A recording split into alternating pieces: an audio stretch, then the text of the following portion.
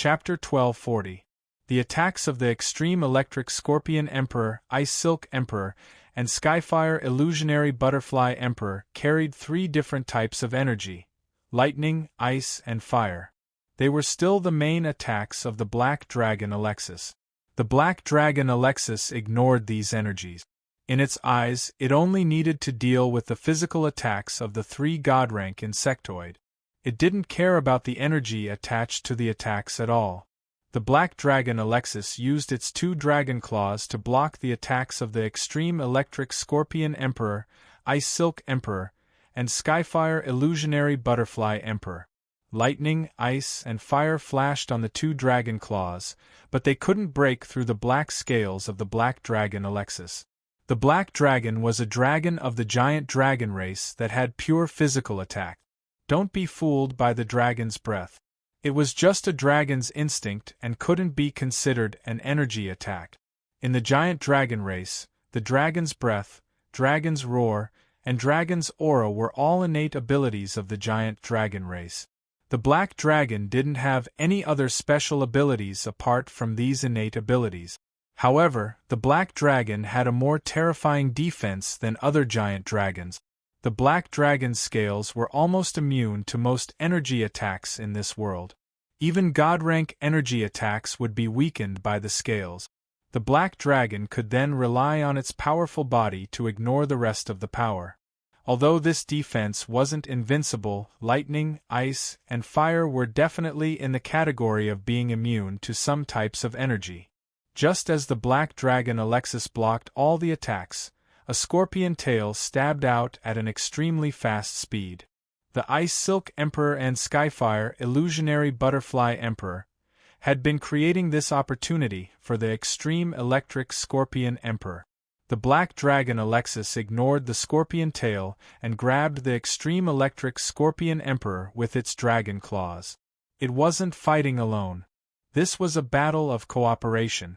If the God of War didn't make a move, then the Black Dragon Alexis wouldn't need to stay and participate in the battle. The Extreme Electric Scorpion Emperor definitely didn't expect the Black Dragon Alexis to do this. It thought that the hidden scorpion tail attack would at least make the Black Dragon Alexis retreat. This way, the three God-rank insectoids could turn to deal with the God of War. As long as the God of War and the Black Dragon Alexis Emperor were separated, the two God-rank insectoids and the queen behind the Emperor would instantly join the battle. The Dragon Alexis Dragon, Alexis Dragon, Alexis Dragon, Alexis Body left a few deep wounds on the Emperor's body Dragon Alexis Body. The God of War then slashed down, wanting to heavily injure the Extreme Electric Scorpion Emperor. The Ice Worm Emperor created an ice wall to block the God of War's golden axe. Although it only blocked one attack before being broken, it still gave the Extreme Electric Scorpion Emperor a chance to breathe. However, at this moment, the Queen was once again side by side with the three God-rank insectoids. Even the golden-winged beetle Emperor at the back was very close to the front. The five God-rank insectoids were in close combat range. The half-spider Emperor that had been holding back finally exploded. It waved its arm and a thick spider web flew out towards the God of War and the Black Dragon Alexis. At this distance, the half-spider Emperor had been waiting for this opportunity for a long time. When the Black Dragon Alexis and the God of War were extremely close, it released the spider web. The half-spider Emperor had enough confidence. Even if it used a divine artifact, it would still take some time to break through its spider web. And within the close combat range of the five God-rank insectoids, as long as it was unable to control its body for even a second, it would be fatal. The Black Dragon Alexis saw the spider web and was preparing its breath, trying to see if it could break through the spider web.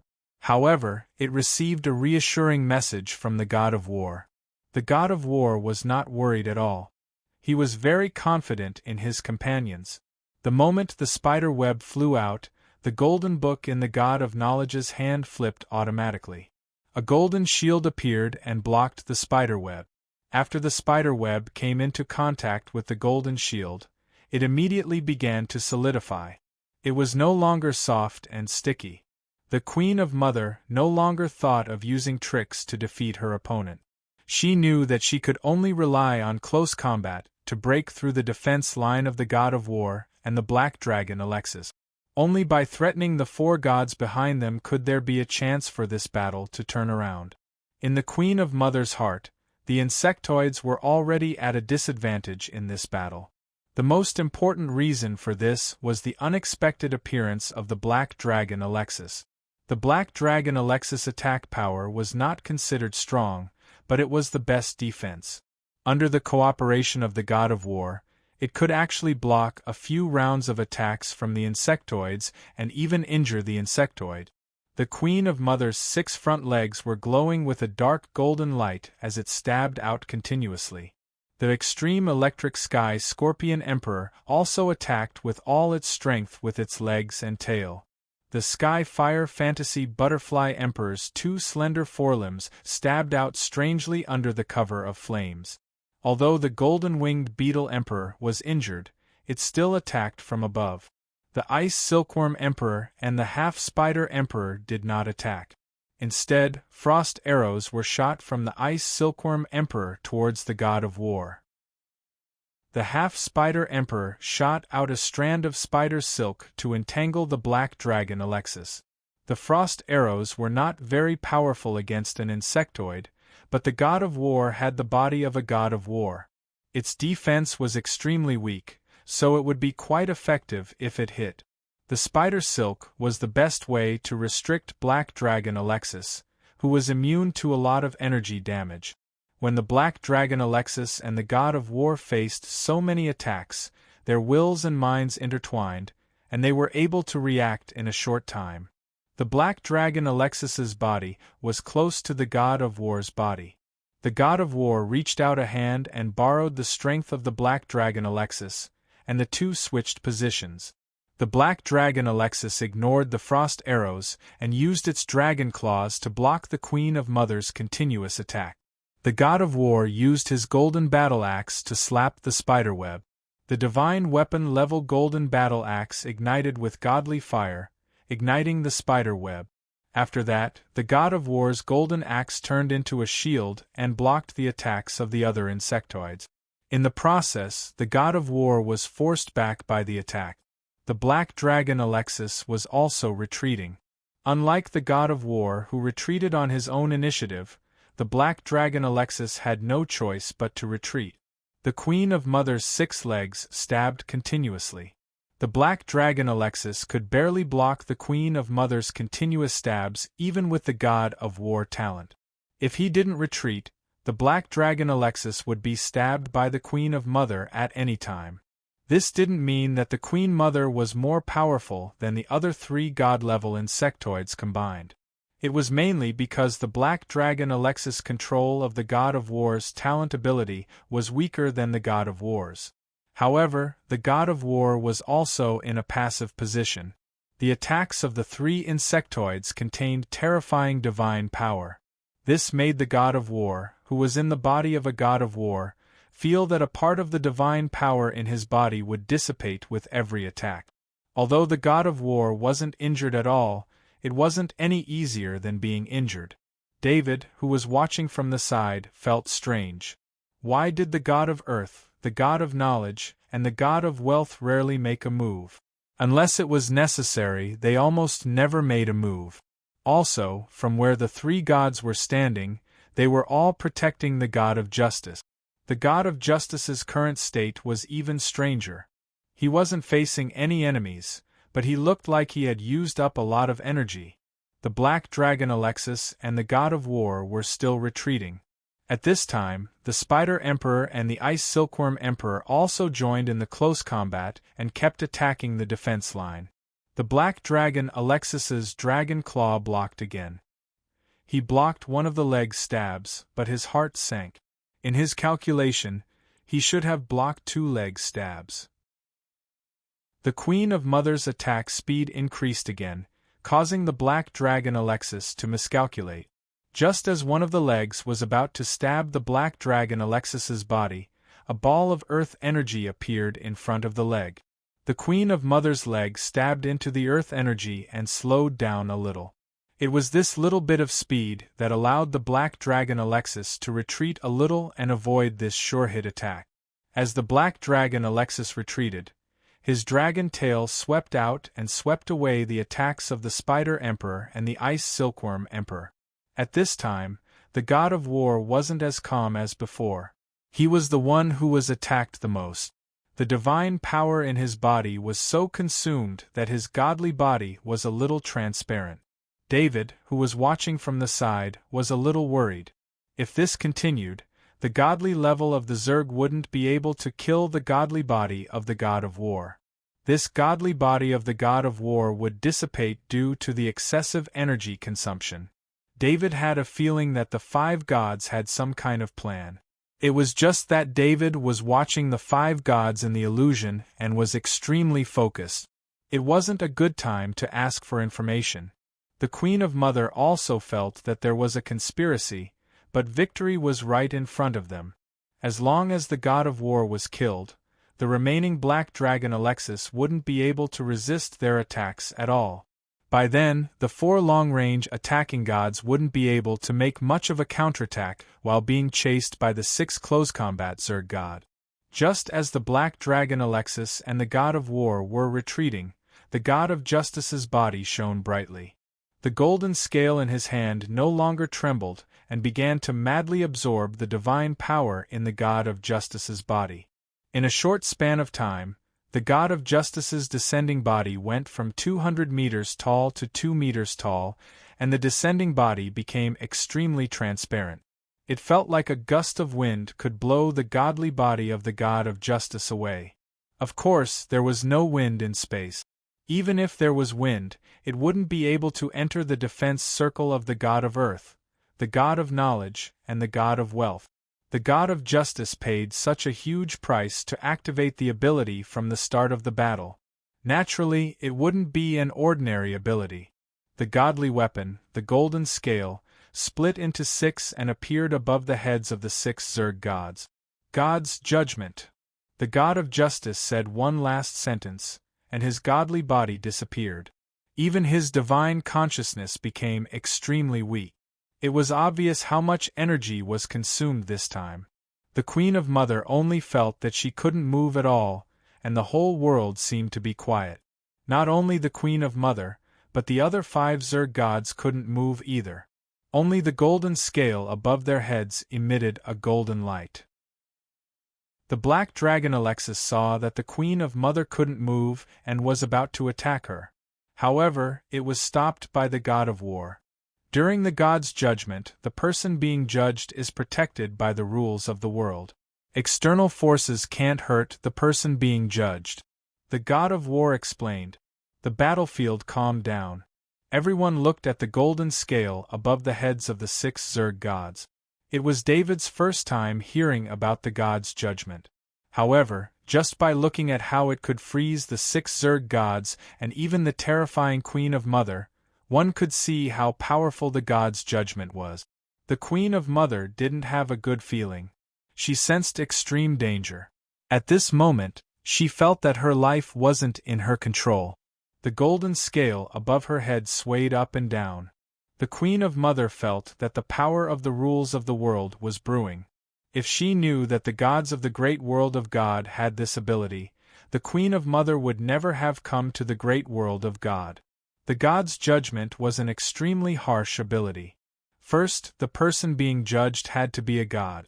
This was a judgment that targeted gods. Secondly, the person being judged had to be an enemy of the world. If it was a god of the same great world of God, the god of justice had to designate the target as an evil existence of the great world of God before performing the god's judgment. Finally, the god's judgment was activated. It required a long time to brew and a high price to pay. The god's judgment was indeed very powerful.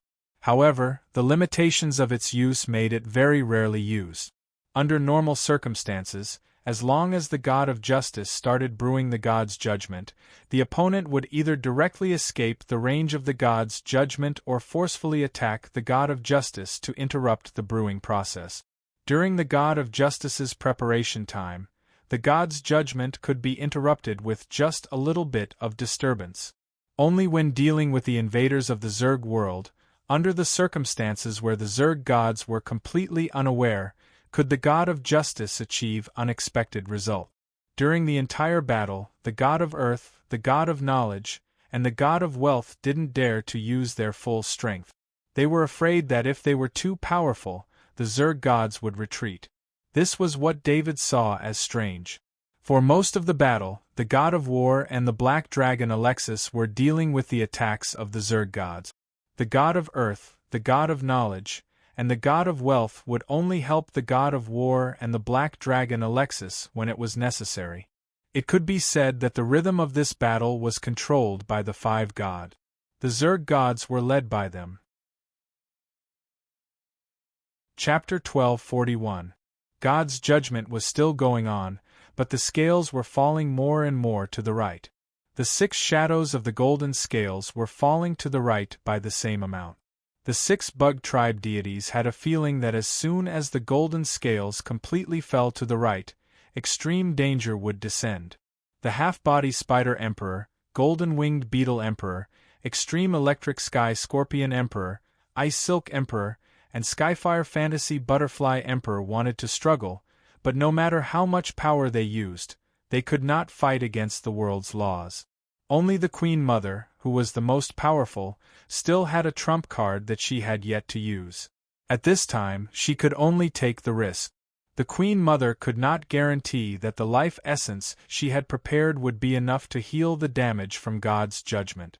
If God's judgment was an ability that could kill directly, any healing would be unnecessary. The Queen Mother was not worried about her own life. This battle body only contained a small part of the Queen Mother's soul. Even if she lost this part of her soul, it would not cause irreparable damage to the Queen Mother. However, the Queen Mother could not bear to part with her battle body. This was the most perfect battle body. For this battle body, she had spent tens of thousands of years and killed more than 40 bug tribe demigods during this time. It was impossible for the Queen Mother to create another battle body.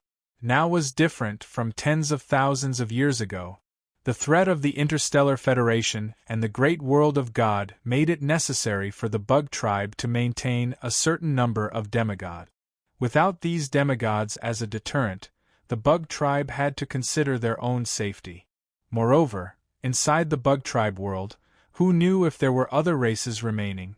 Although the bug tribe world had been conquered by the bug tribe, there were still other races hiding in the dark. Life forms that could survive in the bug tribe world were either extremely tenacious or extremely powerful. The Queen Mother could not let the bug tribe's strength weaken for tens of thousands of years just to create a second battle body. Most importantly, the bug tribe had lost 2 bug tribe deities. The Queen Mother could not afford to lose any more. The spatial ability solidified in the Queen Mother's body was activated. It was not directly activated by the Queen Mother. Instead, the spatial ability had always been in a half-activated state. This was the Queen Mother's life-saving ability. It was also the only ability she could use now. Something unexpected has happened, the God of War said in a low voice. At this time, a huge wormhole appeared in front of the Queen Mother. The wormhole produced a bit of suction and sucked the Queen Mother's body in. The divine judgment was an attack of the world's edicts. It was equivalent to the great world of God's judgment on the Queen Mother. The Queen Mother's sudden action triggered a backlash from the great world of God, and a power that could tear everything apart acted on the wormhole. The supposedly indestructible wormhole collapsed under the might of the world's laws. Vaguely, the gods and Black Dragon Alexis could hear the Queen Mother's miserable wails. Just by hearing the screams of the Queen Mother, one could imagine how much damage the Queen Mother had suffered. The collapse of the wormhole, coupled with the attack of the world's laws, it was a miracle that the Queen Mother had survived. The Queen Mother was miserable. She had opened a wormhole to escape in order to preserve her body, which should have been the best solution. The wormhole had the strongest defense. As long as one entered the wormhole, they would be protected by the power of space. However, the Queen Mother did not expect that her action of destroying the divine judgment without permission would cause her to suffer an attack stronger than the divine judgment. First of all, the supposedly indestructible wormhole was directly destroyed by the Great World's edicts. The Queen Mother encountered the spatial compression caused by the collapse of the wormhole. Even with the perfect body of the Queen Mother, she could not withstand this compression. Her body was instantly injured from the outside to the inside. In order to survive, the Queen Mother had no choice but to use her life essence. This was a life-saving healing godly item that she had prepared. Normally, the Queen Mother would not make life essence. It was very difficult to preserve life essence. Even if it was placed in a space item, it would slowly dissipate. Time was still in a space item, but the power of the rules could permeate it. The life essence would be affected by the rules and slowly lose its effectiveness. In addition to the pride of the Queen Mother, she did not think that she would need to use 2 portions of life essence. One portion of life essence represented the treatment of a serious injury. The green liquid entered the Queen Mother's body from the space item. This life essence made from the life of the Zerg had an extremely strong healing effect on the body of the Zerg. In an instant, the Queen Mother's injuries were alleviated. However, the second attack came. This time, it was the power of the Great World's edicts. It heavily affected the Queen Mother's body. The Queen Mother's body cracked open, and golden blood flowed out. Fortunately, there was still some life essence left to heal, so she did not die on the spot.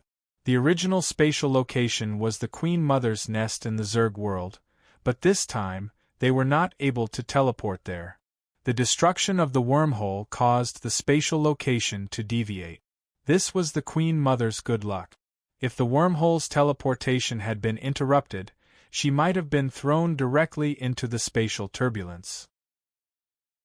In a situation where the Queen Mother was heavily injured and thrown into the spatial turbulence, it was no different from the Queen Mother dying directly. It ran away? The God of Knowledge could not help but exclaim. This was the God's judgment. In order to activate the God's judgment, the 5 gods cooperated and had the powerful support of the Black Dragon Alexis to achieve this result. But even so, the Queen Mother still took the opportunity to escape. Let me see where the Queen Mother was teleported to. The God of War came to the location where the space had collapsed and released his divine telekinesis. When the God of War released his divine telekinesis, he immediately sensed a familiar presence at the location where the space had collapsed. He knew that this was Lord Arthur's mysterious special life form. It was this mysterious special life form that had snatched the souls of the dead Zerg with the other gods. So far, the gods had no record of collecting the souls of the dead Zerg. Although he had discovered the Shadow Attendant, the God of War did not do anything. Currently, the God of War was in a cooperative relationship with Lord Arthur, and the Black Dragon Alexis was beside him. So, the God of War only checked the situation of the space collapse and did not pay attention to the Shadow Attendant anymore. The Queen Mother has returned to the Zerg world, the God of War said in a low voice.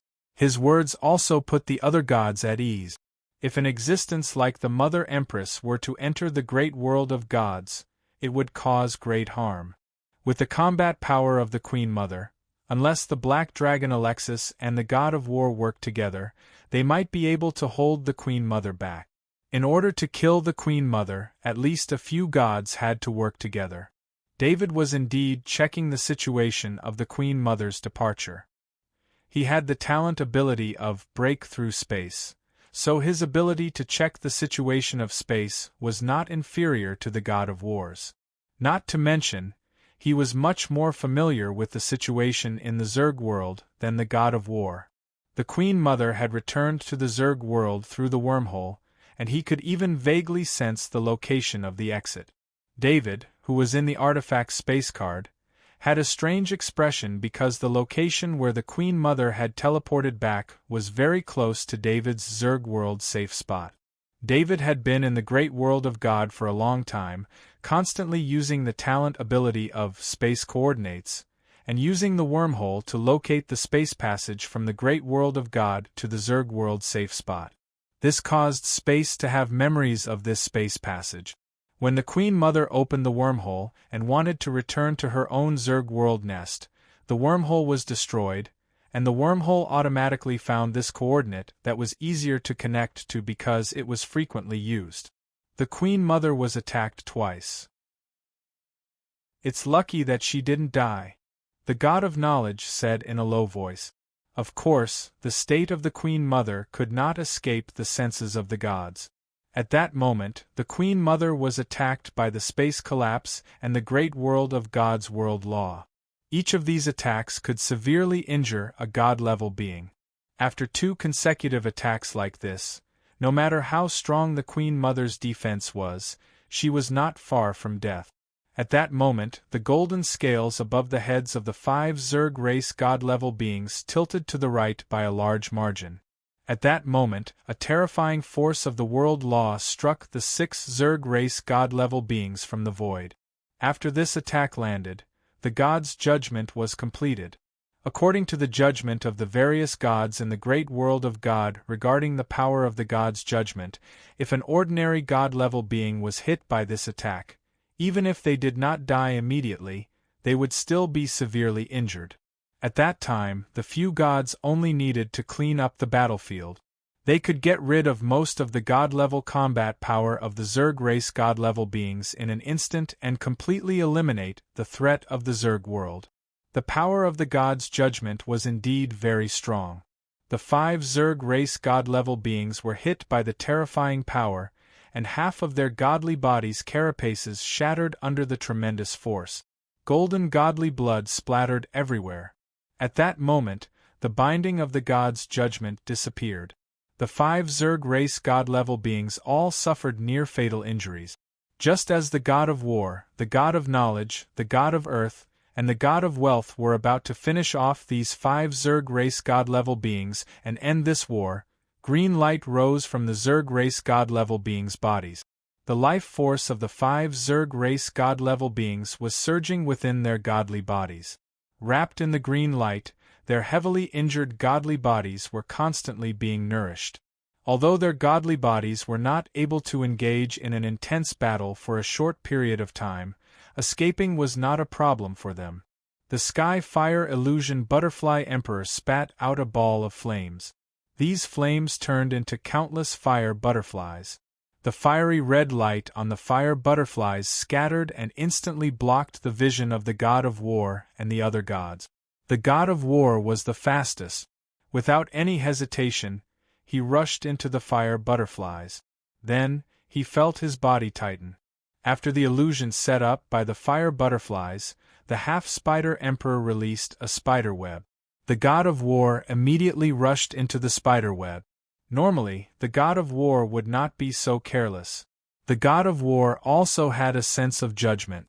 Even if it was 1 against 5, he had absolute confidence in dealing with the 5 Zerg race God-level beings who had yet to recover from their injuries. The Black Dragon Alexis also arrived. He spat out a breath. This breath was extremely controlled. It did not hurt the God of War, but it completely burned the spider web. Behind him, the God of Knowledge flipped the golden book in his hand. Countless golden arrows flew out and shot towards the illusion set up by the fire butterflies. The God of Earth waved the golden scythe in his hand. Huge golden rocks fell from the void and smashed towards the positions of the 5 Zerg race God-level beings. The God of Wealth did not use any support ability. She activated golden needles and shot them towards the positions of the 5 Zerg race God-level beings. Boom! One of the ice walls was broken, and countless attacks continued to rain down on him. At this time, under so many attacks, the illusion set up by the Sky Fire Fantasy Butterfly Emperor lost its effect. The gods saw the extreme electric Sky Scorpion Emperor appear in front of the space door with the other 4 Zerg race God-level beings wrapped in lightning. Half of its body had already entered the space door. The extreme electric sky Scorpion Emperor used lightning to perform short-distance movement. Because the speed was faster and the distance was shorter, it was even faster than the space movement ability. Moreover, the golden-winged Beetle Emperor also added an acceleration ability to the extreme electric sky Scorpion Emperor. This was why it was able to escape the battlefield in time when the gods were attacking. After the god of war saw the 5 Zerg race god-level beings enter the space door, he also lost the idea of chasing after them. Although the great world of God had won this time, the Zerg race god-level beings were not weak. If not for the fact that the Zerg race god-level beings were restricted in the great world of God and did not understand the abilities of the gods in the great world of God, they would not have suffered such a big loss. In the Zerg race world, the Zerg race god-level beings had the advantage. Moreover, the god of war was a god's descent and could not leave the range of the space shrines. Therefore, the gods watched helplessly as the 5 Zerg race god-level beings left the great world of God in a sorry state and disappeared into the space door. David did not look at the space door. Through the eyes of the shadow attendant, he looked at the area where the gods were attacking. There, the space crack was slowly healing. There were countless space cracks, all caused by the attacks of the god of knowledge, the god of earth, and the god of wealth. In the previous battle, the 3 gods were not as strong as they were now. In other words, in the previous battle, these 3 gods had been hiding their abilities until they needed to kill the enemy. Only then did they show their true combat power. This was not surprising. The 5 gods had all grown up by stepping on the bones of countless gods and stood at the peak of all the gods. The 5 gods were naturally extremely strong. David also truly understood why they could rule the great world of God. The god of justice had almost wiped out the 6 Zerg race god-level beings at the cost of a god's descent. Every attack of the other gods had the power to break space. These were not the full strength of the gods. David did not think that the other gods did not have any trump cards. Chapter 1242. He actually escaped, the god of knowledge said with some annoyance. There was no excitement of victory on the faces of the gods. Instead, they were disappointed that they did not achieve the expected result. After knowing that the Black Dragon Alexis could participate in the battle, the 5 gods had formulated a plan for this battle. With the god of war and the Black Dragon Alexis as the main force, they would resist the attacks of the Bug Clan god-level experts. The god of knowledge, the god of earth, and the god of wealth would assist in the attack. Their most important task was to protect the god of justice. At the same time, the god of knowledge, the god of earth, and the god of wealth deliberately controlled the power of their abilities so that the Bug Clan god-level experts would focus all their attention on the god of war and the Black Dragon Alexis. This was to delay the battle. The Bug Clan god-level experts mistakenly thought that the long-range attacks of the gods other than the god of war were not much of a threat, so they continued to fight the god of war and the Black Dragon Alexis. The Bug Clan god-level experts had always thought that as long as they defeated the god of war and the Black Dragon Alexis, they would be able to achieve victory in this battle. However, the 5 gods of the great world of God wanted to eliminate the Bug Clan god-level experts in one fell swoop to prevent future troubles. No matter what, we have to thank the Black Dragon Alexis, the god of war said with a smile, although he was helpless. This battle allowed the gods to see the power of the Black Dragon Alexis. If the Holy Text Agreement had not been signed, such a powerful god-level expert would definitely not be allowed to appear in the great world of God. However, now they could only be temporary allies until the day Lord Arthur became a god. When David truly saw the power of the 5 gods, he finally understood why the 5 gods allowed him to grow. It was because the power of the 5 gods was too strong. Not to mention a newly promoted god-level expert, even a god-level expert who had lived for tens of thousands of years was no match for them. Arthur Luce, we will go back first. If you have time, use the Holy Text contact card to meet us. The god of war said to the shadow attendant. After saying this, the bodies of the god of war, the god of knowledge, the god of earth, and the god of wealth all dissipated. They supported the bodies of the god of God's descent, and consumed the power of faith every second. David also appeared from behind the space shrines, and put away the divine space card. The black dragon Alexis flew towards David. As it flew, its body became smaller and smaller until it was the size of a kitten. It landed on David's shoulder. In the space shrines, due to the end of the war, all the priests saw the final victory of the gods and the defeat of the Zerg race through the divine pattern array. This was also to strengthen the priests' worship of their respective gods. However, the hundreds of thousands of priests also saw the black dragon Alexis turn into the size of a kitten and jump onto David's shoulder to rest. This scene was even more shocking to the priests than the gods defeating the Zerg race. The black dragon Alexis, who had just fought with the 5 gods and was extremely powerful, was like a docile kitten in front of Lord Arthur. This huge difference impacted the souls of all the priests. The black dragon Alexis was an existence that could stand side by side with the 5 gods. Such an existence was interacting with Lord Arthur in the form of a pet. How could the priests accept this? David didn't know what the priests in the space shrines were thinking. He flew back to the space castle. Gould, I have something to do and have to leave. Annabelle will take care of you on my behalf. David said to President Gould. Arthur, if you have something to do, go ahead. I will also be leaving soon. The Supreme Council will have to hold a meeting to discuss the shrines. President Gould said as he waved his hand. David nodded to the other legendary lords, and his figure flashed and disappeared. He was in such a hurry because of the Zerg Queen. He was a little worried about the Zerg race's safety point. Although David had left a level 5 Zerg clone there, and if anything happened, he would be the first to know. However, that was the Zerg Queen, and he was worried that the Zerg Queen would be so close to the Zerg race's safety point. Of course, David wanted to see if the Zerg Queen had fallen.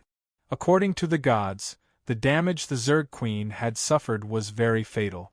David used a few of his Void Break talent abilities to get away from the portal area. He opened a wormhole that connected to the Zerg race's safety point. He put the black dragon Alexis back into the divine space card and stepped into the wormhole. Everything in front of him was very normal.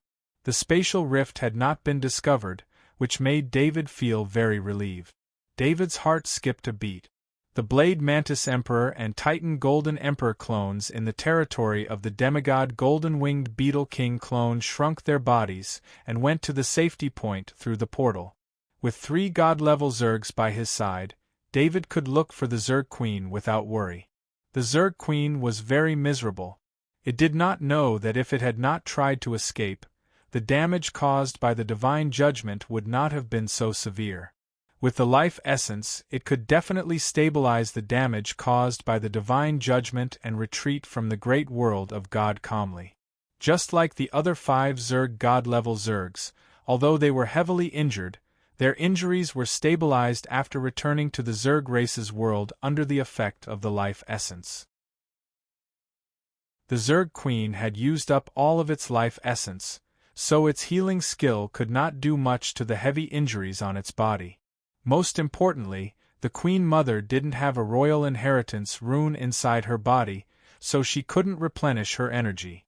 The Zerg Queen's body did not use the Imperial inheritance pattern after it was completed.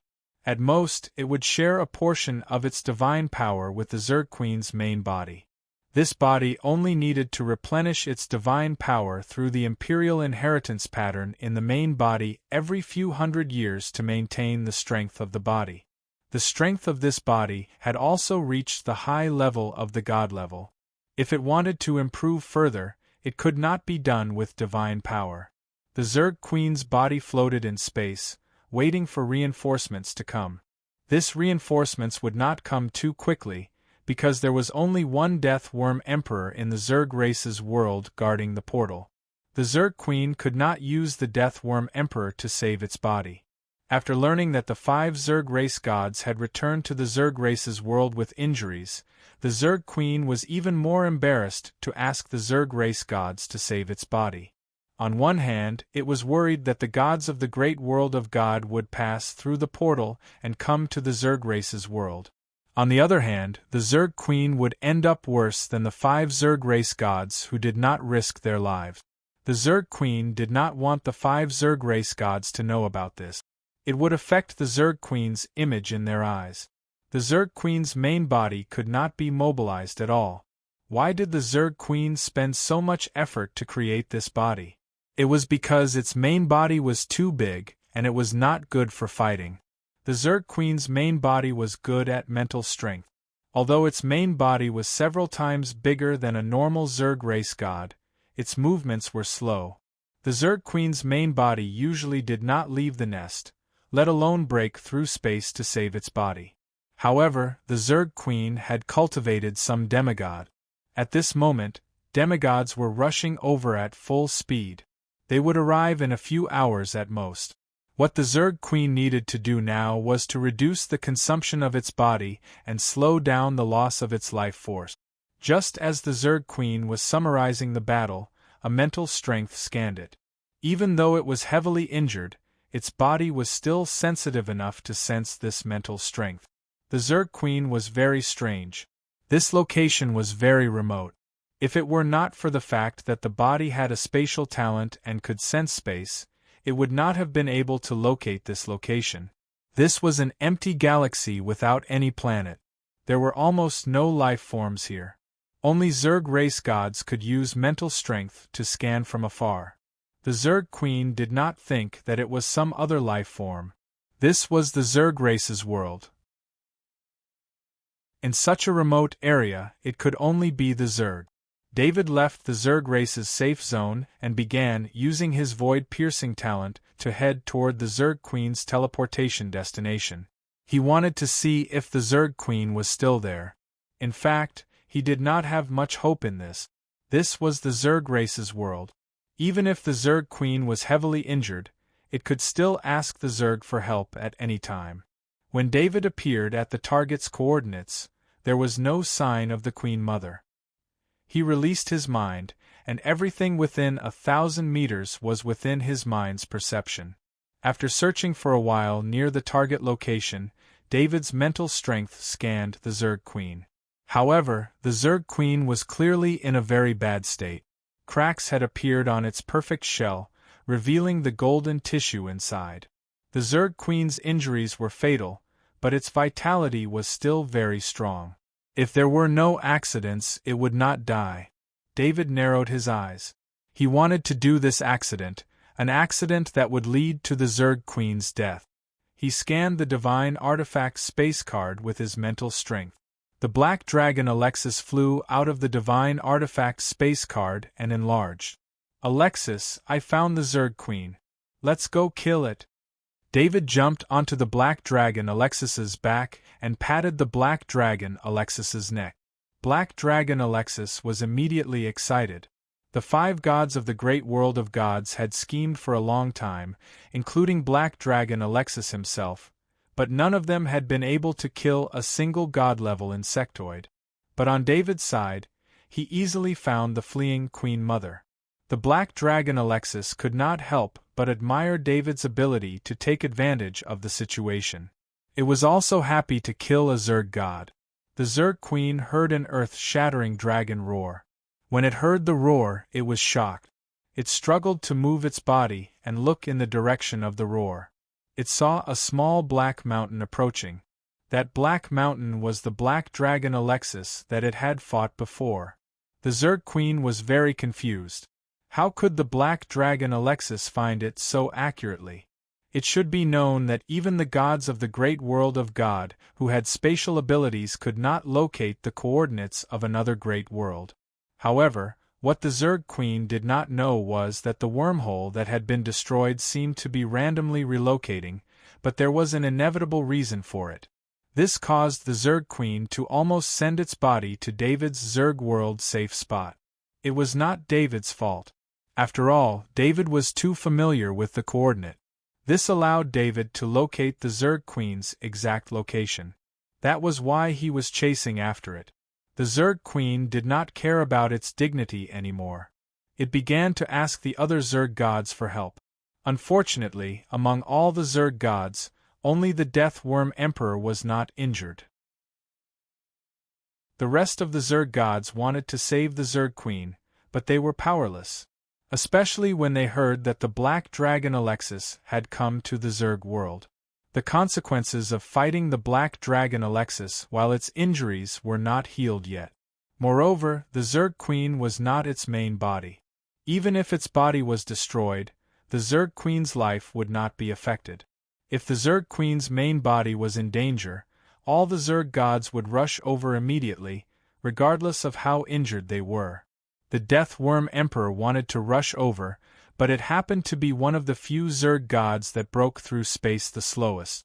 This meant that it would need at least a few minutes to reach the Zerg Queen's location. A few minutes was considered extremely fast for a long distance in space. However, for the Zerg Queen that was in danger, it was like water from afar that could not quench its immediate thirst. The Zerg Queen tried to mobilize the remaining divine power in its body. It wanted to stall for time. This was the Zerg world. The Black Dragon Alexis was suppressed by the world's laws. It still had a chance. The Black Dragon Alexis flew in front of the Zerg Queen. The 200-meter-tall Zerg Queen was like a child in front of the Black Dragon Alexis. "Black Dragon Alexis, give me a chance to fight fairly," the Zerg Queen said in a low voice. The Zerg Queen spoke in the language of the great world of God. It was hard to believe that the spiritual leader of the Zerg race was proficient in the language of gods.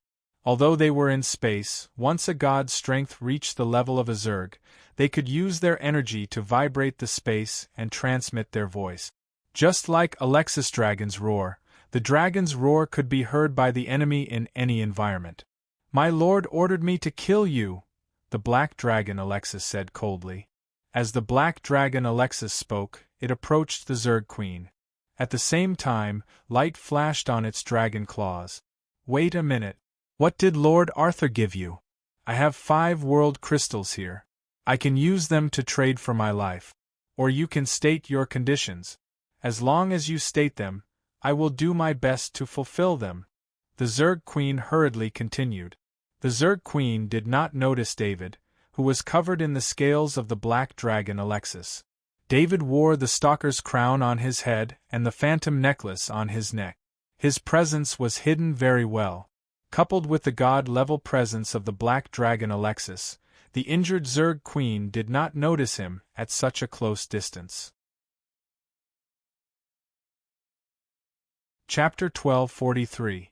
David wasn't arrogant.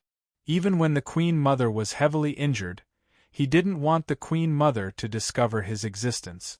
He just didn't expect the Queen Mother to beg for mercy in order to save her life. After all, the Queen Mother was the most powerful god-level Zerg. How could she be so spineless? What David didn't know was that the Queen Mother's main body wasn't known for its battle prowess. Instead, its powerful spirit made the Queen Mother more intelligent and knowledgeable than other god-level Zergs. It was precisely because of this knowledge that it didn't have the determination to die like most Zergs. Of course, the Queen Mother also wanted to protect her body. This was also the most convenient tool for the Queen Mother to move around freely. To the Queen Mother, the body was like the battleships of the Interstellar Federation. It was also like the spaceships of the great world of God. Without these means of transportation, the Queen Mother trapped in her nest couldn't move around at all. Unfortunately, the Queen Mother was facing the Black Dragon Alexis. In the eyes of the Black Dragon Alexis, what treasure could compare to the undying life force? Not to mention the master-servant contract they had signed, just the undying life force on David's side would prevent the Black Dragon Alexis from betraying David. Just as the Black Dragon Alexis approached, the powerless Queen Mother suddenly accelerated and pounced on the Black Dragon Alexis. This was the Queen Mother's final attack with the last of her godly power. "Restrain it," David transmitted when the black dragon Alexis was about to unleash the god of war's innate ability to give the Queen Mother a powerful blow. Without any hesitation, the black dragon Alexis extended its claws, legs, and huge dragon tail to block all of the Queen Mother's attacks. Then, a huge force acted on the Queen Mother's body and bound it. David's soul was connected to the black dragon Alexis.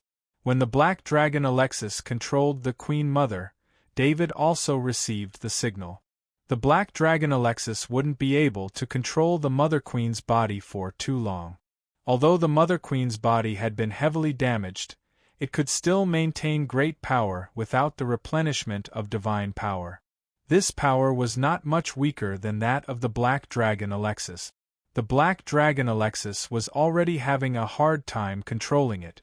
Just when the black dragon Alexis and the Mother Queen's body were engaged in close combat, a slight space wave was generated, and the Mother Queen sensed extreme danger. However, David, who had activated the law of speed and used his innate ability, void piercing, had reached the front of the Mother Empress's chest before it could sense anything. There was a place David had already observed to attack. There was a crack, and behind the crack was the heart, which was protected by the muscles. David didn't hold back and poured all of his destruction energy into the divine weapon Knight battle sword. It went through the crack on the Mother Queen's body and pierced into the muscles. At that moment, the Mother Queen's body had already sensed it. Its muscles tightened, trying to block David's attack. The Mother Queen's body had noticed David. It still had some hope because David was only a demigod. With the strength of a demigod, even with a divine weapon, it wouldn't be easy to break through its muscles. That combat body was anything but ordinary. It had fused with the bodies of dozens of Bug Tribe demigods and retained a portion of the Bug Tribe demigods' potential. The potential of dozens of Bug demigods was gathered together, forming the terrifying innate ability of the body. It took less time to cultivate than other bug gods, and it only received a portion of the energy from the imperial inheritance pattern. However, it could surpass other bug gods in terms of strength. It could be said that every bug that could become a demigod was a true genius. Even with enough resources, without enough potential, it was impossible to become a demigod. This was different from the geniuses who had obtained the imperial inheritance pattern. Every bug god's cultivation was smooth sailing. Through the endless power of faith, a bug god could go from level 1 to demigod in a short time. At most, they would stay at the demigod level for a few years before becoming a god. On the other hand, demigod-level bugs needed to understand their own innate abilities and improve themselves step by step. The Mother Queen's body, even its muscles, had half the defense of a normal god-level shell. The Mother Queen had absolute confidence that it could withstand David's attack. However, when the Divine Weapon Knight's battle sword came into contact with the body's muscles, the double power of the destruction energy and the Divine Weapon Knight's battle sword caused all the muscles in front of it to be cut open instantly. The Divine Weapon Knight's battle sword pierced the Mother Queen's body without any resistance. David was also in a difficult situation. His body was completely buried in the Mother Queen's chest with the sword. The Divine Weapon Knight's battle sword pierced the Mother Queen's heart. The Mother Queen was about to unleash its final burst of strength and squeeze David to death with its muscles, but the special effect of the Divine Weapon Knight's battle sword took effect. Death. That was the only special effect of the Divine Weapon Knight's battle sword. When the Divine Weapon Knight's battle sword pierced the enemy's fatal spot, the effect would be produced. For a god, it was useless. Once the enemy's fatal spot was attacked, the enemy's life would be in their hands. However, for a demigod, the Divine Weapon Knight's battle sword was even more powerful. Especially since David's body was too small, the Divine Weapon Knight's battle sword in his hand was like a needle to the Mother Queen's heart. The actual effect was definitely not fatal. When a small part of the Mother Queen's soul realized that the Mother Queen's body had lost its life, it immediately wanted to escape. As long as it left the range of the Mother Queen's body, it could retrieve the small part of the soul through the main body. That would greatly reduce the loss. At least the Mother Queen's soul would not be damaged. Just as the small part of the Mother Queen's soul flew out of the Mother Queen's body, a hole appeared in the void. Just as it was about to absorb the small part of the soul, the shadow attendant appeared first. The shadow attendant pounced on the small part of the soul. The small part of the soul was unwillingly absorbed into the shadow attendant's body. David did not wait for a moment. He knew that in the bug world, a bug god's movement speed was insane. He waved his hand and put the Mother Queen's body into the dimension pendant. Then, he put the Black Dragon Alexis back into the Divine Weapon dimension card. In the bug world, David's movement speed was much faster than the Black Dragon Alexis's. David returned to the bug world's safe spot with the break space talent ability. As soon as he entered the space fissure, he used his finger as a pen to draw a rune circle on the space mine inside the fissure. He used the power of faith from the small world in his soul space as ink. The insectoid world's safe spot was extremely well hidden, especially since it was in the middle of a space crack. Furthermore, there was a level 5 space insectoid avatar that had set up a space concealment energy here, which allowed the space crack to be hidden to the greatest extent. Normally, this level of security would be enough. However, today was different. Something had happened to the Mother Queen here, and many other bug gods would come. The concealment array here was originally set up by a level 5 bug god's avatar. It would be very difficult to deceive a bug god. David was now trying to mend the pen after the sheep had left the pen. He used his newly learned rune circle knowledge to strengthen the concealment array here. The rune circle to hide the presence was quickly drawn. Complex rune circles still needed a core to operate. This was why shrines used extremely precious materials to set up rune circles. Only those precious materials could become the core of a rune circle. David didn't have much time. He had precious materials, but he couldn't create the core of a rune circle in a short amount of time. He used the simplest method. He placed the Stalker's crown and the Phantom necklace, which could hide the presence of a bug god's avatar, into the rune circle he drew. The two artifacts were the core of the rune circle. A hidden presence wrapped around the fissure. Even with David's powerful will, he couldn't detect the existence of the fissure from the outside.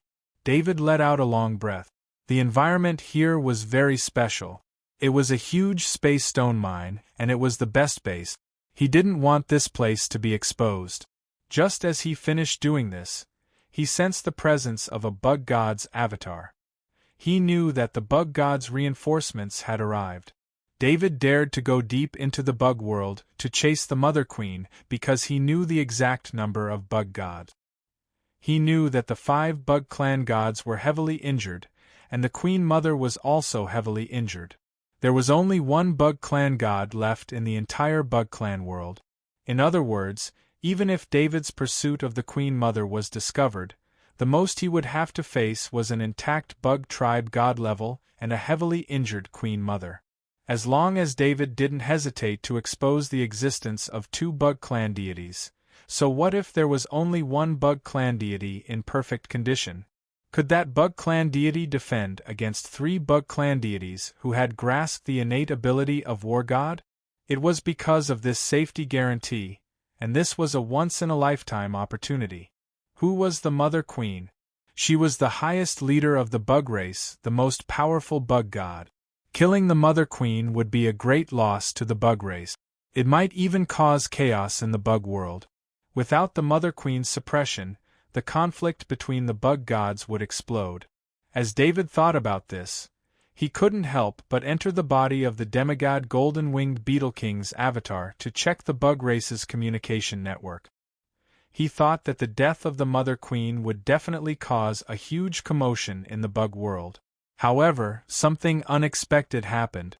David didn't see any news of the Mother Queen's death in the bug race's communication network. Could it be that the bug gods want to hide the news of the Mother Queen's death? David thought to himself. Just as David was thinking, A voice sounded in the souls of his demigod golden-winged Beetle King's avatar, his demigod lightning Beetle King's avatar, and his legendary level half-body Spider King's avatar. All bug gods, find Arthur Luce and the Black Dragon Alexis in the bug world immediately. Kill them at all costs. This was the Mother Queen's voice. Only the Mother Queen had the ability to give orders to all bug gods at the same time. David was truly shocked. Didn't the Queen Mother die in his hands? Did I kill the Mother Queen's avatar or something else? He quickly thought of a possibility. David scanned the Mother Queen's corpse in the space pendant with his mind and confirmed that it was the Mother Queen that he had fought in the great world of God. However, he didn't do anything at this time. He didn't even check his loot. He just stayed quietly in the bug world's safe spot. The Death Chi Emperor worm arrived at the location where the Mother Queen's body was asking for help as quickly as possible. It didn't see the Mother Queen's body. In order to get there as quickly as possible, the Death Chi Emperor worm exploded more than 10 times to accumulate the Death Chi energy it had accumulated so that it could break through the space tunnel and enter it. This time, the Death Chi Emperor worm had rushed over as fast as it could, but it was obviously a step too late. The Death Chi Worm Emperor was enraged, and its explosive deity-level aura spread out wildly. However, it quickly suppressed its anger and contacted the Mother Queen's main body. However, there was no immediate response from the Mother Queen. The Mother Queen's main body was suffering from a backlash because a small part of its soul had disappeared. Any damage to the soul was more serious than physical damage. If it was physical damage, the Mother Queen's main body could order billions of bug gods to sacrifice their lives and let it refine their life essence to heal all the injuries on the body. However, the damage to the soul could only be slowly healed by itself. Especially now that it had just suffered a backlash, the Mother Queen's main body was in great pain. The Queen Mother's true body within the nest was in extreme pain, causing its mind to go berserk.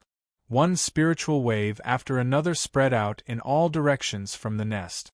Wherever the spirit waves passed, the Mother Queen's main body suffered the pain. The entire planet where the nest was located was filled with the bug gods' shrill cries. At this time, the Mother Queen's main body naturally couldn't reply to the Death Chi Emperor worm's message. It wasn't until a few minutes later that the Mother Queen's main body finally recovered from the pain. It immediately sent an order to all the bug gods. This order was actually more important than venting its anger. The Mother Queen's main body knew that this order wouldn't have any effect. Long before this, the Queen Mother had issued a similar order for all insectoids to search for Lord Arthur in the insectoid world. However, she had sent out countless scouting insectoids who were proficient in scent and scent, but they had failed to find any trace of Lord Arthur. The Mother Queen believed that Lord Arthur had a very stable space tunnel connecting the bug world and the great world of God. However, it wasn't easy to find that tunnel. Chapter 1244. Deathworm Emperor Search for Lord Arthur there. Lord Arthur and the Black Dragon Alexis must have used some kind of spatial ability to find my battle form so quickly. There must be some spatial energy residue nearby. The Queen Mother ordered after seeing the message left by the Deathworm Emperor. The Queen Mother did not blame the Deathworm Emperor.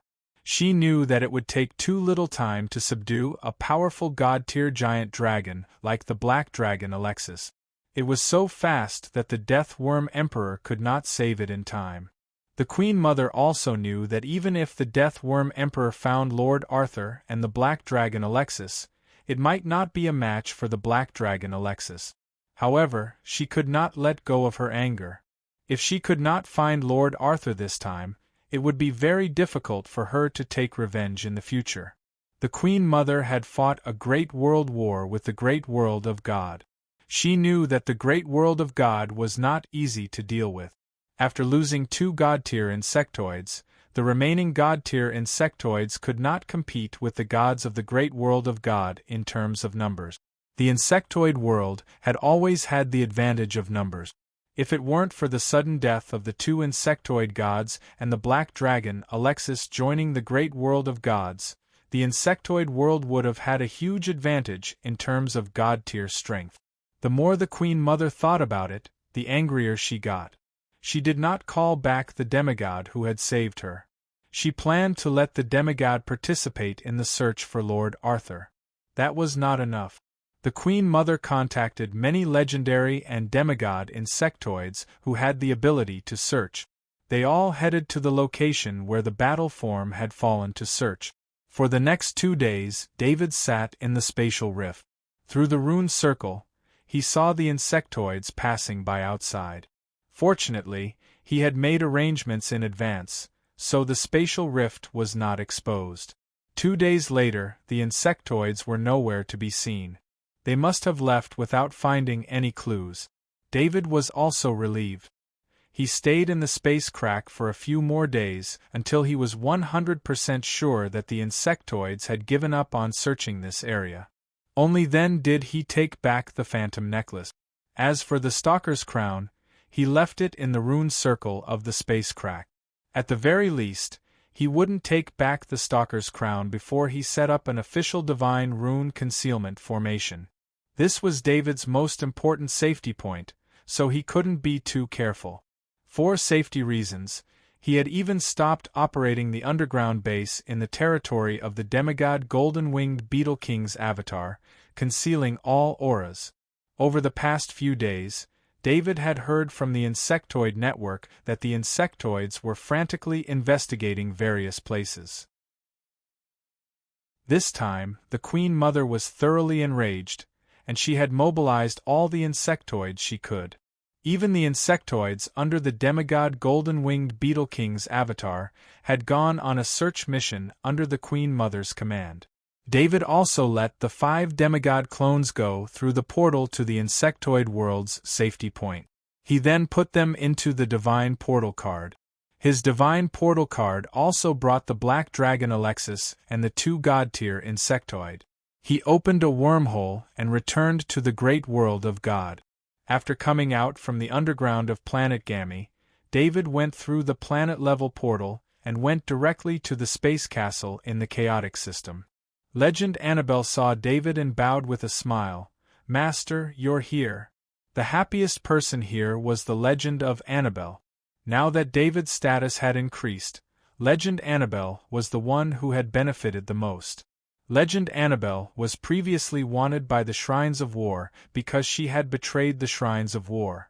However, because of David's protection, even though the Shrines of War knew that Legend Annabelle was on planet Gamma, they couldn't go to planet Gamma to capture her. However, Legend Annabelle was also greatly restricted. She couldn't go out in public. For someone like Legend Annabelle, who loved to make friends, this was very uncomfortable. Legend Annabelle could only stay on planet Gamma, Lord Arthur's territory, and Lord Harlow's territory. She was worried that she would cause trouble for her friends if she went to other places. This was because if the Shrines of War knew where Legend Annabelle was, it was very likely that her friends would be in trouble. Not everyone had the ability to fight against the Shrines of War. Lord Arthur had paid a heavy price to fight against the Shrines of War. However, it was completely different now. Just a few days ago, the Shrines of War had lifted the wanted order on Legend Annabelle. This meant that Legend Annabelle could move freely in the great world of God and didn't have to worry about the threat of the Shrines of War. Legend Annabelle naturally knew why this was done. Everyone could see the relationship between Lord Arthur and the 5 gods. Alexis, the black dragon who followed Overlord Arthur, even participated in the battle against the insectoid god level together with the other 5 gods, and displayed great combat power. Archbishop McIntyre of the Shrines of War naturally couldn't offend Lord Arthur for Legend Annabelle. Besides, the wanted order was just for show and had no effect. It was better to stop it and give face to Lord Arthur. "How's the situation?" David saw that Legend Annabelle was in a good mood, so he asked with a smile. "The noble knights have all left, but the 14 space shrines didn't leave. They are still surrounding the portal. However, no Zergs have come to the portal these days. It's very quiet there. Also, the Shrines of War have lifted the wanted order on me. Legend Annabelle couldn't help but talk about her situation when she was reporting. That's good. You don't have to stay in Gammy Star all the time. There aren't many things to do on Gammy Star. You just have to do your job well. The rest of your time is up to you, David said with a smile. Yes, my lord. Legend Annabelle bowed gratefully. You can leave now. I'll take back this castle and return to Gammy Star. We are not needed here for the time being. David waved his hand and said. Legend Annabelle listened to David's arrangement and returned to Gammy Star through the portal. David also let Anton the legendary knight return to Gammy Star through the portal. After that, he put the castle back into the portal pendant. Before he left, he looked at the 14 space shrines. David suddenly felt a strong fluctuation in the space. It was coming from the direction of the portal. He was shocked and hurriedly waved his hand. His innate ability, void piercing, tore open a spatial tunnel in front of him. He flashed and entered. When he reappeared, he was already outside the Space God Temple. David saw that the space door was emitting a bright light. It was as if it wanted to release all of its energy in an instant. This was the last light of the portal. The collapse of the portal didn't create a shockwave of space energy. After the bright light, it slowly shrank as if it was forcibly suppressed. The bright light of the portal was swallowed up by the void and finally disappeared. Space returned to normal. There was no trace of the portal. Just as the Queen Mother had predicted, the portal that was forcibly expanded by the Zerg using the space-eating tick only existed for 5 days. David happened to see the final process of the spatial gate dissipating. Only the priests and priests on duty in the Space Temple were able to see this spectacular scene. This was a real miracle of the big world. The portal, which even the gods couldn't destroy, finally collapsed under the pressure of 2 big worlds. In the space shrines, the 5 archbishops who were resting with their eyes closed were awakened by the fluctuation of space energy. However, it was too late when they woke up. The 5 archbishops had experienced a great world war and then watched a battle between gods and god-level experts. They were mentally exhausted. However, they didn't leave the command room and insisted on commanding the space shrines. The 5 archbishops' rest was to close their eyes and pray for a while. This could also relieve their mental fatigue and not affect their judgment. However, the 5 archbishops were now a little annoyed. If they had known that the portal would only dissipate in 5 days, they definitely wouldn't have rested. The 5 archbishops were prepared to stay here for a long time, so they prayed to rest. The 5 archbishops wanted to cry but had no tears as they looked at the location of the spatial door in space. There was already nothing there. They had missed the process of the spatial door dissipating. Watching the collapse of the portal was extremely beneficial for the 5 archbishops. In the ancient books of the shrines, it was recorded that many powerhouses had an epiphany after watching the world wonder, which led to a leap in their strength. Perhaps the collapse of the portal would have no effect on ordinary priests and priests, but it was very useful for level 5 and legendary level priests and priests.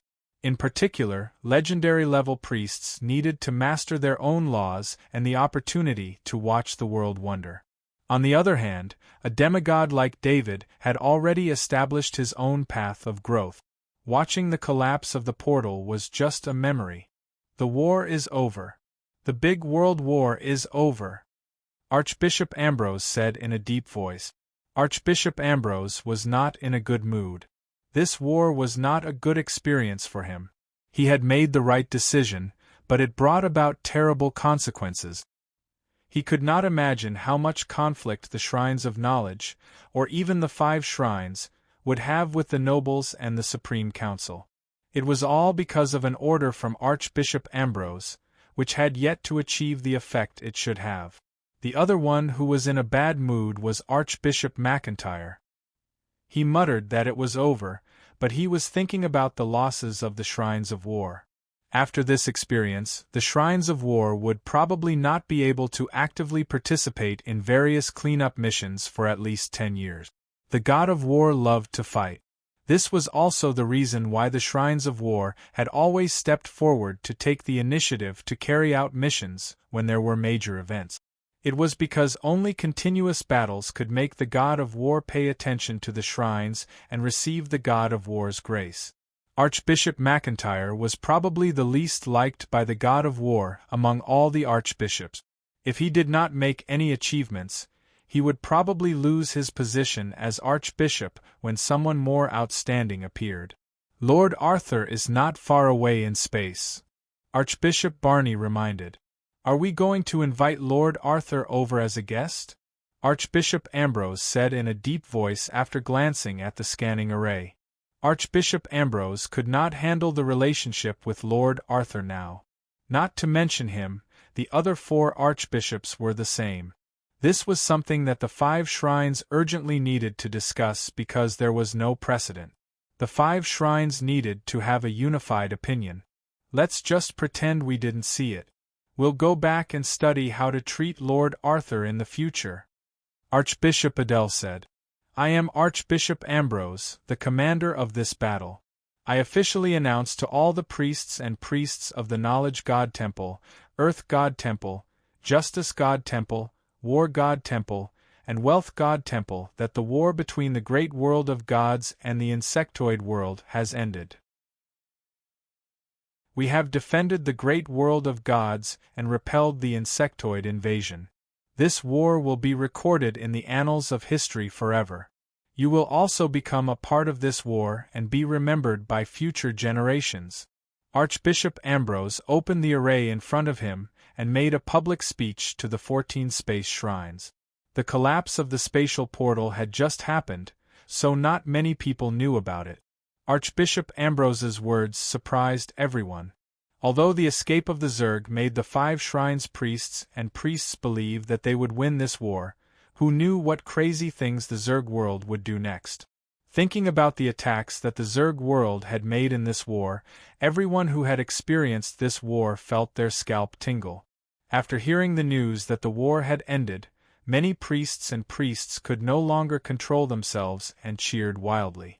In particular, the priests and priests of the 2 space war shrines were even more emotional. The Shrines of War had lost too much in this war. The priests and priests of the space war shrines alone had sacrificed more than 10,000 priests, and all the 5 knights who had participated in the war had also fallen. The priests and priests who had survived more or less had friends who had died. The war had ended. This news made every priest and priest feel relieved. Whether it was those who had participated in the war or those who had only been praying in the space shrines, at this moment, what they wanted most was to return to land, to the shrines on the surface. All space shrines, prepare to return. Archbishop Ambrose finally announced. My command has ended. Thank you for your cooperation. Archbishop Ambrose bowed to the 4 archbishops. The 4 archbishops returned the bow. They did not say anything because they did not know what to say. This time, Archbishop Ambrose's command did not bring him any benefit. Instead, it brought him a lot of trouble. Chapter 1245. As the space shrines left one by one, the battlefield was soon empty. Perhaps many years later, this place would become a star field that commemorates a great war. David used the space break talent himself. He was already used to this method of movement. Every time he used the space break talent, he would familiarize himself with it. When his power reached the god level, he would be able to master the space break talent even more. He could appear anywhere in the world in an instant. Even now, David had not fully unleashed the demigod-level power of the space break talent ability. This required him to continuously use the space break talent ability and improve his control over it. After returning to Gammy, David placed the castle back in its original position and explained to Legend Annabelle. Then, he returned to the Bug World save point through the wormhole. Now, David had a bunch of bug corpses in his pendant. If they needed to be resurrected, they could only be resurrected in the bug world. In addition, the situation in the bug world was very tense. David needed to constantly observe his interests in the bug world. If there was any trouble, he could immediately deal with it with his combat power. After David arrived in the bug world, he used his mind to contact the demigod golden-winged beetle king's clone in the bug world safe point. After a few days, the Queen Mother had obviously calmed down. She was no longer as angry as before. She no longer ordered the bugs to act crazily. Of course, part of the reason was that David had chosen to retreat. The 2 imperial inheritance patterns were not activated, which made the Queen Mother feel that Lord Arthur had most likely left the bug world. Other than that, the 5 bug tribe god-level powerhouses were all heavily injured. Although they were healed by the life essence, their vitality was greatly damaged, and they needed some time to recuperate. Therefore, the bug world was very peaceful. The conflicts between territories due to resources had also stopped. David did not let out the 5 demigod clones and the 2 god-level bug clones to continue using the imperial inheritance patterns to train. Now, it was best to deal with it coldly for a period of time and let the Mother Empress completely accept this loss. Although David didn't know the relationship between the corpse in his space pendant and the Queen Mother, he was sure that the loss this time had made the Queen Mother extremely angry. David returned to the underground space of the demigod golden-winged beetle king's avatar's territory through the portal. After arriving here, he spent some time to add some divine rune arrays to this underground space. This time, David wasn't in a hurry. He had a lot of materials in his space pendant. These materials were enough to strengthen the concealment ability of this underground space. The reason why they came here was because this was the only place with enough space. Of course, other than the cube's super artificial intelligence system that maintained the basic energy requirements, all the other facilities here stopped working to reduce the possibility of being discovered. After a few days of work by David, the security of this place was further enhanced after he set up a divine rune array. After that, the lights in the underground space lit up again, and energy flowed continuously into the cube's super AI system, continuing its previous research. With safety guaranteed, David scanned the space pendant with his mind. This time, the harvest was really great.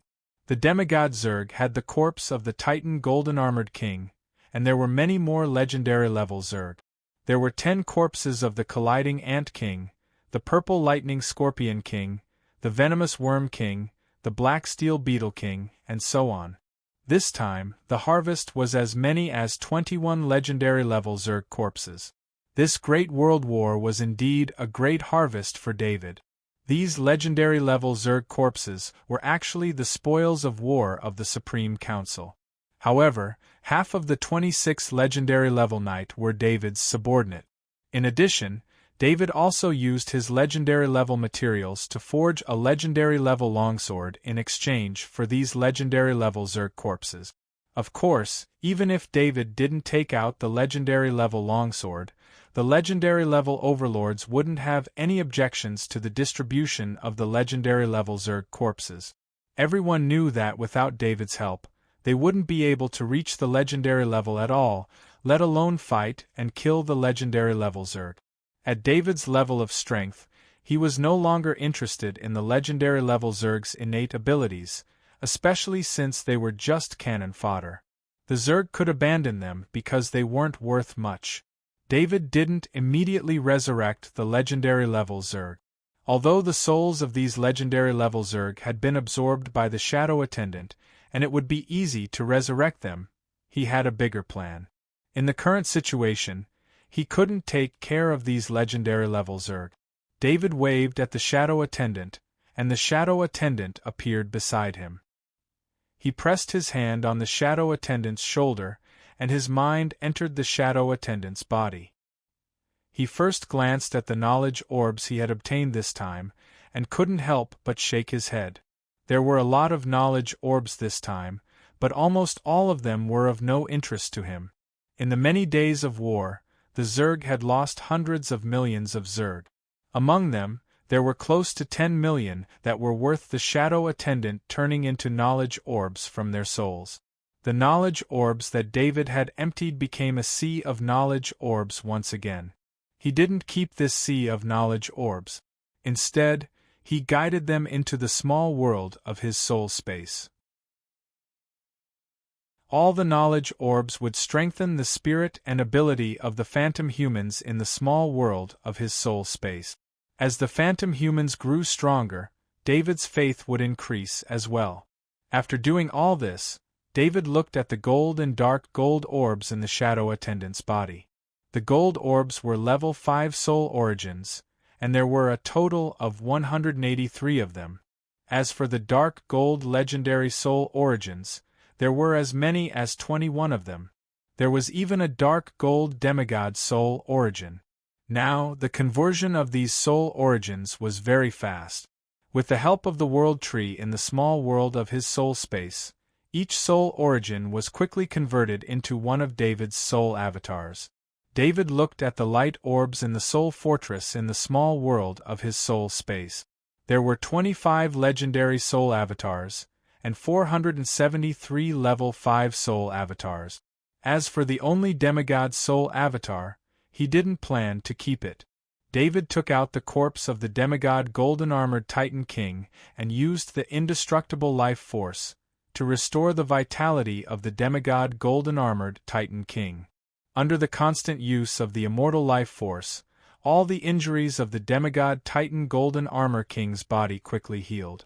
David put the demigod Titan Golden Armor King's soul, which was now David's demigod soul avatar, into the demigod Titan Golden Armor King's body. The demigod soul avatar still retained most of the demigod Titan Golden Armor King's talent. After entering the demigod Titan Golden Armor King's body, it received feedback from the body. The two demigod Titan Golden Armor King's body and soul, which were originally one, completely merged into one. When the demigod Titan Golden Armor King opened its eyes and looked at David, a smile appeared on David's face. David had 2 demigod soul avatars and 2 demigod soul avatars in the Bug Tribe world. This time, he could add another demigod soul avatar. Although the strength of a Bug Tribe demigod was limited to David, he had 2 Emperor-level inheritance runes in his possession. As long as the 2 demigod soul avatars recovered their power, he could give the Imperial inheritance patterns to the demigod soul avatar and let the demigod soul avatar increase its level.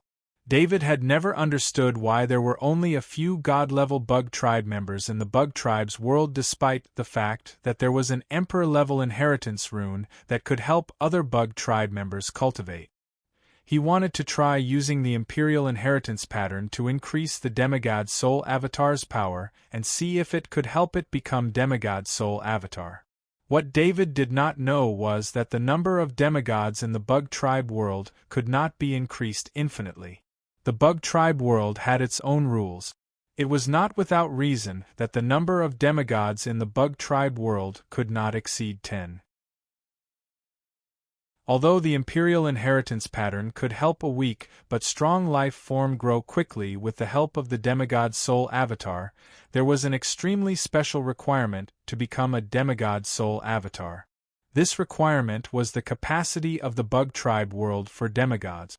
The Bug Tribe's development in the Bug Tribe world was destructive, and this greatly damaged the Bug Tribe world.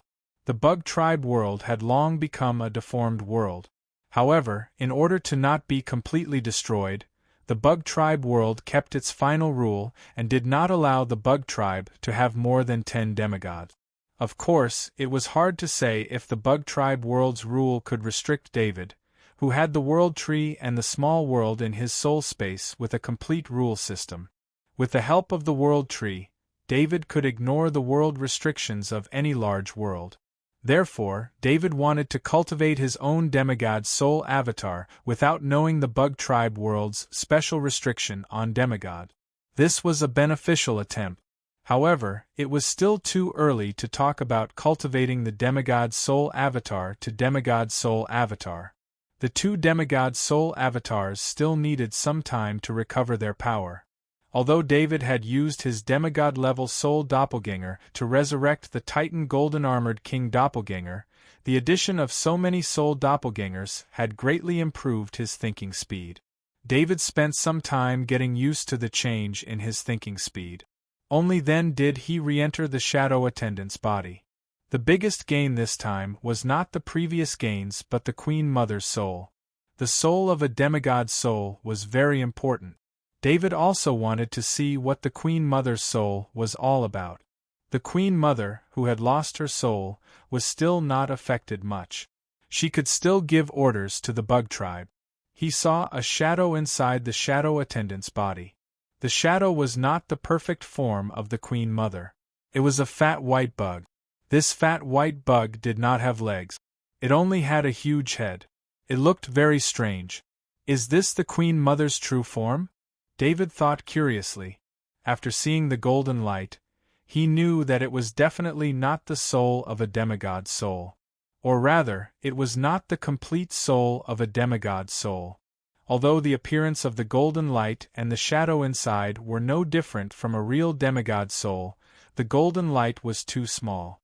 Perhaps other people would not recognize the difference between demigod souls, but David had obtained 2 demigod souls. He was very familiar with demigod souls. For a long time, he had been observing the demigod soul in the shadow attendant's body almost every day until the demigod soul was completely purified. The shadow of the fat white bug did not struggle. It was as if it was dead. However, David did not dare to be careless. He remembered that when he was purifying the demigod soul, he almost got hit because of his carelessness. This was the Queen Mother's soul. Even if the demigod soul was very small and was very likely only a small part of the Queen Mother's soul, it was still the Queen Mother's soul. No matter how important it was, it would not be overboard. Now that the shadow attendant had absorbed a huge amount of soul energy and purified the demigod soul twice, it was equivalent to absorbing a part of the demigod soul's energy. This made the shadow attendant's ability greatly enhanced. In addition, the Queen Mother's soul did not resist. It was not a complete demigod soul, so the purification process was very fast. According to David's judgment, it would take at most 2 days to completely purify the Queen Mother's soul. Just as David was preparing to stay in the hidden underground space of the bug world for 2 days, a message came from Anton's legendary night clone in the great world of God. The 5 shrines were preparing to reward this time's great world war and invited David to participate. David was a little surprised. How could the 5 shrines be so fast this time? It should be known that the end of a war in the past would drag on for at least a month before the meritorious personnel would be rewarded. The shrines had been deliberately suppressing the rewards and reducing the number of top nobles. The top nobles had been unable to maintain the full number of top nobles at 99 because of the suppression of the shrines. Some of the top nobles' achievements had not exceeded the level that the shrines could not refute, and the shrines would not reward them. David was preparing to continue the operation of the 2 demigod inheritance runes in 10 days, so this time, he returned to the great world of God with 2 demigod clones and 5 demigod clones. Instead, he left his demigod and legendary avatars in the insectoid world to protect the territory of the demigod golden-winged beetle king avatar. This territory was also an important base for David to establish himself in the insectoid world. David passed through the wormhole and appeared in the great world of God 500 meters below the Gamma planet. With another break through space, he appeared in the castle's hall.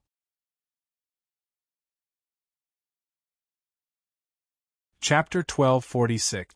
In the hall were Anton's legendary knight and Legend Annabelle. David guessed that Legend Annabelle must have contacted him through Anton's legendary knight. Legend Annabelle knew that Anton's legendary knight could not reach him through the communication circle, but he still had other means to contact him. Sir, you're back. Here are 5 invitations from the 5 temples. Legend Annabella looked at David and quickly bowed as she handed over the 5 invitations.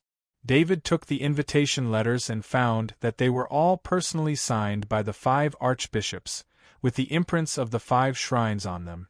It could be seen that these 5 invitations were very formal.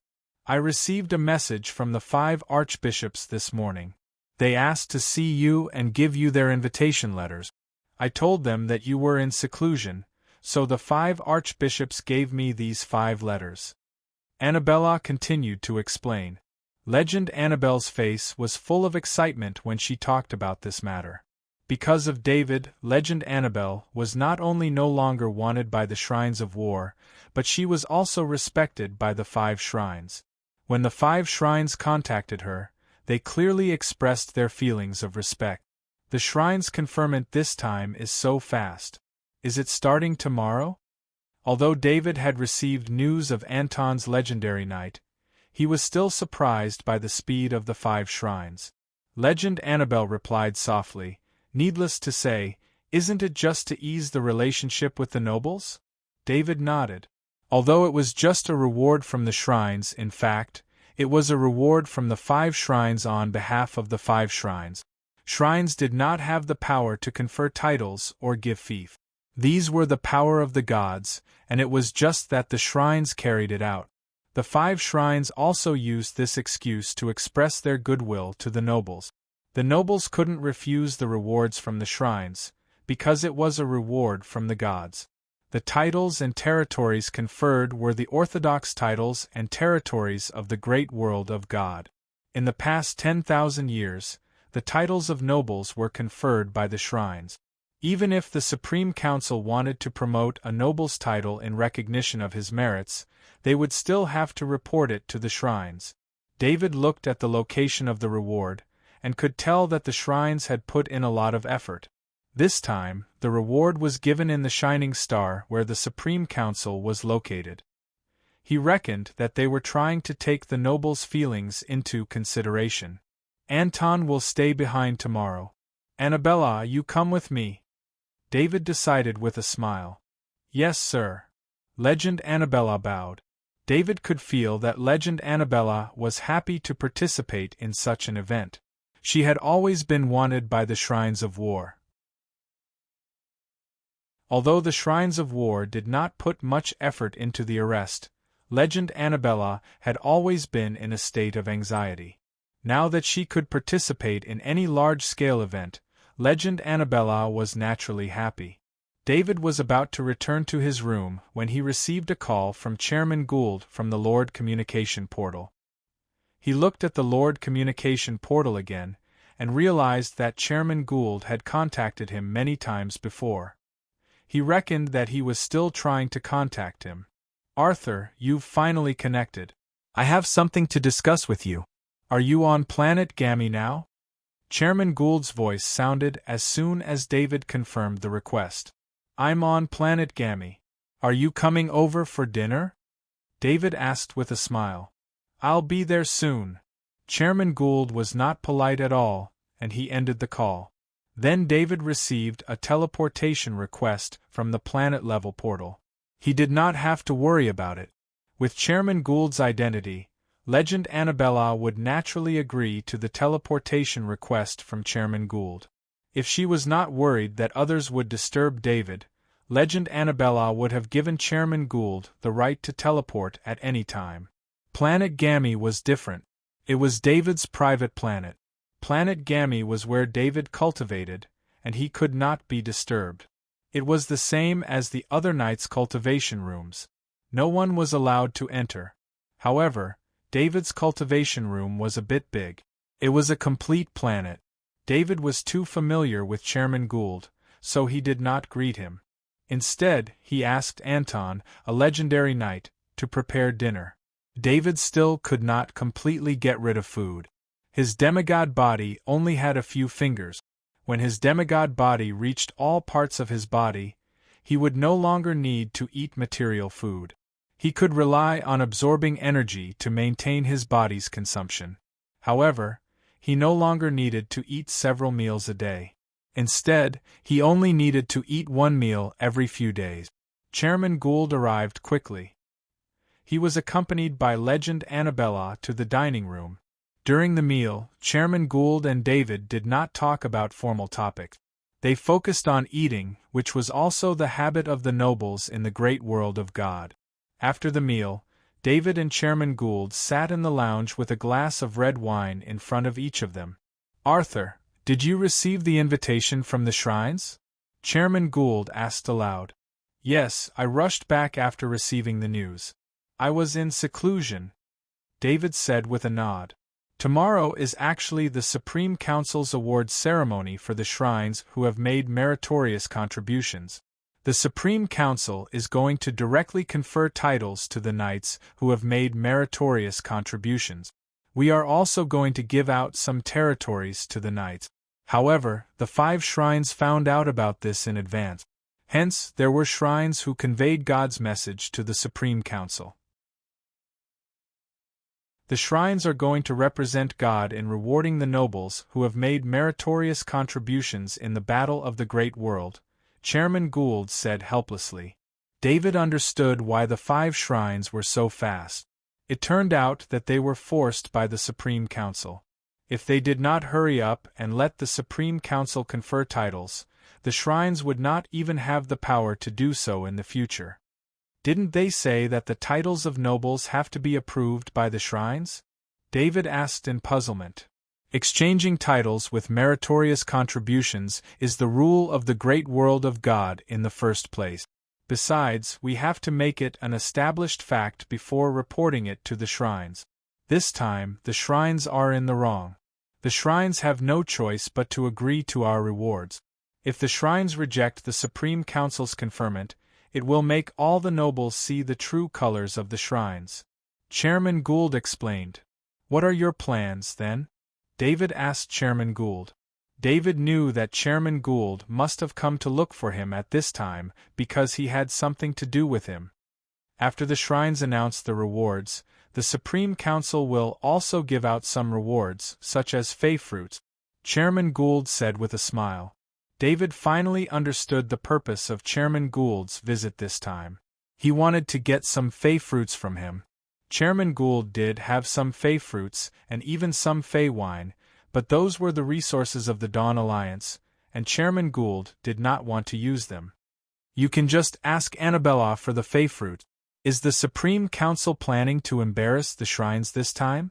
David couldn't help but ask when he heard that Chairman Gould wanted to use fey fruits as a reward. David didn't think that the fey fruits were precious. As long as Chairman Gould asked, he naturally wouldn't turn him down. However, fey fruits were extremely precious to ordinary knights, and were even more valuable than low-level titles. Fey fruits could greatly increase the strength of low-level knights, and were very useful to level 5 Knight Sanctuary Knight. In particular, many level 4 Sky Knights had made great contributions in the battle of the Great World this time. If a level 4 Sky Knight wanted to obtain a low-level title, they would only need to spend time to complete missions and obtain the corresponding merit to exchange for a low-level title. Even the shrines couldn't stop them from exchanging for a low-level title. After a level 4 Sky Knight reached the peak, there was a high chance that he would be promoted to a level 5 Knight Sanctuary Knight after consuming a fey fruit, and this opportunity was more important than a title. If the shrines gave out a title like a Baron or Viscount as a reward, it naturally couldn't be compared to the fey fruits given by the Supreme Council. David didn't have any opinion about the Supreme Council's actions. He was no longer interested in titles, and his title had already reached the highest. Even if he didn't have a title now, with his strength and power, who would dare to belittle him? Chairman Gould was very satisfied when he left. Naturally, he made this request because he saw how casual David was with fey fruit. Every time he came, he could see David, even if the fruit plate on the table was filled with fey fruit.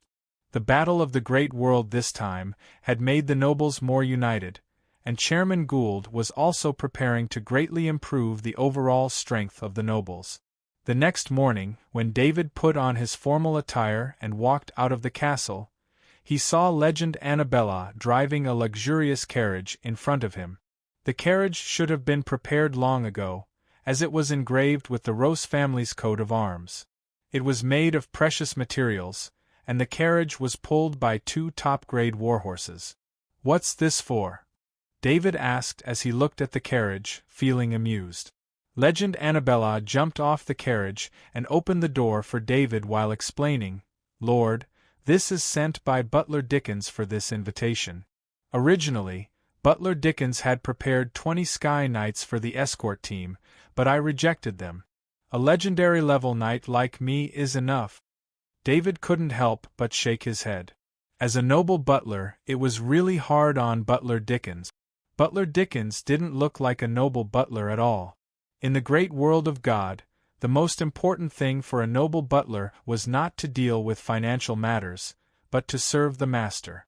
However, even David's servants were robots, and there was no need for Butler Dickens at all. Nevertheless, Butler Dickens still thought of preparing these things for David when he was about to attend an important event. A carriage representing the family and dozens of knight escorts were the basic extravagance of a lord. "Okay, I'll take the Legend's carriage today," David said with a smile as he got on the carriage. He wasn't going to let Butler Dickens and Legend Annabella down. Legend Annabella jumped back to the shaft of the carriage and shook the reins. 2 top-grade warhorses immediately pulled the carriage and ran quickly. The carriage entered the planet-level portal, and when it came out again, they had already arrived at the shining planet. David saw a lively scene through the window. It wasn't far from the Supreme Council, and there was a wide road connected to it. At this time, the road was covered with a red carpet. On both sides of the road stood a crowd. Judging from their clothes, they were all nobles and members of noble families. The Invincible Knight, the head of the top noble Luce family, a member of the Supreme Council, the Lord, the great demigod Arthur has arrived. A series of titles were announced by the Supreme Council. David also noticed the change in the way the announcer addressed him.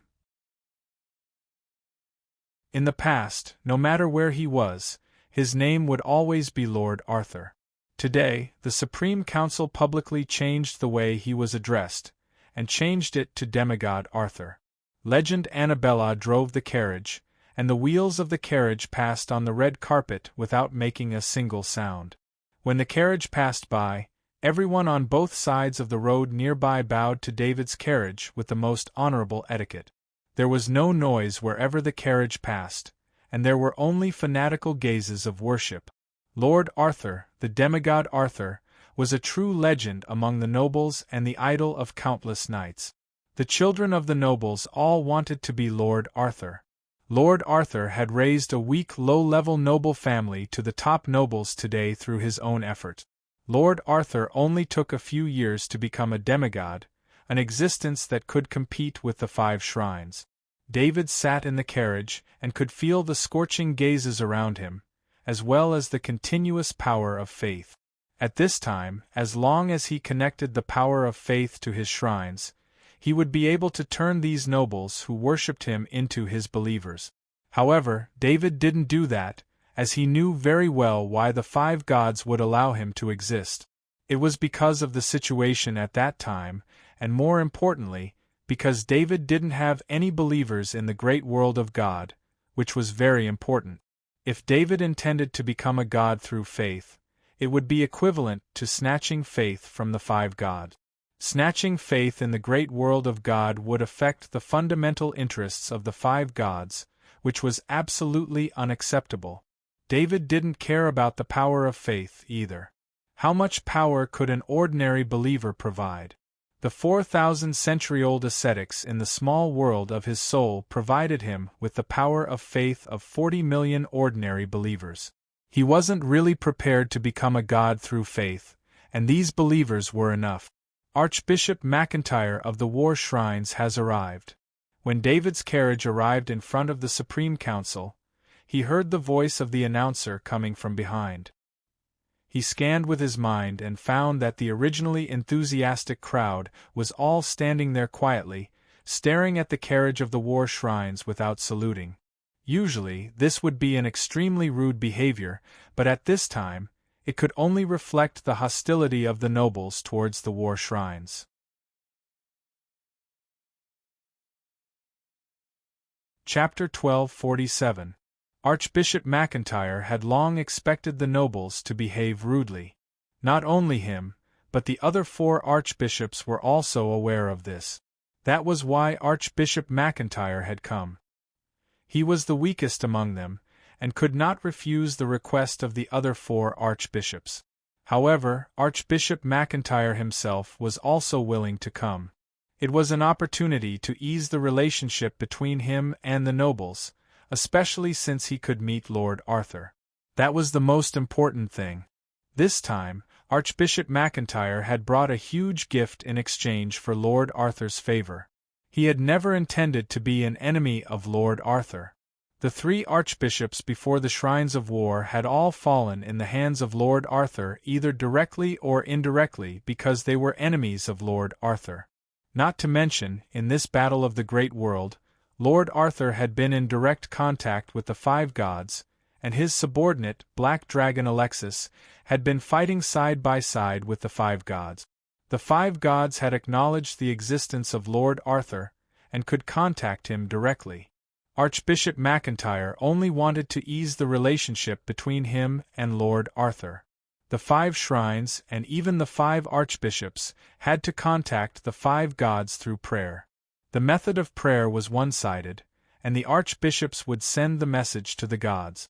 The gods' divine senses would automatically determine the importance of the message, and important information would be sent to the gods' main consciousness. Even if it was important information, the gods could completely ignore it, or just give a simple reply. They would not have too much contact with the archbishop. However, the divine rune contact token in Lord Arthur's hands was different. It was an artifact that could directly contact the 5 gods.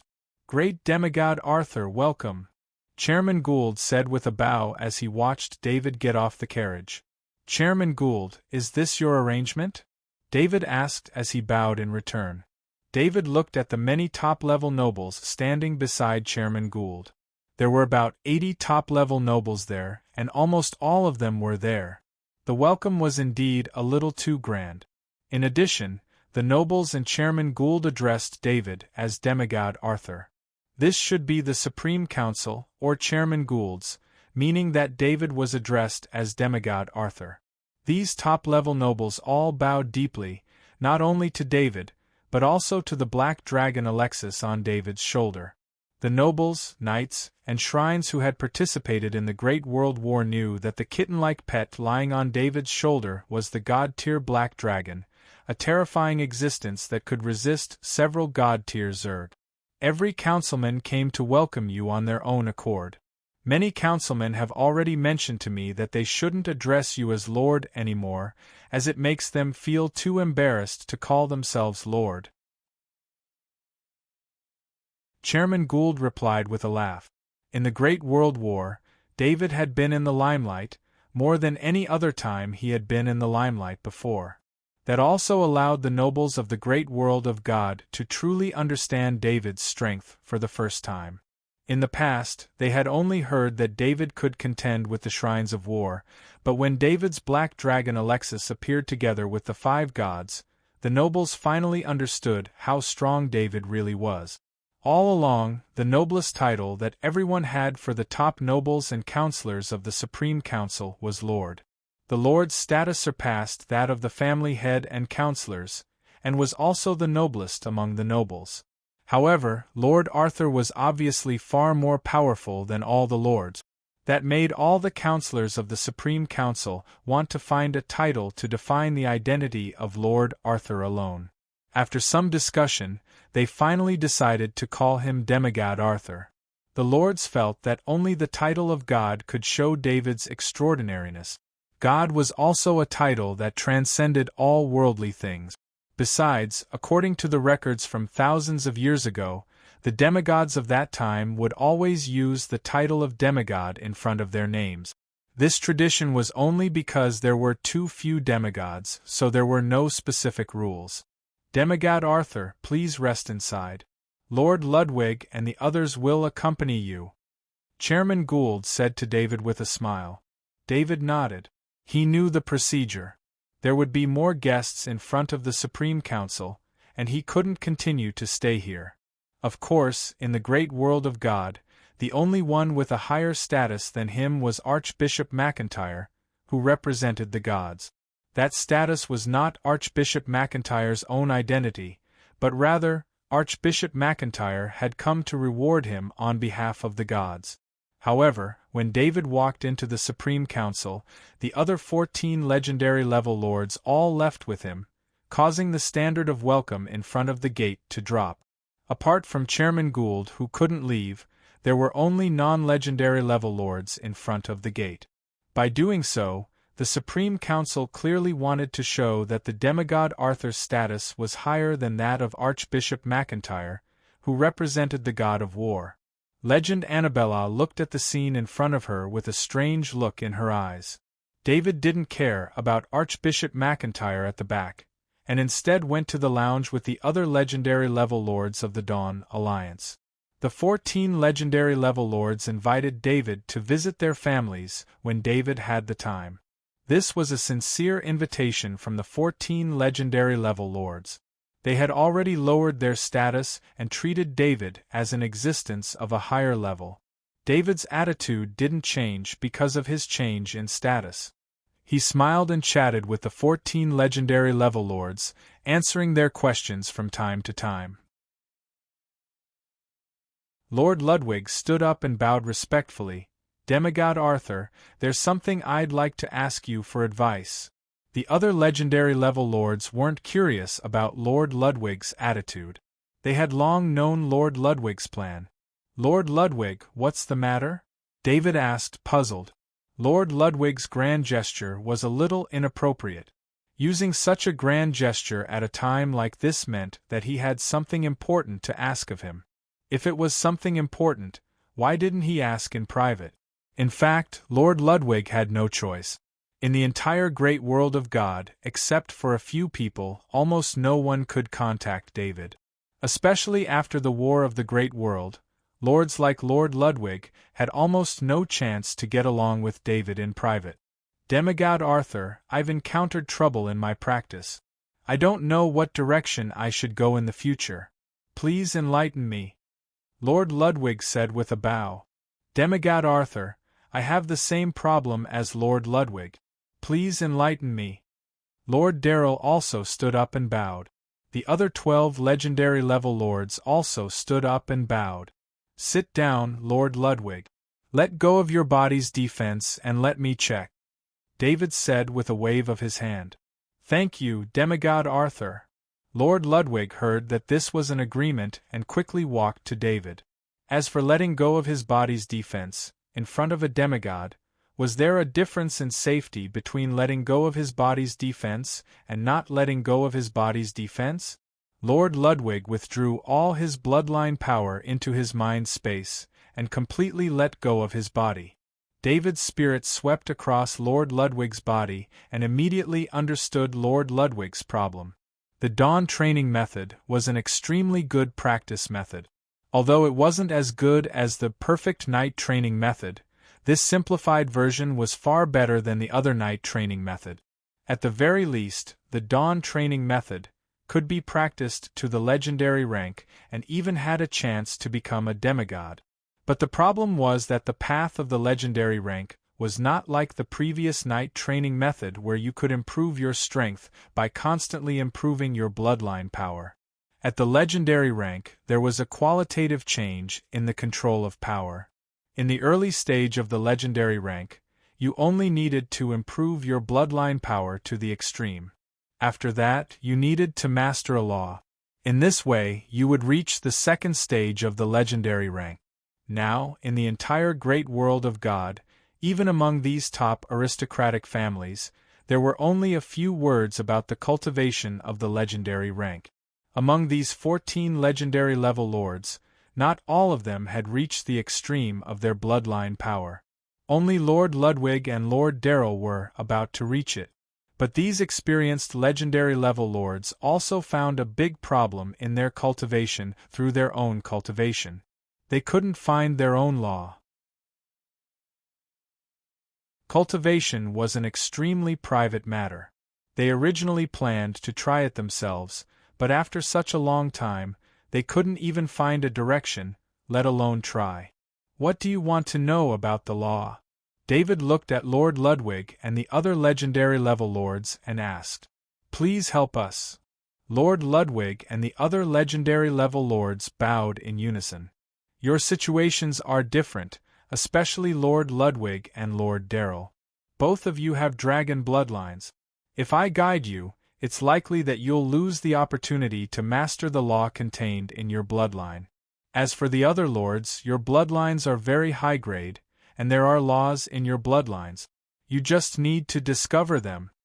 David explained in a deep voice.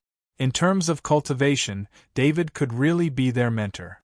Although David was groping for cultivation alone, he had come into contact with too many laws and was in the demigod realm.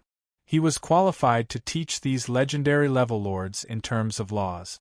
Just like his own 14 legendary level knight avatars, all of whom had the Black Dragon bloodline. He had already imparted knowledge about the Black Dragon power law to these 14 legendary level knight avatars. As for when the 14 legendary level knight avatars could fully master the Black Dragon power law, it would depend on their comprehension ability. However, because the 14 legendary level knight avatars had a soul connection, he believed that they could quickly master the Black Dragon power law through cooperation.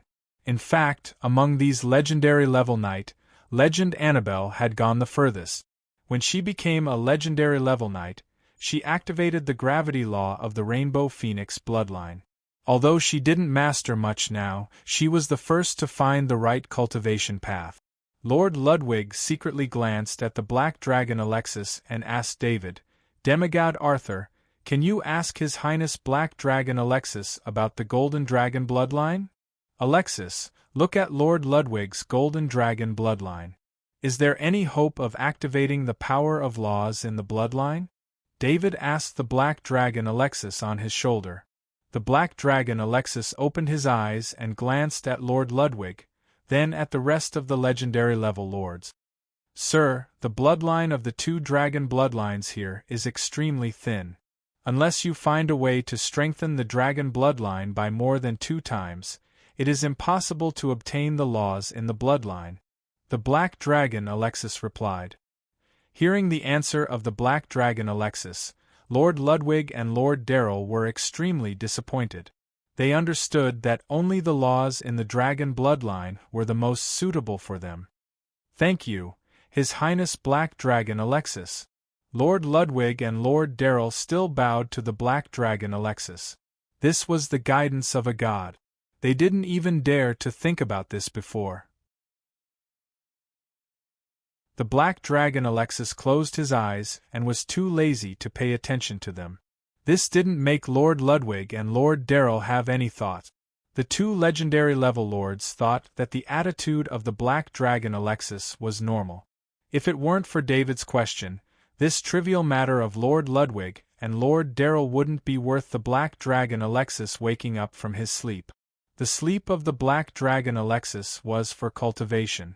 Disturbing the cultivation of a god was not something that anyone could do. Let's do it this way. I will leave the knowledge of a law with Speaker Gould. If you really can't find your own law, then you can read the knowledge of that law.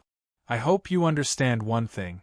Once you read that law, you will lose your own path of cultivation. Your strength will probably stop at the legendary stage. It will be impossible for you to become a demigod forever. David thought about it and said in a deep voice. What David was going to take out was the knowledge of the wind law. This was the law of the golden-winged beetle family and a very versatile law. David had other laws, such as the lightning law, the blade law, and the holy law, but these laws had many restrictions and required preconditions. If the legendary level lords here really learned the knowledge of the wind law, then with their soul strength, they would never be able to master a second law. Of course, the wind law was also very strong. It was an upper middle level law among the many laws, but it was not suitable for them. In addition, the knowledge of the wind law was given by others, so the legendary level lords who learned the wind law could not go further in the wind law and form the wind domain. They would not be able to become a demigod in this life.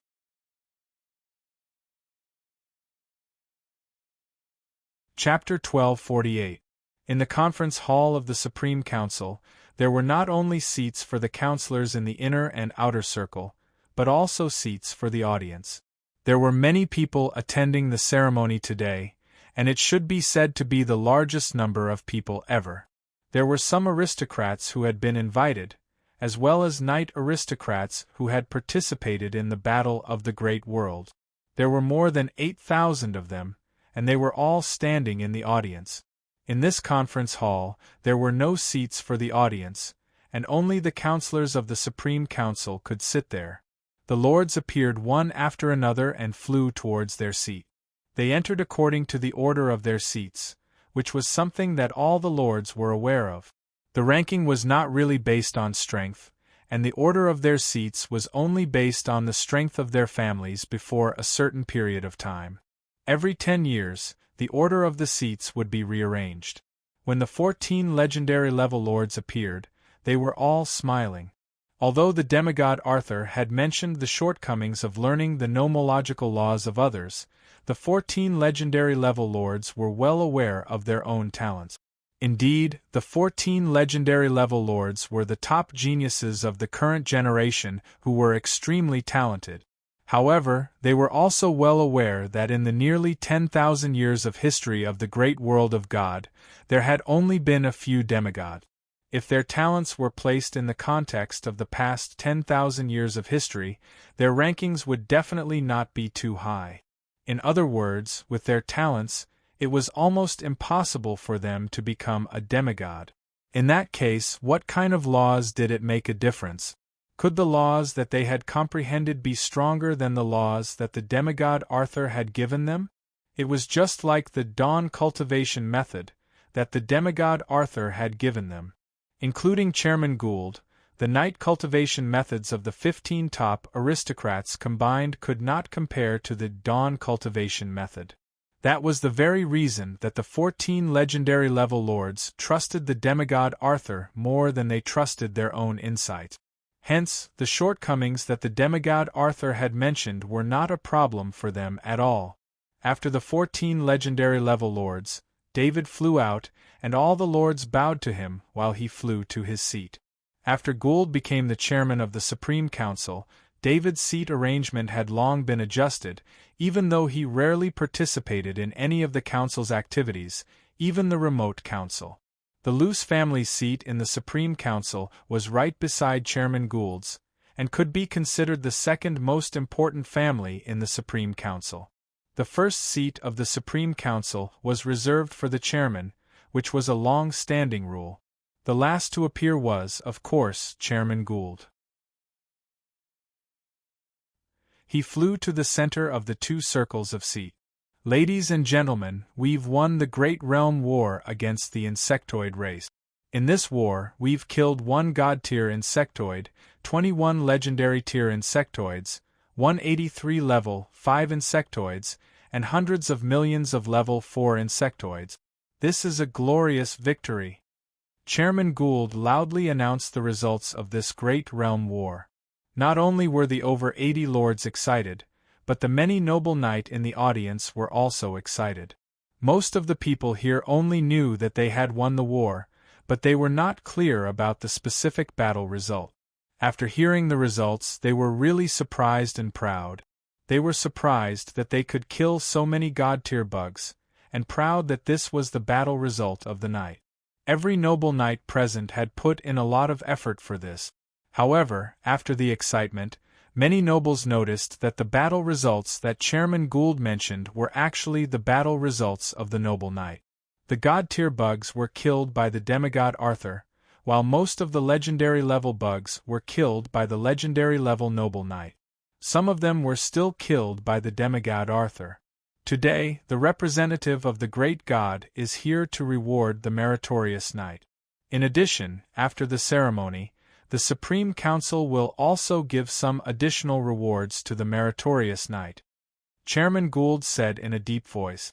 This time, even the ordinary noble knight in the audience realized the special meaning in Chairman Gould's words. The representative of the great god did not mention the shrines. "Let's welcome the representative of the great god," Chairman Gould said loudly. Archbishop McIntyre flew in from outside the hall and stood in the speaking position that Chairman Gould had given up. Chairman Gould did not leave, and instead stood beside him. Archbishop McIntyre also heard Chairman Gould's speech, but he could not refute anything because the demigod Arthur was there. He first bowed to the demigod Arthur, after which he straightened his appearance and looked at everyone while raising his aura. No matter what, Archbishop McIntyre was the representative of the gods, and he had to have an aura that matched his identity. "I have been entrusted by the God of knowledge, the God of justice, the God of earth, and the God of wealth.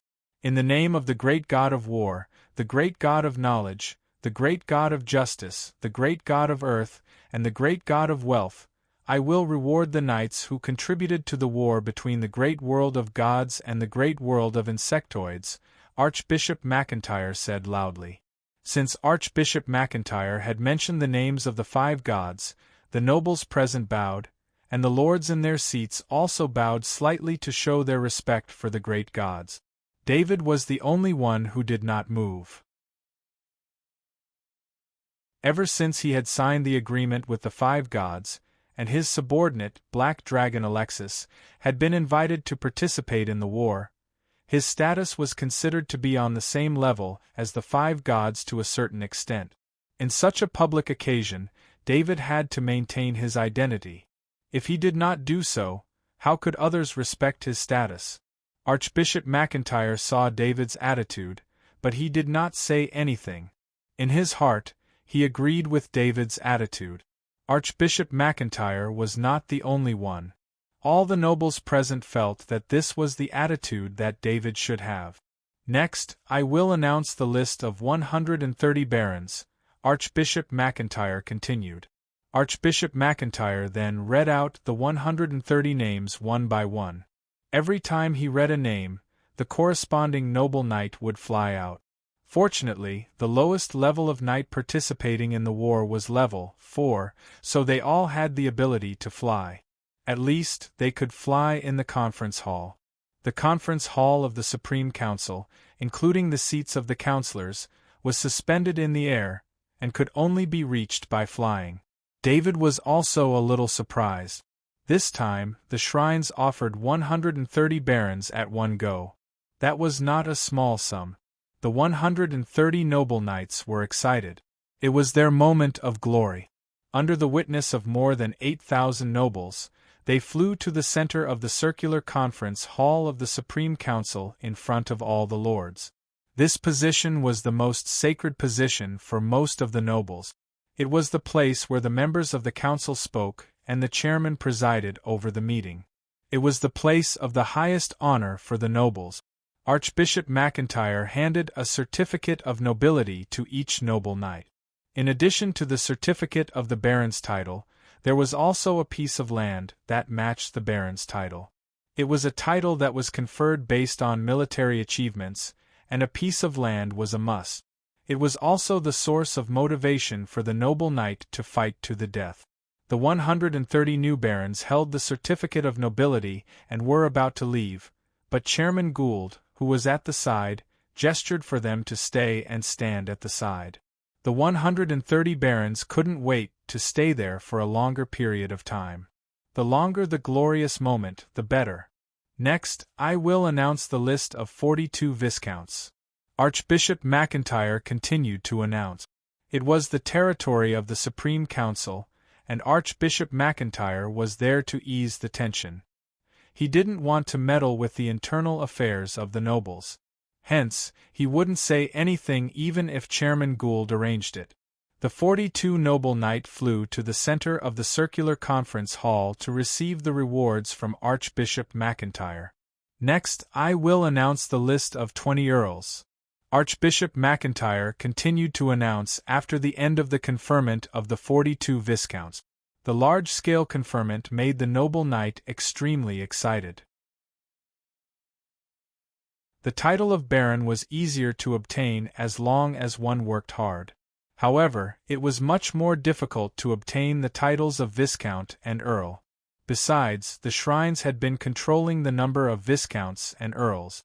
The merit required to exchange for the titles of viscount and earl was too high. For example, among the earls, there were already level 5 knights of the sanctuary who were receiving the rewards. The nobles present also understood that the earls should be the limit of the rewards this time. All the noble knights who participated in the war had an estimate of the meritorious personnel in the great world battle, and knew which noble knight should be rewarded. This time, the shrines had clearly allowed the rewards to be conferred. Almost all the noble knight who should be conferred a reward had been conferred one.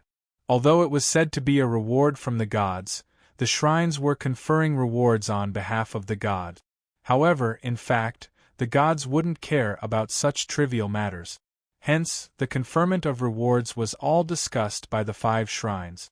Everyone, as I said just now, in addition to the rewards from the great gods, the Supreme Council has also prepared rewards for the knights who have contributed to the war this time. Chairman Gould interjected when the last earl received the document proving that he was a noble. Chairman Gould's behavior was extremely rude, but considering the conflict between the nobles and the shrines, it was understandable. At least, the person involved, Archbishop McIntyre, didn't dare to say anything. When Chairman Gould spoke, he tactfully shut his mouth. 130 newly promoted barons go to the warehouse to receive 1 fey fruit. 42 newly promoted viscounts go to the warehouse to receive 2 fey fruit. 20 newly promoted earls go to the warehouse to receive 3 fey fruits. Chairman Gould announced loudly. As soon as he finished speaking, all the noble knight went crazy. In particular, the noble knight who had contributed to the war effort standing in the middle were even more excited. As long as one's talent wasn't too bad, 1 fey fruit was enough to safely push a pinnacle level 4 sky knight to a level 5 knight of the sanctuary. In the past, only the 5 shrines had a small distribution of fey fruit. The nobles also knew the effects of the fey fruits through the rumors from the shrines. 130 barons and 42 viscounts were all level 4 sky knight. With the help of the fey fruits, there would be at least 200 sanctuary knights among them. The reason it was 200 was that the 42 viscounts would have 2 fey fruits, which would allow their families to have an additional level 5 sanctuary knight. To these level 4 sky knights, the title of nobility wasn't important. Strength was the most important. As long as they became a sanctuary knight, their status would be completely different. They would also become one of the top knights in the great world of God. Of course, now that there were legendary level knights, the real top knight was the legendary level. However, everyone knew that apart from Chairman Gould's small circle, no other knight could be promoted to the legendary level. Therefore, the sanctuary knights were still the top knights in the great world of God. The level 5 sanctuary knights among the 20 newly promoted earls were also very excited. 3 fey fruits could greatly increase one's strength or increase the number of sanctuary knights in the family. The noble knights who were watching from the side were all regretting it. If they had known that the Supreme Council would give out fey fruits as rewards, they wouldn't have hesitated to fight for merits even if it meant sacrificing their lives. Envious gazes were focused on the knights in the field. This was more important than bestowing a title to a noble knight. With the strength of a level 5 sanctuary knight or a few more sanctuary knights in the family, it wouldn't be difficult to gain merits and exchange for a title. Chairman Gould smiled. He wasn't stingy with the fey fruits at all. These fey fruits could greatly increase the overall strength of the nobles. Although he gave out a lot of them, it was worth it. However, Archbishop McIntyre was a little helpless. Chairman Gould had spent so much just to suppress the effect of the shrine's rewards. Chairman Gould, I still have the last batch of rewards here, Archbishop McIntyre reminded softly. Chairman Gould was stunned. He didn't expect the shrines to have rewards. Were they going to reward the top nobles? The top nobles' titles were all at the peak. Or were they going to be rewarded with territories? Archbishop McIntyre, please continue, Chairman Gould said with a wave of his hand. Next, I will announce the rewards of the 12 Duke. They are Legend Michael, Legend Bayer, Legend Harry. These 12 legends have made outstanding contributions in the war. God has bestowed them with planets and territories that match their status. Archbishop McIntyre didn't care about the noise at the scene and announced loudly. After Archbishop McIntyre said this, the large circular conference hall fell silent. The rewards of 12 dukes had never appeared in the history of the great world of God. Besides, everyone discovered that these 12 dukes were the original subordinates of the demigod Arthur. Although they rarely contacted each other in recent years, they had fought alongside Chairman Gould. At least these 12 legendary knights didn't betray the demigod Arthur. Now that Arthur was the demigod, no one would think that the shrines were trying to drive a wedge between him and the demigod Arthur.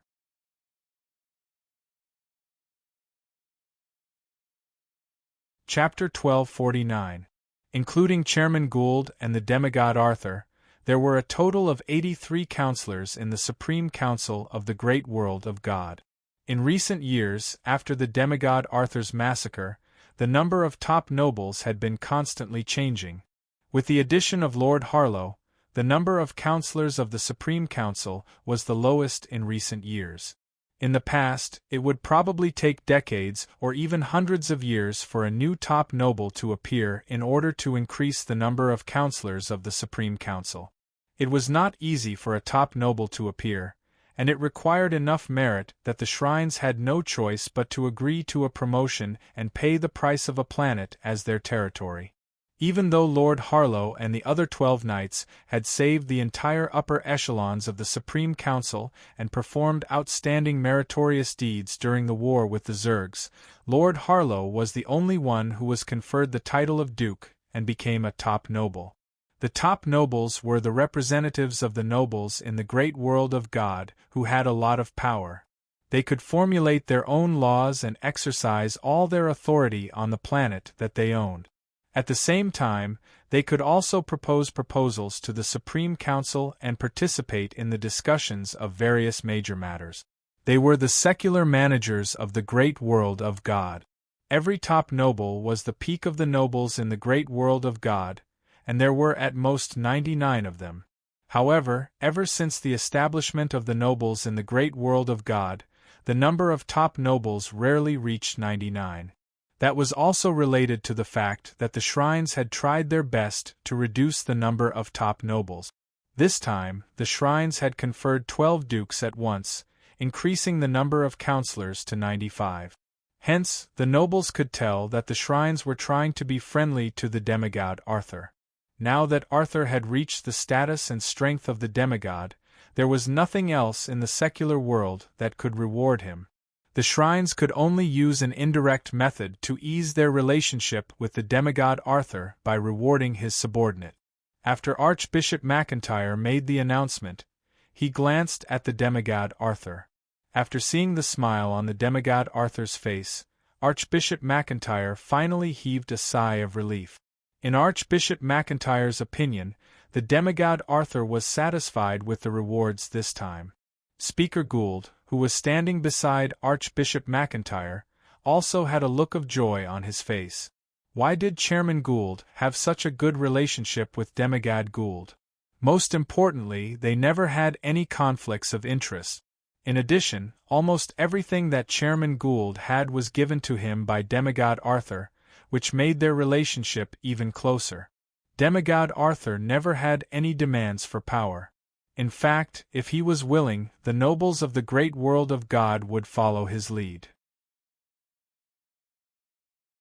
However, demigod Arthur only cared about his own cultivation. Chairman Gould thought that this might be the reason why demigod Arthur's strength improved so quickly. The Supreme Council had increased the number of top nobles who were all legendary level, but that did not reduce the authority that Chairman Gould had. Instead, it increased Chairman Gould's authority. The 12 new councillors were 100% on Chairman Gould's side. During the war, the 12 legendary level knights had risked their lives to protect Chairman Gould. Even the demigod knights of the Holy Spirit did the same. The 12 legendary level knights flew into the arena and received the documents of nobility that Archbishop McIntyre handed over. When receiving the documents of nobility, the 12 legendary level knights did not get on one knee, nor did they take an oath. Archbishop McIntyre also seemed to have forgotten that part. Although the 200 nobles had just gotten on one knee and taken an oath to the deity, they still did not do so. Demigod Arthur, I won't be giving out the fey fruits as rewards for the 12 new lords, Chairman Gould said with a smile after completing the rewards. All the top-tier nobles laughed. They all understood what Gould was trying to say. It was because they all knew that there were only 2 places in the great world of God that had fey fruit. One was the shrines, and the other was the demigod Arthur. Needless to say, the rewards given by the Supreme Council this time were definitely obtained by Chairman Gould from the demigod Arthur. According to their knowledge, the shrines did not have such a large sum of money. Most importantly, there were 12 more legendary level knights in the Supreme Council. With the addition of Lord Harlow, who had just exposed his strength, there were 28 legendary level knights in the Supreme Council. The Supreme Council also had the demigod Arthur and his black dragon Alexis, as well as 2 god-level combat power that they could mobilize. At present, the true strength of the Supreme Council was no longer inferior to any of the shrines. However, the 5 shrines were a single entity, and they could not be considered individually. David couldn't help but laugh. Chairman Gould's words made the atmosphere of Archbishop McIntyre's generous act of awarding the 12 lords dissipate greatly. Chairman Gould was trying his best to reduce the influence of the shrines. If the awarding was not carried out in the name of the shrines this time, he probably wouldn't have allowed the shrines to participate. The awarding ceremony lasted for a day, mainly because there were too many nobles this time. The awarding ceremony only ended in the evening, and the nobles who attended the ceremony exited. Archbishop McIntyre also left the Star of Brilliance immediately after the ceremony. There were only 95 councillors left in the entire Supreme Council conference hall. Councillors, the topic of our discussion next is a little heavy. I think you all know that in just a year, I've come close to death more than 3 times when I've accepted missions from the shrines. 2 of the times were intentional by the shrines. They just wanted to kill me. The reason why the shrines wanted to kill me was because the Supreme Council is now leading the nobles to improve their own strength, giving us more power to speak and say no to the shrines. I'm not the only one. I was just lucky. Many nobles weren't as lucky as me, and the noble knight fell one by one. We don't want to be sacrificed by the shrines. In every battle, in every most dangerous place, and in every fatal situation, the shrines would send the noble knight forward, and they would reap the rewards in the end, Chairman Gould said in a deep voice. All the councillors knew that the shrines had never stopped suppressing the nobles. In particular, the suppression became more and more obvious after a legendary level knight appeared among the nobles. The noble knight was not afraid of facing enemies. They needed to use the weapons in their hands and their own blood to gain merits and honor for themselves and their families. However, the noble knight was worried about the shrines behind them. How could they fight with peace of mind? That was the origin of the huge conflict between the shrines and the nobles.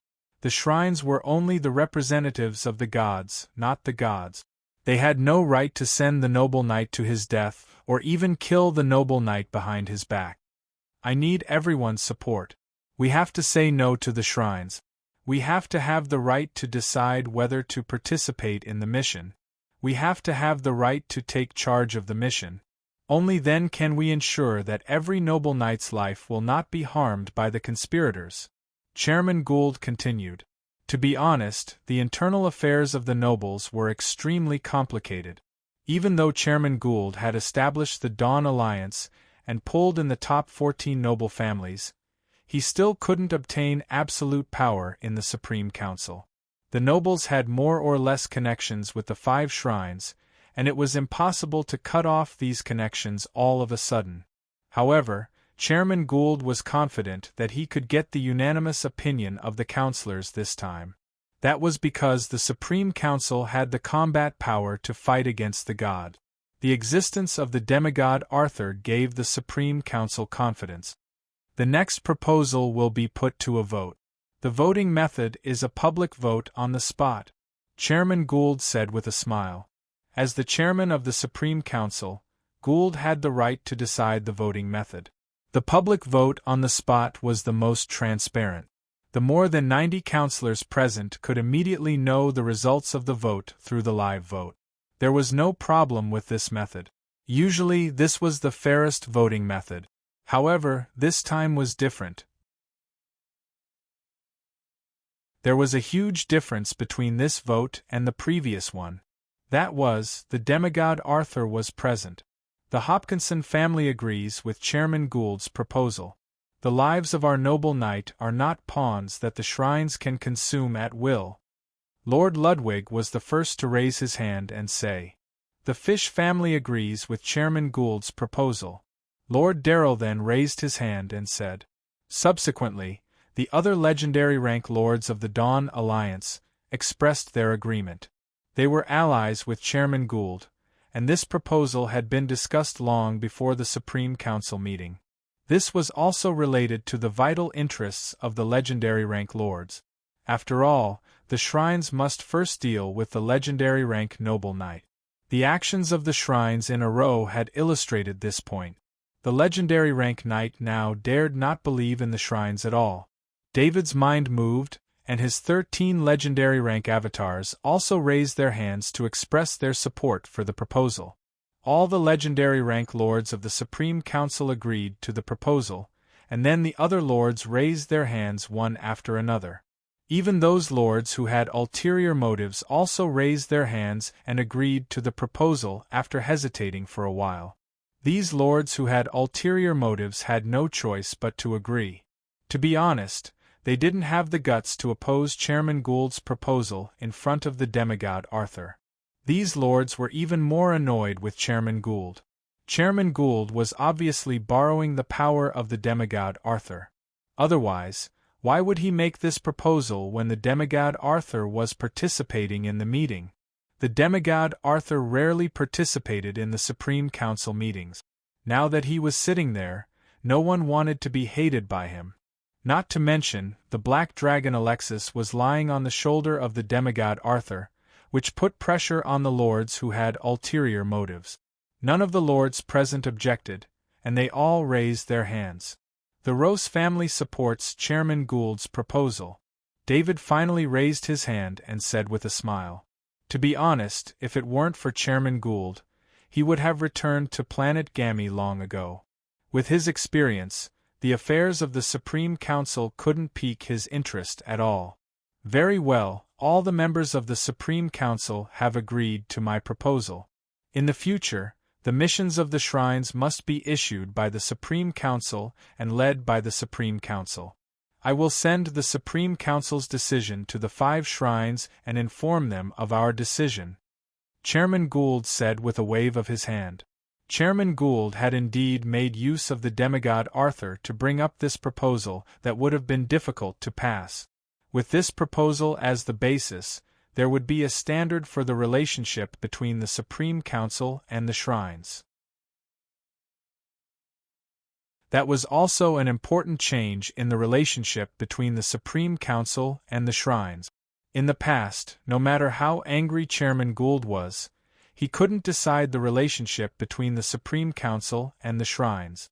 The chairman didn't have the power to make a decision, and he was more of an organizer and a manager of ordinary affairs. When it came to important matters, Chairman Gould had to get the consent of all the members. The more important the matter was, the higher the percentage of votes needed. Now that a decision had been reached, the lords of the Supreme Council wouldn't dare to oppose it anymore. That would offend all the members and be excluded from the top nobles. Dear counselors, there is one more thing I would like to announce. I still have some leftover fey fruits that I collected from the demigod Arthur. Hence, I have decided that all the counselors who participated in this battle will each receive a portion of fey fruit. Those counselors who have made more than one great contribution will receive 2 portions of fey fruits, while the main forces of the legendary level lords will each receive 5 portions of fey fruits. After the meeting, please go to the warehouse to collect your respective fey fruits, Chairman Gould said with a smile after glancing at David. As soon as Chairman Gould finished speaking, all the lords present got excited. Apart from a few top nobles, the rest of them had participated in this battle of the great world. Hence, most of the top nobles here could at least receive a portion of fey fruit. If a portion of fey fruits was used well, it would be equivalent to a temple knight. The top nobles wouldn't mind having too many temple knights in their family. Generally speaking, there would only be 1 or 2 temple knights in a top noble family. Powerful top nobles would only have 3 or 4 temple knights, and almost no family could nurture more than 5 temple knights. The main reason for this was resources. 5 temple knights required resources that even the powerful top nobles couldn't afford. David felt a little helpless. He realized that it was definitely a mistake to let Chairman Gould get the fey fruits from Legend Annabella. As Legend Annabella and Chairman Gould were very close, David looked at the fey fruits rewarded this time. He reckoned that all the fey fruits that he had given to Legend Annabella for daily use had fallen into Chairman Gould's hands. Of course, David wasn't angry. It was definitely a good thing to be able to enhance the overall strength of the nobles in the great world of God and allow the noble knight to fight against the 5 shrines.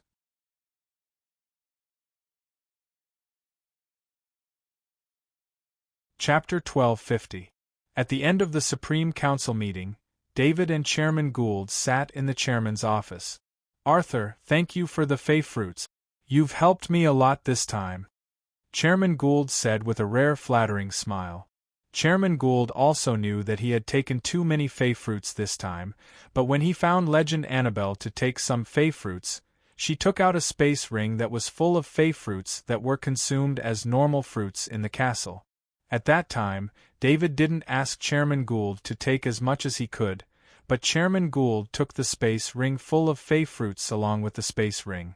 The main thing was that such precious resources were consumed as normal fruits on Gammy Star, which made Chairman Gould feel heartache.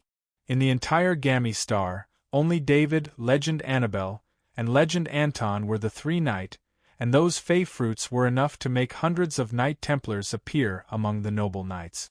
The fey fruits have been given out as a reward, so I won't ask you to take them back. However, I need you to find someone to help manage the territory of my 12 new lords, David said with a wave of his hand. David didn't have a choice. It wasn't a problem for him to fight with 12 legend rank avatars, but he definitely didn't have the ability to manage the lords. This is a small matter. Leave it to me, Chairman Gould said with a laugh.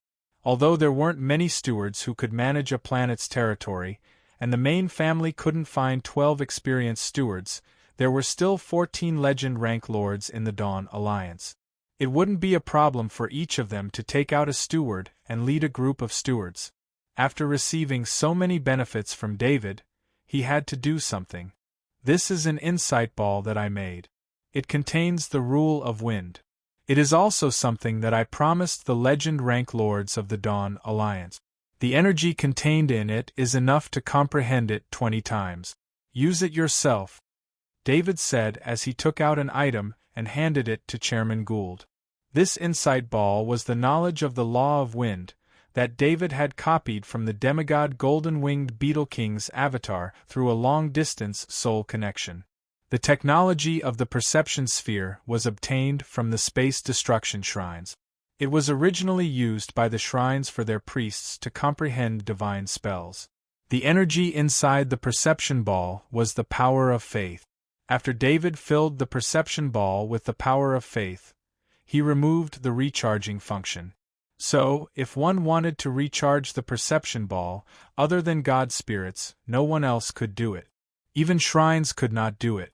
The comprehension of a type of law was an extremely important inheritance for any force.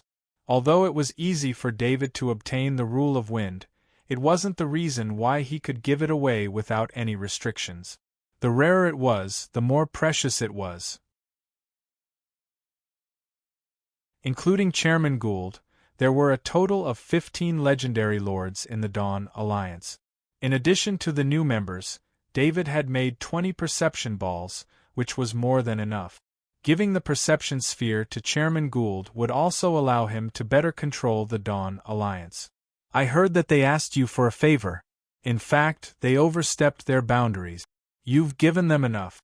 It's better to keep this important law inheritance. Chairman Gould declined. Chairman Gould didn't want David to take out his own law. He knew that a legendary master's law was the foundation of a demigod. The law that David took out should be the law that David had mastered. Chairman Gould didn't know that David had many laws.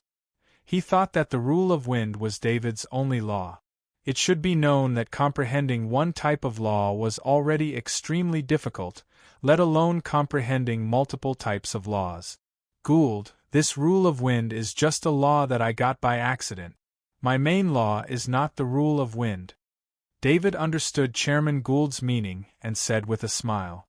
From Chairman Gould's attitude, it could be seen that although he was taking advantage of David, he would still think about David when it came to matters of principle. This was also a reflection of mutual trust when friendship reached a certain level. It really doesn't affect you? Then I'll keep it? Chairman Gould confirmed again. Keep it, but you'd better not comprehend it. Once you comprehend this rule of wind, you'll never be able to become a demigod. David waved his hand and reminded him. Chairman Gould looked at the perception sphere in his hand with a conflicted expression. Just by listening to the rule of wind, one could tell that the level of the law in this perception sphere was very high. Chairman Gould still wanted to learn. But David said so naturally, he would not consider learning. Chairman Gould always had a goal in his heart, and that was to catch up with David's footstep. No matter how slow he was, he wanted to try. Compared to others, he had the best conditions. He was David's best friend, and David had provided him with too many resources. As long as Chairman Gould was a guest in Gammy Star, he would definitely drink the red spirit wine. In addition, when David gave the Dawn Alliance resources, he would also have an extra set of resources for himself. The weapon he used was a demigod-grade long sword, while the other legendary lords all used legendary-grade long swords. This was the difference between them. However, holding such a treasure in his hand and not being able to look at it made Chairman Gould feel very uncomfortable. Chairman Gould waved his hand, and the isolation magic circle in the chairman's office was activated. He then asked softly, Arthur, can you tell me what happened between you and the shrines? Chairman Gould had never been able to figure out this matter, so he took this private opportunity to ask. It's because of the war against the Zerg. They need my combat power, so they signed a holy text agreement with me. Before I become a god, the gods will not be my enemy. David replied in a deep voice. Phew, that's good. It takes at least 1,000 years to become a god. That's enough to protect the Supreme Council. Chairman Gould said with a sigh of relief. You'd better not think that way. I've found my own path. Now, I'm just accumulating. As long as I accumulate enough, I will try to advance to a god. David said calmly.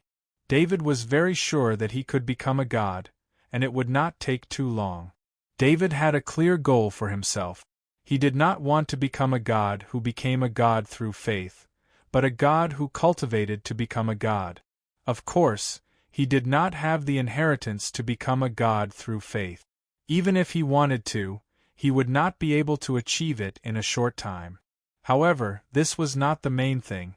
With David's strength, if he really wanted the inheritance to become a god through faith, he could just keep sweeping the shrines of the evil gods. He believed that if he cleared them one by one, he would eventually find the inheritance. The biggest flaw of becoming a god through faith was that one must have believers. The more believers one had, the more power of faith one would get, and the stronger one would be. However, once the believers were destroyed, the sole believers in the small world would eventually disappear completely one day. The sole believers in the small world could exist for a long time, but if the sole believers did not have the power of faith to replenish themselves, they would slowly weaken until they disappeared in the small world. David did not like to put his life in the hands of his believers. He wanted to control his own destiny. The biggest flaw of cultivating to become a god was the lifespan. The god level had a lifespan. Depending on the god level, this lifespan could be 100,000 years or 1,000,000 years. However, the lifespan of the god level would end one day. However, in front of David, this flaw did not exist. With endless indestructible life force, it was equivalent to having endless life. How long do you think it will take to become a god? Speaker Gould could not help but ask. With my cultivation speed, I can reach the peak of the demigod level in 10 years. As for when I will become a god, it will depend on luck. David could not give an accurate time, so he replied. Speaker Gould really did not know what to say. Since when was it so easy to reach the peak of the demigod level? According to David, that meant that any day after 10 years, David could become a god. Speaker Gould had an idea at this time. The longer David became a god, the better. 10 years was not enough for the aristocrats to develop. However, Speaker Gould immediately dispelled this idea. This idea was too unfair to his friend. David returned to planet Gammy. When he left the shining star, it was still very lively. Many aristocratic knights stayed on the shining star and did not leave. Among them, almost all the aristocratic knight who obtained the Fey fruits stayed on the shining star. The main reason was that the Fey fruits were too precious. A level 4 Sky Knight could not keep such a treasure. Only on the shining star could they ensure their own safety. In the following period of time, the shining star was very prosperous. These were all things that Speaker Gould should be worried about. The first thing David did when he returned to planet Gammy was to take out some more Fey fruits and give them to Legend Annabelle. Legend Annabelle's strength increased very quickly. It was almost comparable to David's 14 legendary knight avatars. The main reason was sufficient resources. Legend Annabelle was in charge of planet Gammy's daily consumption of Fey fruit. She also had some Fey red wine. David had already told Legend Annabelle that she could use planet Gammy's resources as she pleased. Now, just the cultivation space of the Divine Artifact spatial card alone produced enough Fey fruits for David to squander. Not to mention, in the small world of the soul space, there were 100 times more spiritual plants than the cultivation space.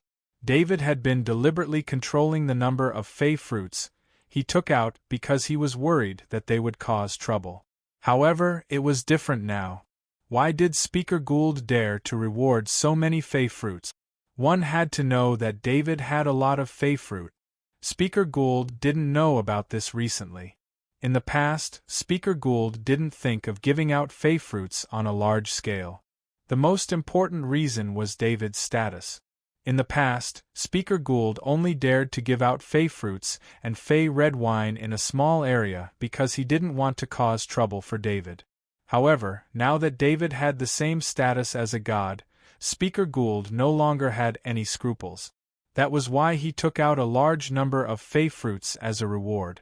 As an old fox, Speaker Gould knew very well how to make the most of the resources in his hands.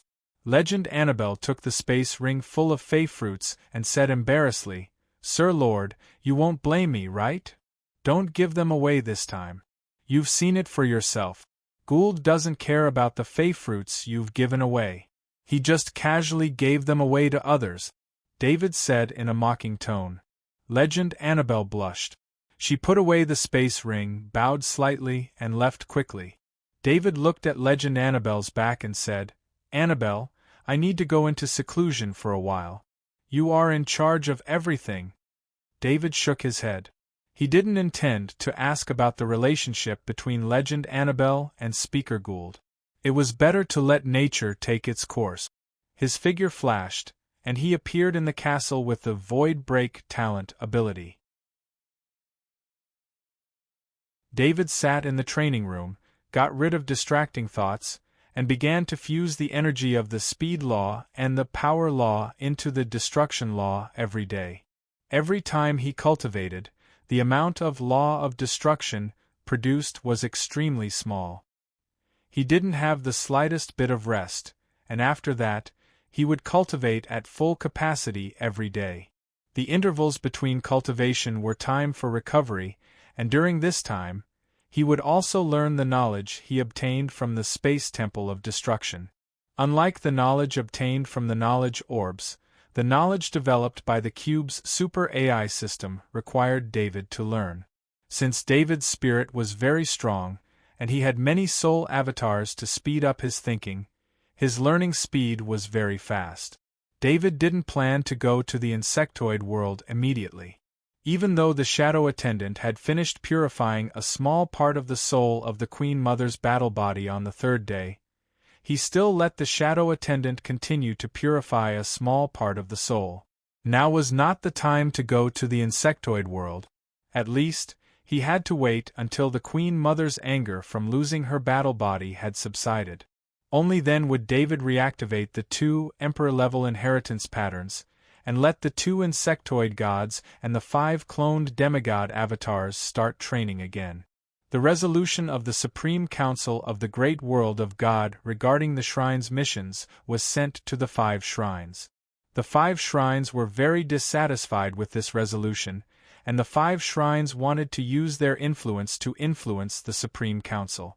Unfortunately, even the Lord closest to the shrines did not agree to persuade the shrines. The great world of God had never been peaceful, especially recently when the evil gods had awakened one after another, and their believers had been causing trouble. When the shrines needed the help of a noble knight, this resolution was passed, and the shrine's missions had to be solved by the Knight of the Shrines.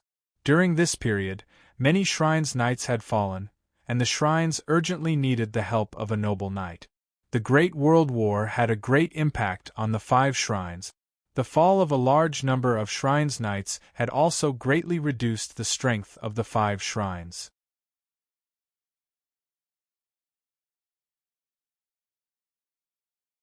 Chapter 1251.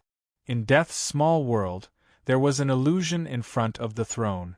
There were 11 strange-looking figures there. These were the shadows of the 11 evil gods.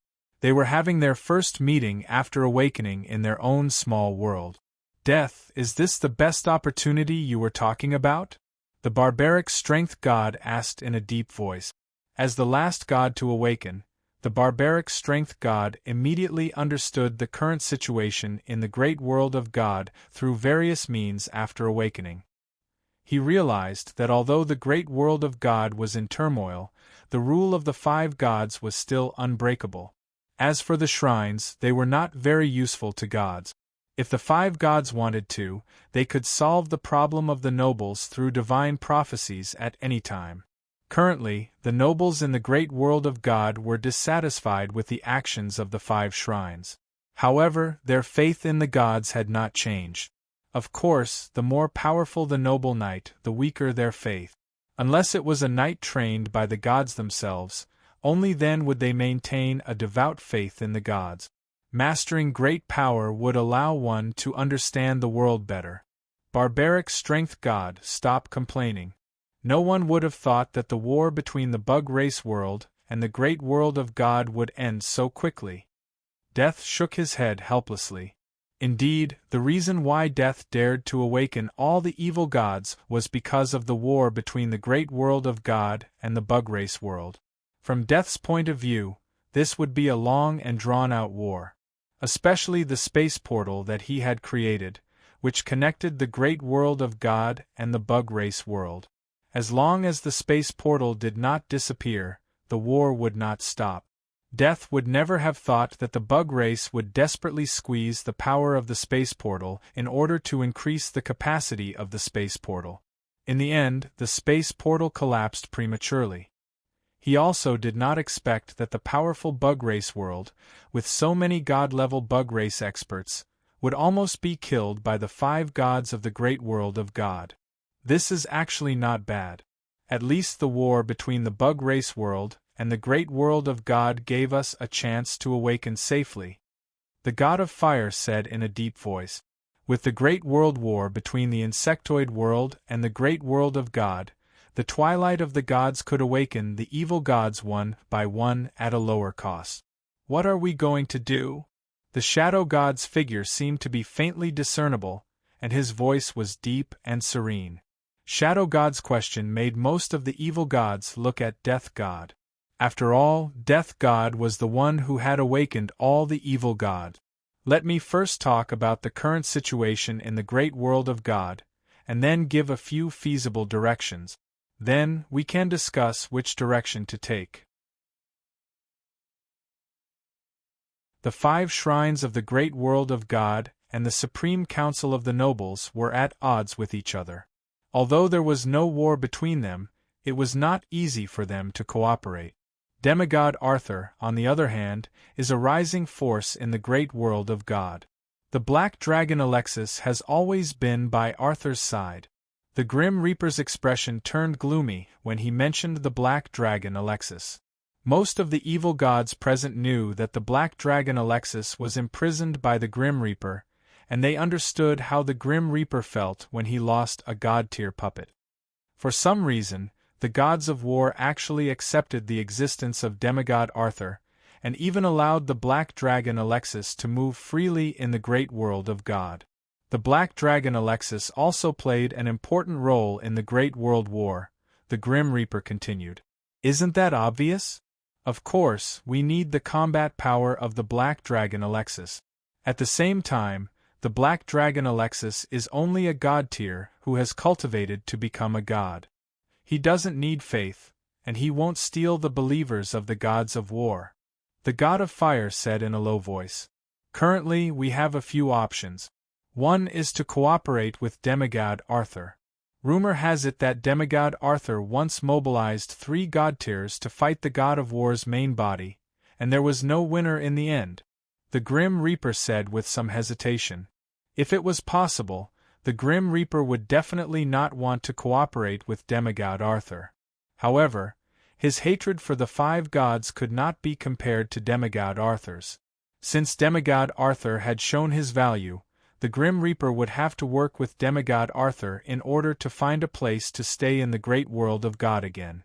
Impossible, absolutely impossible, the barbaric strength god yelled. Not only the barbaric strength god, but the rest of the evil gods also did not believe this news. Grim Reaper, where did you get this news from? The god of fire asked with a frown. One of my believers is related to a small aristocratic family. Recently, this news has been spreading in the aristocratic circle. Moreover, the god of war can cooperate with the Black Dragon Alexis to fight against the Zerg god tier. I believe this rumor is true, the Grim Reaper explained. Originally, the news of David mobilizing 3 god-tier beings to fight against the god of war's main body was only spread among a few of the top aristocrats. Recently, the Supreme Council leaked this news to give the aristocrats the confidence to fight against the shrines. I still don't believe it. If there was a god fighting against the god of war from a distance, I would still believe it. However, it is impossible for 3 god-tier beings to fight the god of war's main body to a draw. The barbaric strength god still did not believe it. The barbaric strength god was a close combat god that was as rare as the god of war. He had fought against the god of war before, so he naturally knew how terrifying the god of war's close combat skills were. The feeling of not being able to use all his strength and being targeted during the battle almost drove the barbaric strength god crazy. Even after tens of thousands of years, the barbaric strength god would still feel a chill from the bottom of his heart whenever he thought about the battle with the god of war. However, the barbaric strength god also understood how proud the god of war was. If his strength was not recognized, the god of war would not cooperate with the black dragon Alexis to fight against the Zerg god-tier beings. Whether or not to cooperate with the demigod Arthur can be discussed later. The other direction I want to take is to cooperate with the giant dragons. The death god waved his hand and said. The death god's words made all the gods in the illusion stop. All the gods here had participated in the divine war with the giant dragons.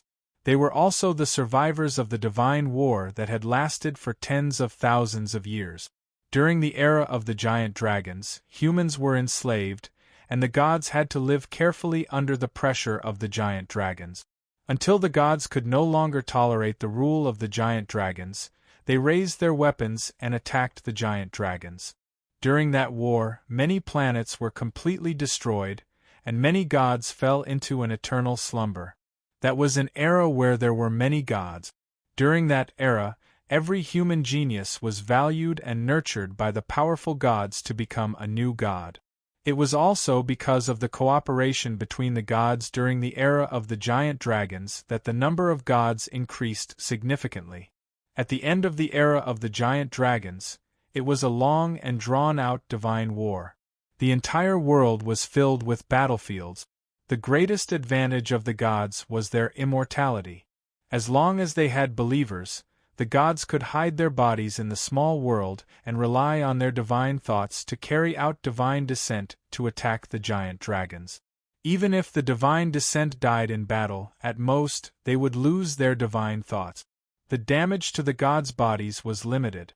In addition, the cooperation between the gods made it so that even if the gods were injured, their believers would not be snatched away. They had enough believers to provide the power of faith to restore themselves. No matter how powerful the giant dragons were, they could not withstand such a war of attrition between the gods. The giant dragons were indeed powerful. They were the favorites of the large world and were favored by the god. However, because the giant dragons were too powerful, they were limited by the large world. Their fertility rate was extremely low. On one side, there was almost an endless supply of divine descent. On the other side, there were fewer and fewer giant dragons. The giant dragons abandoned the large world. They paid a huge price to break the space barrier and migrated the entire race to another large world. It was also because the giant dragons were expelled that the inferiority of humans was exposed. Even the gods were raised by humans and had the same inferiority.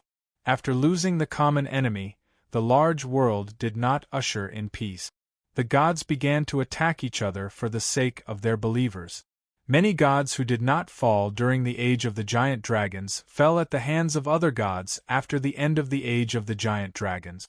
It was a chaotic age of the gods. The war between the gods became a war of attrition. Resurrection and divine descent made the gods weaker and weaker. Every time they were defeated, they would lose a large number of believers. The recovery of the gods would also slow down. It was also during the age of the gods that the 5 gods stood out. They were sincere and united. They trusted each other and beat the other gods into the dust. The gods recalled the past.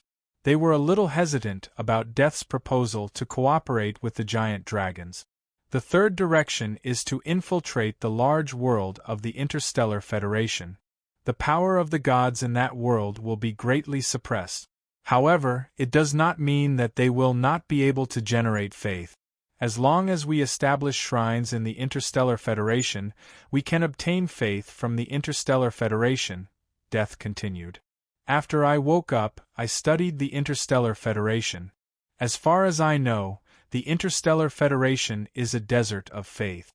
It will be very difficult to generate faith in the people of the Federation. The God of Fire said in a deep voice. The God of Fire was considered a god who woke up relatively early. In addition, the believers of the God of Fire had the least evil aura. They could obtain a lot of important information. The great world of God had cooperated with the Interstellar Federation many times. They were no longer isolated from each other like before. They could obtain a lot of information about the Interstellar Federation. It is precisely because of the desert of faith that we can expand the faith. The population of the Interstellar Federation is many times larger than the population of the great world of God. Death said with certainty.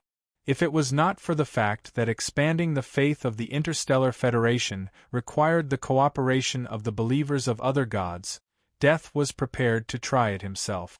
Too many of his believers had died, and he was unable to expand. The third direction is to infiltrate the large world of the Interstellar Federation. I don't think it will work in a short period of time, right? The God of Blood asked in a deep voice. Yes, but as long as it succeeds, we will no longer have to worry about the believers. We can focus on the long war with the God of War. Death nodded. If this can be done, it will be worth it even if it takes 1,000 or 10,000 years, the God of Shadow said quietly. Who will contact the demigod Arthur? The God of Fire asked. The God of Storm slightly shrank his body. He did not want to face the demigod Arthur at all. Furthermore, he did not even have a god's messenger. It was impossible for him to descend. I will not go, the God of Blood said in a deep voice. He had fought with the demigod Arthur before. Although the demigod Arthur's combat power was not considered strong, the God of Blood did not want to fight with the demigod Arthur. We need to find a god without any evil aura. It will be easier for the demigod Arthur to accept, Death suggested. Among the 12 evil gods, only the God of Fire and the Mother Goddess of Forest did not have any evil aura. The God of Storm could also be considered evil. However, the awakening ceremony of the God of Storm required the believers of the demigod Arthur. If the God of Storm dared to appear in front of the demigod Arthur, the demigod Arthur would probably attack him. I will go and meet the demigod Arthur, the Mother Goddess of Forest said calmly. Although they were evil gods, it did not mean that all gods used evil method. Evil gods were gods that were not recognized by the great world of God. However, most of the gods who did not use evil methods had fallen early in the Age of God. Gods who used evil methods had a higher chance of surviving. That was why there were so many evil gods among the 12 evil gods. Of course, that did not mean that the God of Fire, the Mother Goddess of Forest, and the God of Storm were good gods. Sometimes, kindness was not related to one's own ability. For the gods, the standard kindness of human beings was not suitable for them. In the eyes of the gods, ordinary human beings were only tools and sheep. The gods often called the appointed bishops as shepherds. How about contacting the dragon race? Death asked. I don't want to see the dragon race again unless it is absolutely necessary, the God of Fire said in a low voice. Me too. Although my name is Fear, when I see a sky full of dragons, I will turn into fear, the God of Fear said bitterly. No one likes the dragon race. They are arrogant, rude, crazy, and greedy. If we cooperate with them, we will inevitably have to fight with the dragon race again. I don't have the confidence to defeat the dragon race with the help of the 12 gods, the God of Blood said. After experiencing the Age of Dragons, the gods had a deep-seated fear of the dragon race. That was a dark time. The gods did not want to face that era again. The return of the dragon race was likely to be worse than now. The God of Death's eyes flashed slightly, and he said in a low voice, Then we will discuss the matter of the dragon race again. The gods did not ask how to contact the dragon race. That was because when the dragon race left, they still left some traces of the dragon race, and there was a magic circle to contact the dragon race.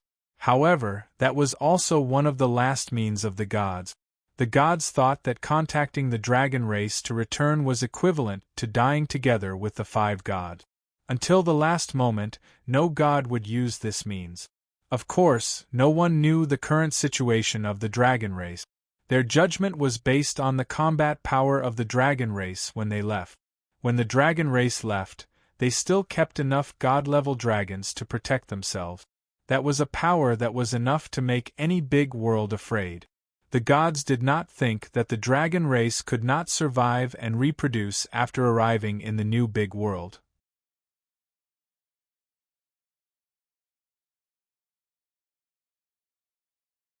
Chapter 1252.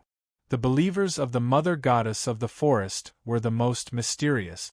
Her believers were divided into two parts, and the two parts were not connected to each other. Some of the believers joined the twilight of the gods like ordinary evil believers, and used the divine spells given by the Mother Goddess of the Forest to cultivate some plant training resources for the twilight of the gods. Although this part of the believers had no fighting ability, their status in the twilight of the gods was extremely high.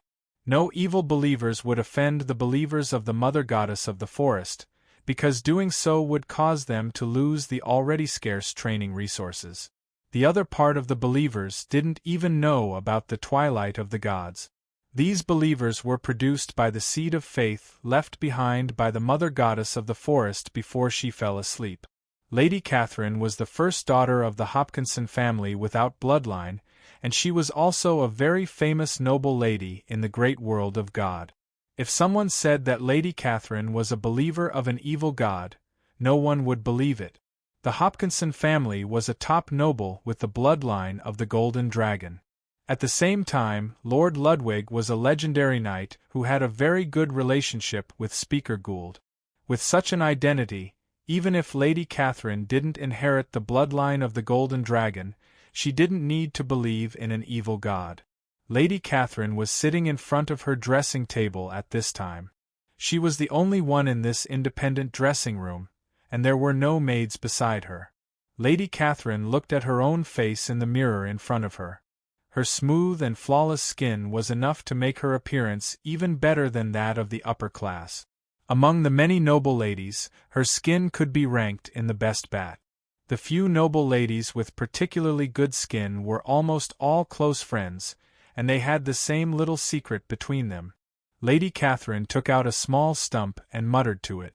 If someone was listening, they would find that she was chanting the divine book. However, this divine book was not any of the 5 gods, but the Mother Goddess of the Forest. Of course, Lady Catherine didn't know that she was praying to the Mother Goddess of the Forest, and she didn't know that the secret chant she was chanting was the divine book of the Mother Goddess of the Forest. After a long time, Lady Catherine finished chanting, and a drop of water with a faint fragrance was secreted on the stump. Lady Catherine took out an alchemy bottle and carefully put the water droplets with a faint fragrance into the alchemy bottle. She took out some little bottles and put them in front of her. These bottles contained dew from roses, from violets, from rosemary, and so on. Lady Kathleen was as focused as an alchemist. Although her work was not as complicated as alchemy, it was not easy either. The ratio of each type of dew could not be too different, because once there was a mistake, the dew that was mixed would not be pure, and it would affect the effect of use. Lady Kathleen poured the water into the alchemy bottle and shook it gently. Soon after, she opened the alchemy bottle and smelled the fragrance. She was intoxicated. This was another branch of the Forest Mother Goddess's followers. They were all female, and they were all noble ladies of high status. The noble ladies did not gain any power from their faith, nor did they have the ability to cast divine spells. The only thing they obtained was nature dew, a low-level divine item. The nature dew did not have any healing effect or any buff effect. Its function was to whiten and moisturize the skin. Long-term use of the nature dew would repair the skin defects and make the skin appear extremely white and tender. However, this effect was enough to make any woman crazy. It was just that the production of nature dew was very small. Prayer like this for a long time only brought a drop of nature dew. When the noble ladies passed down the method of obtaining nature dew, they also developed the formula to use nature dew. The noble ladies did not know that the stump in their hands was the statue of the forest mother goddess. In fact, this stump was not similar to the statue of the forest mother goddess at all. It was just that in addition to the public statue of the forest mother goddess, the forest mother goddess had another form, which was the form of this stump.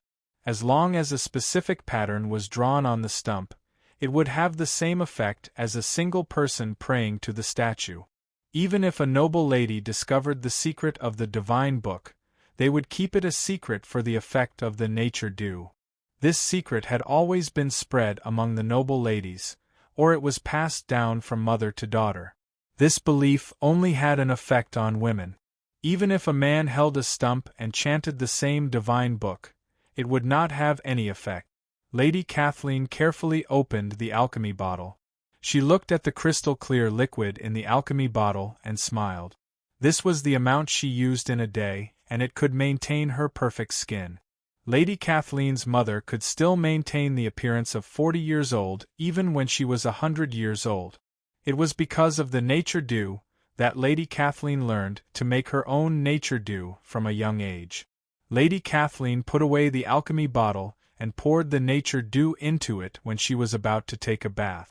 Just as Lady Kathleen was about to put away the stump, a light flashed on the stump, and her eyes were confused. In her head, a voice told her that she needed to go find the demigod Arthur. Lady Kathleen quickly woke up from the confusion, but in her heart, a thought was deeply rooted, and that was to go find the demigod Arthur. As for the reason, Lady Kathleen didn't think about it at all. In this world, there was nothing that didn't have a price. Although the nature dew was exchanged by the noble ladies singing the divine book of the forest mother every day was equivalent to becoming a believer of the forest mother. When the forest mother needed it, she could affect these noble ladies with just a thought. Of course, the influence of these noble ladies was limited, not to mention their combat power. In the great world of God, most of the powerful knights were men, and the chances of a woman becoming a powerful knight were very low. And the women who became powerful knights were very knowledgeable, so how could they not know the danger of singing the divine book? Lady Kathleen stood up and went to the castle study. Lord Ludwig was not in the castle, and there was no one in the study. With Lady Kathleen's identity as the daughter of the first wife, no one would ask her to enter the study. Just by seeing that Lady Kathleen didn't have bloodline power and was still obtained by the family for her, it could be seen that Lord Ludwig still valued Lady Kathleen very much. Lady Kathleen took a coat of arms from the desk, which represented Lord Ludwig's coat of arms. Lady Kathleen knew that she wasn't qualified to see the demigod Arthur, and it was only possible to use Lord Ludwig's identity. After taking the coat of arms, Lady Kathleen walked to the portal in the castle. She pressed the coat of arms on the portal, and then chose to teleport to Gammy. Gammy was naturally not so easy to teleport to. Lady Kathleen just sent a teleportation request to Gammy. David finished practicing the law of destruction, and was resting when he sensed the request from the planet-level portal. He didn't ask much about this kind of thing, and left it to Legend Annabelle. However, just as David rested and was about to continue practicing the law of destruction, he sensed a strange aura. His figure flashed, and he appeared in front of the planet-level portal with his talent ability break space. At this time, Legend Annabelle was talking to a noble woman. "Who are you?" David stared at Lady Kathleen and asked in a deep voice. Legend Annabelle froze for a moment, and without hesitation, she put on her armor in an instant. A demigod-grade long sword appeared in her hand, and she pointed the long sword in her hand at Lady Kathleen. Legend Annabelle received a teleportation request from Lord Ludwig.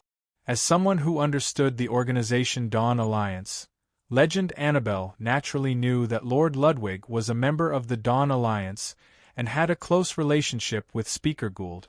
Because of this, Legend Annabelle agreed to the teleportation request, but the person who appeared was a woman, which made her extremely surprised. When she was asking, David appeared. David's performance made Legend Annabelle understand that there must be a problem with Lady Kathleen's identity. Legend Annabelle was born as a war shrines, and she wouldn't look down on Lady Kathleen because she was just an ordinary person. How could someone who could find David be an ordinary person? Even shrines didn't dare to find trouble with David. Lady Kathleen's eyes were fixed on David. Her eyes didn't look like a young woman's at all. There was a sense of vicissitudes that didn't match her face. This was the forest goddess borrowing Lady Kathleen's body. This wasn't a divine descent. Lady Kathleen's body couldn't withstand a divine descent. This was just a stable faith channel. A trace of divine sense was probed into Lady Kathleen's body, and it could control Lady Kathleen's body to a certain extent. I feel the pure power of nature from your body. This is too strange. The voice of the mother goddess of the forest through Countess Kathleen was crisp and clear, but due to her ancient and strange speech, it appeared to be very simple. Who are you? When David asked again, the black dragon Alexis on his shoulder had awakened and was looking at Lady Kathleen. Although the black dragon Alexis was the size of a kitten, it was still a god-level black dragon. Being stared at by such a terrifying existence, Lady Kathleen's body couldn't help but tremble slightly. Great black dragon Alexis, please put away your pressure. This body can't withstand your pressure. I don't mean any harm. I'm here to discuss cooperation with the great demigod Arthur. Lady Kathleen bowed and said. David patted the black dragon Alexis and motioned it to put away its pressure. The black dragon Alexis glanced at Lady Kathleen. After feeling that there was no threat, it lay on David's shoulder again.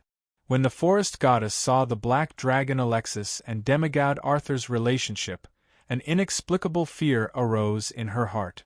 What kind of existence was this demigod Arthur? The black dragon Alexis actually stayed by his side in the form of a pet. The forest goddess bowed respectfully. Great demigod Arthur, I'm the forest goddess. I'm borrowing Lady Kathleen's body to meet you. Please forgive me for taking the liberty to disturb you. Perhaps the forest goddess had some sense of superiority as a deity before, but after coming into contact with demigod Arthur, this trace of superiority disappeared. Forest goddess? David said softly. He looked at Legend Annabella and asked, What's the origin of this forest goddess? Legend Annabella looked at Lady Kathleen cautiously and then replied to David, The forest goddess is one of the 12 evil deities in the twilight of the gods. David nodded and turned to the forest goddess. Forest goddess, tell me what you're here for. David didn't care about the 12 evil deities at all. He remembered that the god of storm was beaten up by black dragon Alexis, and even the last shrines were taken away by him. Even Legend Annabella didn't hesitate to say the name of the deities because of David. The forest goddess didn't react to David's rudeness and replied respectfully, Great demigod Arthur, the 12 deities have all awakened. They asked me to propose cooperation with you to overthrow the rule of the 5 great deities. After tens of thousands of years of slumber, the forest goddess's edges had long been smoothed out. Not to mention, the forest goddess wasn't a fighting deity. Cooperation with the 12 evil deities? David had the urge to laugh. Just think about it. The 12 evil deities didn't dare to come out of their small world, and they didn't even dare to descend in the great world of God. You could tell how strong they were. They were scared of the 5 deities. 12 against 5, and they still needed to cooperate with David. How little confidence did they have in themselves? The forest goddess continued to encourage. Demigod Arthur, the 5 deities may accept you now, but from what I know about them, they will one day make a move against you. Why don't we work together now and get rid of them together? David glanced at the symbol on the corner of Lady Kathleen's noble dress and said in a deep voice, I'm not interested, and I don't like what the evil deities did in the great world of God. I advise you to stop controlling this body in the future. This is the lady of the Hopkinson family. If she is hurt, I can't guarantee that I will find your shrines. The symbol on Lady Kathleen's clothes showed that she was a lady of the Hopkinson family, and she was a direct descendant. David had to warn the forest goddess for the sake of Lord Ludwig. The forest goddess said respectfully, "Demigod Arthur, I didn't hurt her. I don't know when you will become a deity, but I hope to become your subordinate deity." This time, David and Legend Annabella were shocked. No one would think that the forest goddess was lying. She didn't need to lie. The forest goddess clearly wanted to rely on David, but only after David became a deity. "Why are you doing this?" David asked in a deep voice.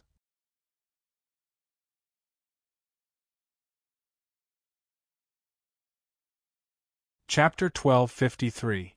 Of course, David couldn't understand. It couldn't be because of the black dragon Alexis, but he also didn't think he had such charisma that he could make a god that had lived for tens of thousands of years submit to him. The forest mother goddess hesitated for a moment before saying, "Demigod Arthur, you have pure nature energy on you. If possible, I wish I could leave the small world and stay by your side." Nature energy? David sensed his own body. He didn't feel any nature energy, but the forest mother goddess didn't look like she was talking nonsense. "Alexis, can you sense the nature energy on me?" David asked Black Dragon Alexis through soul communication. "My lord, my perception of nature energy isn't strong enough, so I can't tell if you have pure nature energy on you." However, the forest mother goddess was a gentle god during the Age of Gods. The forest mother goddess didn't have much combat power, but she specialized in cultivating plants and animals. Many plant divine tier products came from her. "The black dragon," Alexis replied. David nodded.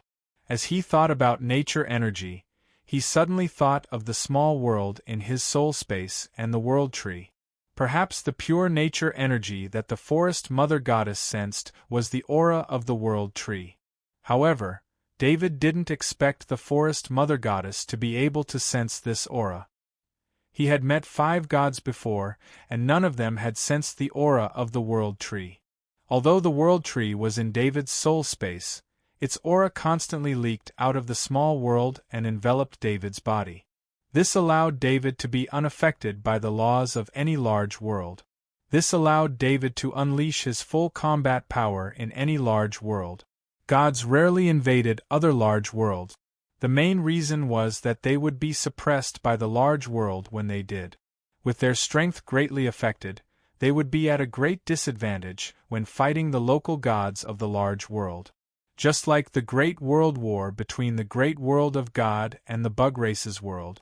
If this war had taken place in the Bug Race's world, the outcome would have been completely different. In the insectoid world, insectoid god ranks had an endless supply of energy, which could greatly increase their combat strength. If a god from the Great World of God was in the Bug World, he would be suppressed by the Bug World, and his strength would be greatly reduced. More importantly, it was very difficult to use godly descent in the Bug World. The World Tree had broken this rule that gods had to pay attention to, allowing David to freely travel through the 3 great worlds without any restrictions. "Mother Goddess of the Forest, I will consider it," David said with a smile. "Great Demigod Arthur, Great Black Dragon Alexis, I look forward to our next meeting." The Mother Goddess of the Forest bowed respectfully. As the Mother Goddess of the Forest finished speaking, the inexplicable aura on Countess Kathleen disappeared. Countess Kathleen woke up from her confusion and saw the demigod Arthur and Legend Annabella. "Lady Kathleen of the Hopkinson family greets the great demigod His Highness Arthur and Legend Annabella." Lady Kathleen curtsied nervously. "You can go back, Countess Kathleen," David said with a slight nod. Countess Kathleen didn't know why she came. After hearing David's request, she didn't think much and turned towards the planetary teleportation portal. "My lord, should we report to Lord Ludwig that the Mother Goddess of the Forest can infiltrate the direct descendants of the top nobles?" Legend Annabella said softly to David after seeing Countess Kathleen's back disappear. Let's not talk about this first. A countess without bloodline power, even if she is a direct descendant, is no threat. Countess Kathleen can't even touch the affairs of the Hopkinson family. David shook his head with a smile. Legend Annabella didn't speak again, but her heart was not calm at all. The news that the mother goddess of the forest intended to join the demigod Arthur had a great impact on Legend Annabella. She now felt very lucky to have chosen to join the Luce family after leaving the Shrines of War. Look at herself. In a short period of time, she had become a legend. She had a higher status and more freedom than when she was in the Shrines of War. David didn't pay attention to Legend Annabella and disappeared with a wave of his hand. In the next few days, David went into seclusion again. He didn't ask about anything. The evil gods of the Twilight of the Gods also seemed to have given up on the idea of cooperating with him and didn't come looking for him again. After 10 days of training, David completed the demigod body of the third finger. Through the demigod golden-winged beetle king's clone, he learned that the frantic search in the insectoid world had come to an end. The main reason was that the Queen Mother couldn't endlessly mobilize all the insectoid forces to do something that wouldn't yield any result. Of course, there was another reason. The disappearance of the 2 Emperor-level inheritance runes from the Bug Tribe's world made the Queen Mother understand that the demigod Arthur's side had the intention of retreating. Since the 2 Imperial inheritance patterns weren't in the insectoid world, it was very likely that the demigod Arthur wouldn't stay in the insectoid world either. There was no point in searching on a large scale. Therefore, on the 10th day, the insectoid communication network received news that a large number of insectoids had returned. On the 10th day, David opened the wormhole to the insectoid world's safety point and returned to the insectoid world. After arriving in the insectoid world, he spent 2 days to rearrange the hidden rune circle of the insectoid world's safety point. He put away the divine artifact, the Stalker's Crown, and used some precious materials and a divine power crystal to set up the real rune circle. Then, through the portal, David came to the underground space of the demigod golden-winged beetle king's clone's territory. The place had been closed for a while. Before reopening, David took out a large number of precious materials to increase the security of the entire underground space. Since there was a destruction shrines here, all the rune circles in the underground space were powered by the power of faith in the shrines of destruction. As the setup was completed, the underground space of the large military base reopened. David also released the Blade Mantis Emperor clone, the Titan Golden Emperor clone, and the 5 demigod clones. He used the 2 Imperial inheritance patterns to continue his training. With the increased security this time, he didn't have to worry about being discovered in the future. Now that David had time, he calmly prepared to revive the Queen Mother's battle body. He had a feeling that the Queen Mother's battle body would be his strongest combat skill before his main body became a god. David summoned the Shadow Attendant and pressed one hand on the Shadow Attendant's shoulder to check the state of the small part of the Queen Mother's soul. After being purified for several times longer, the small part of the white fat worm's shape in the golden soul light shield was already blurred. David's mind came into contact with the small part of the Queen Mother's soul. He wanted to send this small part of the soul into the small world of his soul space. At the moment of contact, a thought was transmitted into his mind. I will find you, and I will make you suffer from 10,000 insects gnawing at your heart, and you will never be free. David was shocked. He thought that something had happened. Maybe the small part of the Queen Mother's soul still had some of the Queen Mother's consciousness. He carefully prepared to deal with it. In fact, he wasn't too worried because he had seen the strength of the world tree in the small world of his soul space. No matter what kind of soul it was like an ant in front of the world tree. However, it was clear that this small part of the Queen Mother's soul only left this message. Everything else had been purified. No matter how strong the Queen Mother's soul was, this was only a small part of its soul. David put the small part of the Queen Mother's soul into the small world of his soul space. The world tree was very strict with the small world of his soul space. It would actively check anything that could affect the small world of his soul space. A branch reached out and grabbed the small part of the Queen Mother's soul. Then a ray of light swept across the small part of the Queen Mother's soul. The small part of the Queen Mother's soul became a fruit that hung on the branch. David's mind came into contact with the fruit, and he easily turned the small part of the Queen Mother's soul into his own soul clone. Although this was a God-level soul clone, it was clearly much smaller. It was only 1/5 the size of an ordinary God-level soul clone. However, this small God-level soul clone was still a true God-level soul clone. It was just at a critical point.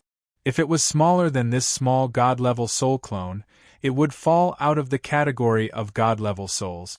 Perhaps the Queen Mother was stuck at this standard, which was why she had divided so many souls. David once again felt the extreme calculation and analysis speed of a God-level soul in his soul. However, he knew very well that he couldn't pursue these things right now. What he needed was stronger combat power. Having another God-level combat power was definitely more important than having another God-level soul clone. David's mind scanned the space pendant, and the Queen Mother's battle body was moved out. At the same time, a bottle of undying life force entered the body of the Queen Mother's battle body under his mind control. This was to maintain the vitality of the Queen Mother's battle body. Although the battle body had been killed, the vitality of the battle body didn't disappear immediately. For the undying life force, as long as the corpse retained a bit of vitality, it could be used to revive the corpse. It should be known that only a little bit of the undying life force was needed to heal a god's body. David's use of such a large amount was, to some extent, more valuable than a god-level battle body. As the vitality of the battle body returned, David could clearly see that all the wounds had healed. He didn't even need to activate the heart of the battle body. The god-level battle body operated on its own. David didn't know how the Queen Mother had divided her soul or put it into the battle body. Perhaps it was a secret technique of the Queen Mother. David had his own method. He directly guided the small God-level soul clone into the battle body. It didn't matter what method the Queen Mother had used to make the battle body and the soul perfectly merge into a complete God-level body. However, as long as David used the same soul, he could let the battle body accept the God-level soul clone and merge with it again. David's mind stayed in the God-level soul clone, and it entered the battle body together with the God-level soul clone.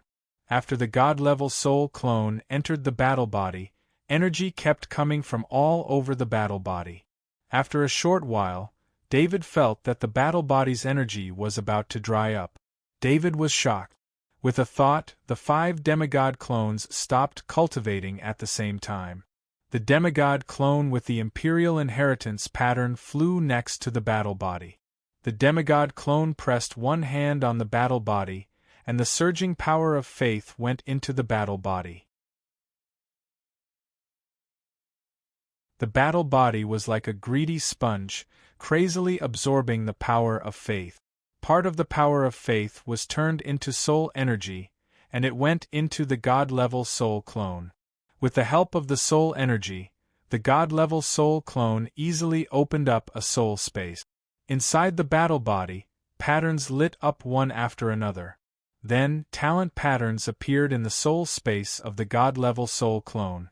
Unlike a normal God-level body, the talent ability of the battle body was fixed inside the battle body, not in the soul. The Queen Mother had purposely done that. For example, the main body of the battle body she chose was the body of a space bug.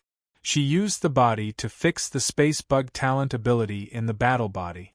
In addition, there were 6 forelimbs with 6 different effects: paralysis, poison, speed reduction, burn, bleed, and freeze. These 6 effects had 6 different talent runes within them. In the thick legs, there was the talent ability of acceleration. On the surface of the battle body, There was the talent ability of sturdy defense, which made the battle body extremely strong. What was even more terrifying was that all of the talent abilities were god level.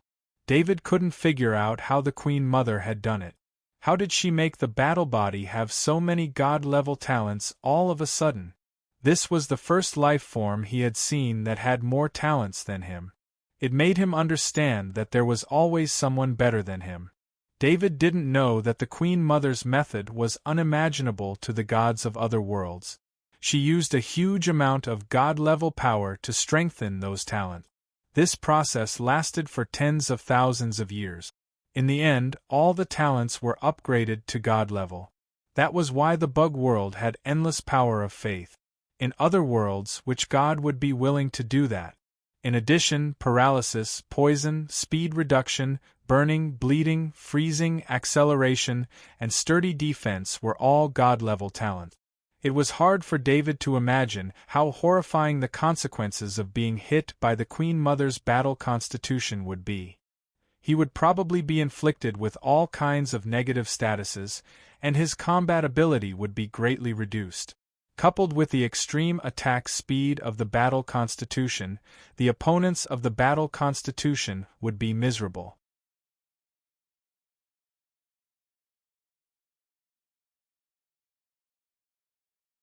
Chapter 1254. David tried to control the battle form to stand up and move its body. He realized that every joint of the battle form had more mobility than an ordinary Zerg, especially the 6 forelimbs. Perhaps the Queen Mother did not have the Interstellar Federation's knowledge of anatomical and mechanical structures, but when it came to practical application, it was much more advanced than the Interstellar Federation's. 6 forelimbs, in David's opinion, should be 6 arms, although they did not even have a hand. They only had 6 god-tier spikes that looked like longswords. This kind of arm was very inconvenient for daily life, but it was excellent for combat. David tried to stab with one arm. After he retracted his arm, there was a natural force inside his arm that increased the speed and strength of his stab. A thin crack appeared in the space in front of him. This stab also made the underground space sound an alarm. This was the cube's super AI system detecting energy beyond its defense.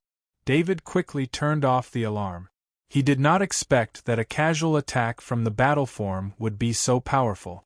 One had to know that even a god tier could not break through space easily. They had to use the most powerful means to do so. For example, the Blade Mantis Emperor clone could easily break through space with a swing of his blade, but the half-body Spider Emperor needed to detonate its spider web to break through space.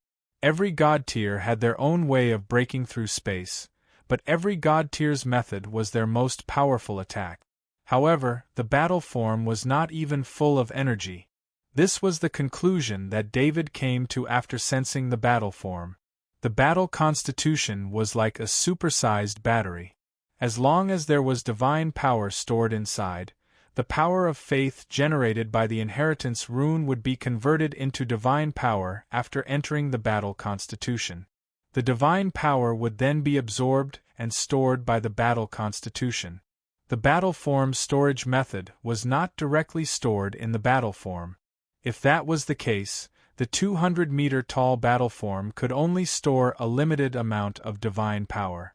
The battle form opened up a divine power storage space inside its body. David believed that this storage space was modified by the space fragment.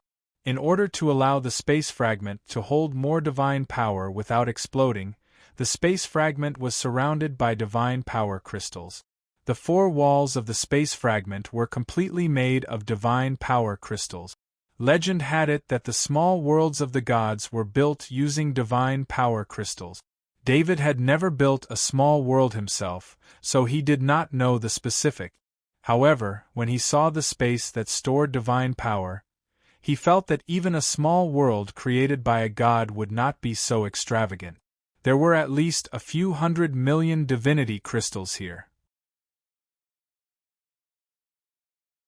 With David's shallow knowledge of the gods, he knew that even a powerful god wouldn't be able to take out so many divinity crystals, let alone a new god.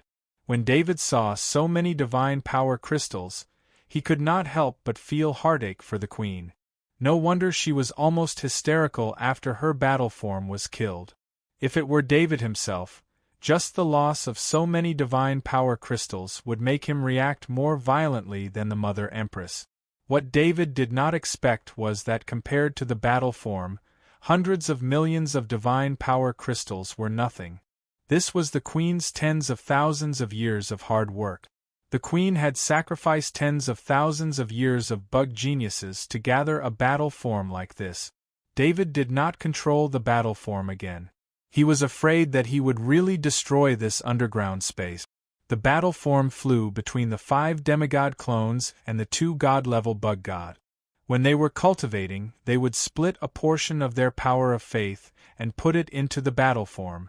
This way, the demigod clones and the god-level bug gods would not be delayed in their cultivation. David's main body's mind moved slightly. He packed all the knowledge about the talent ability of the god of war into a ball of knowledge. The battle form absorbed the power of faith, turned it into divine power, and then put it into the storage space. It did not need to be actively controlled. It was all instinctive. Therefore, this did not affect David's transfer of knowledge.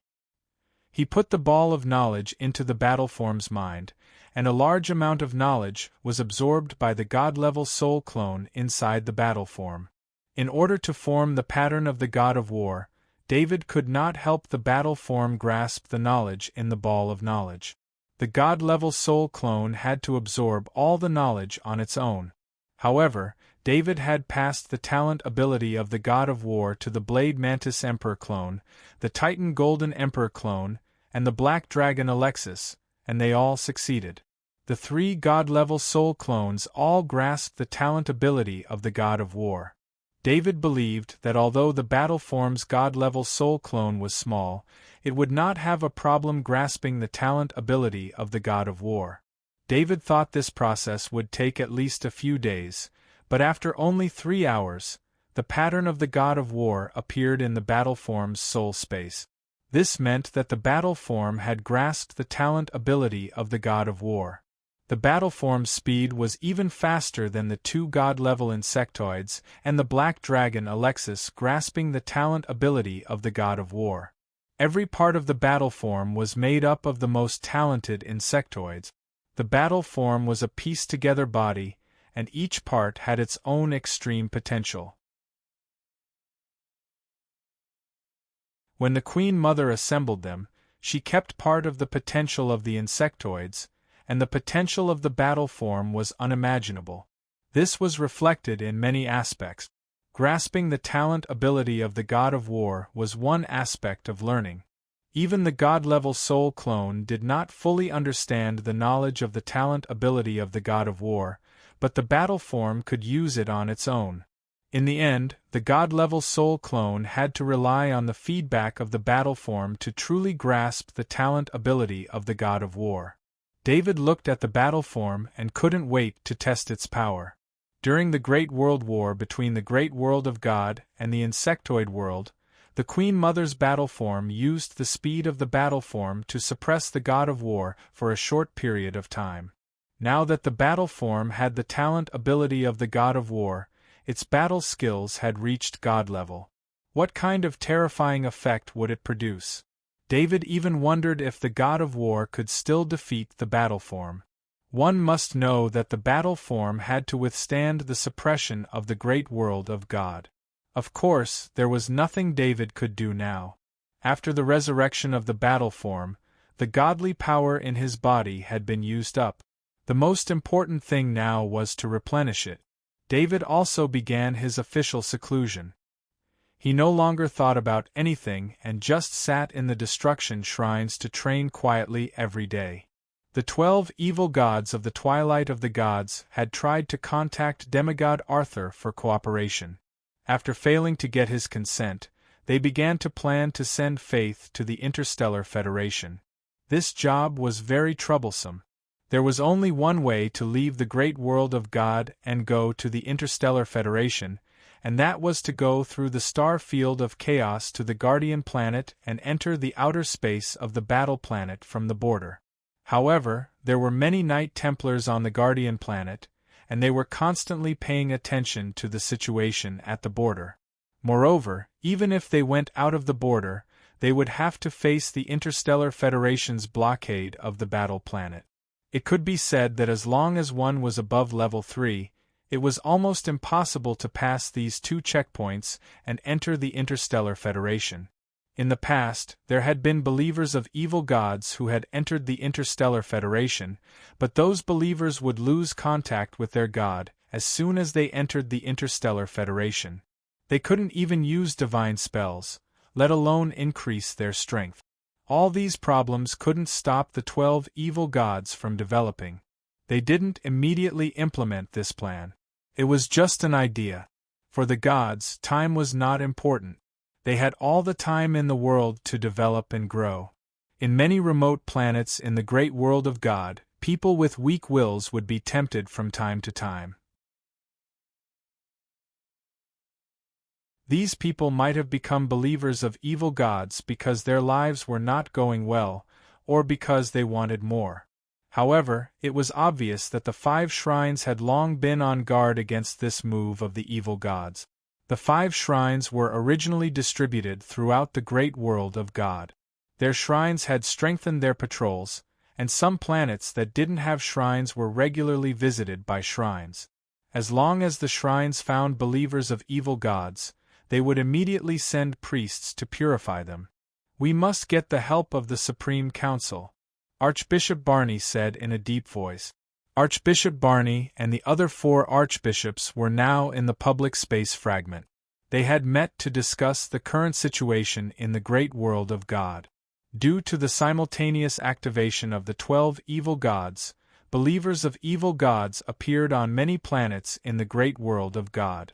The shrines were now severely understaffed, especially when many planets were under the control of the nobles. If they didn't act through the nobles, it might lead to new conflicts with the nobles. Recently, the shrines had passed a resolution by the Supreme Council to lead the missions issued by the shrines. This caused the shrines to carry out all the missions by themselves.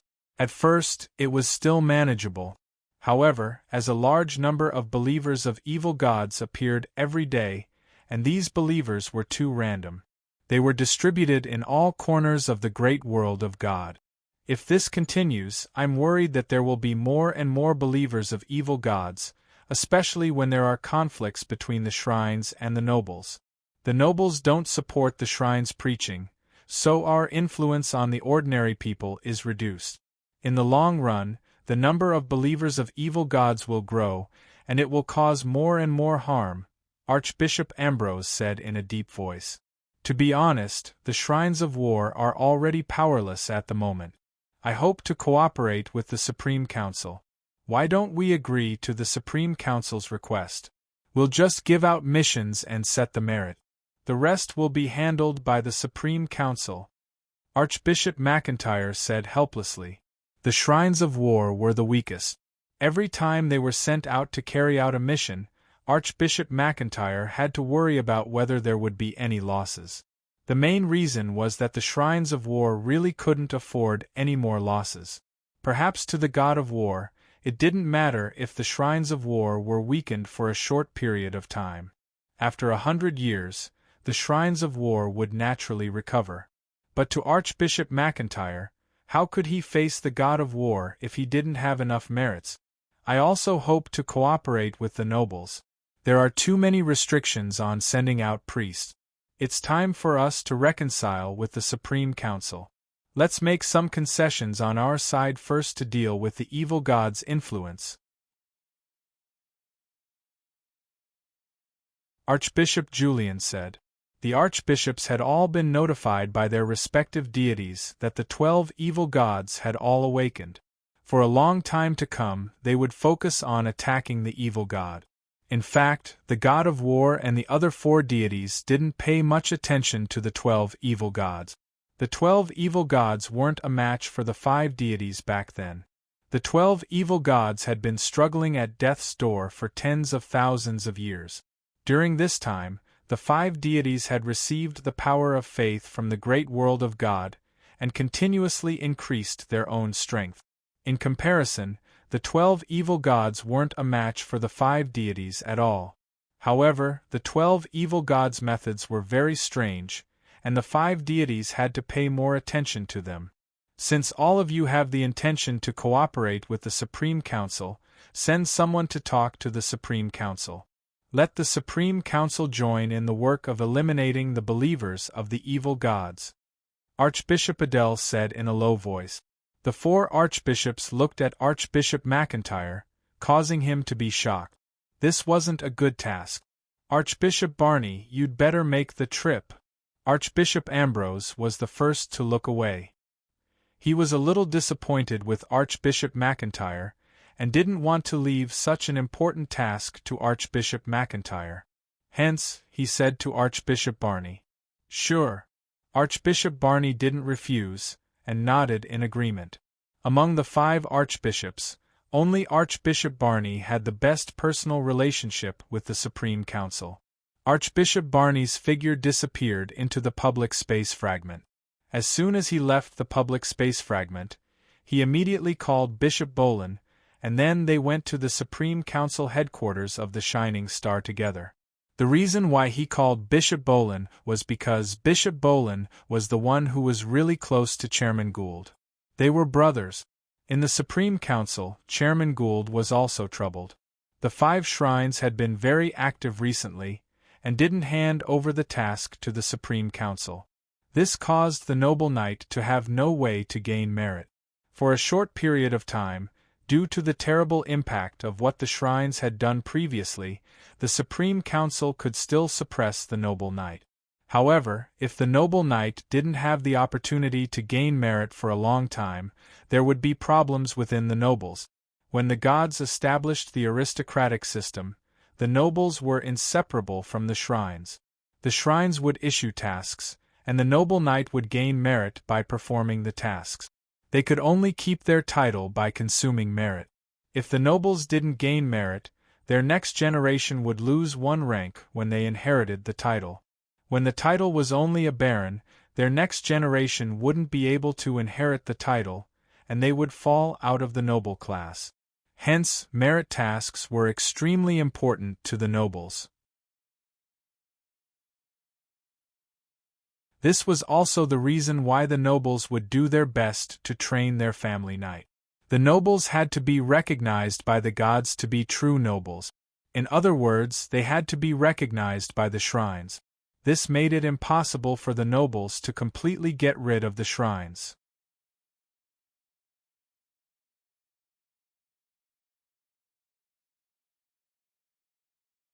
Chapter 1255. Master, Archbishop Barney and Bishop Bolin have just arrived at the planetary-level teleportation portal through the portal, and are ready to visit you. Steward Hayes reported as he walked into the room gently. Prepare for the ceremony and greet them at the door. Chairman Gould said with a smile as he couldn't help but feel happy. At this time, Archbishop Barney came to visit, and he even brought Bishop Bolin over. The meaning of this was self-evident. During this period of time, the Supreme Council of the Great World of God and the 5 shrines seemed to be competing with each other.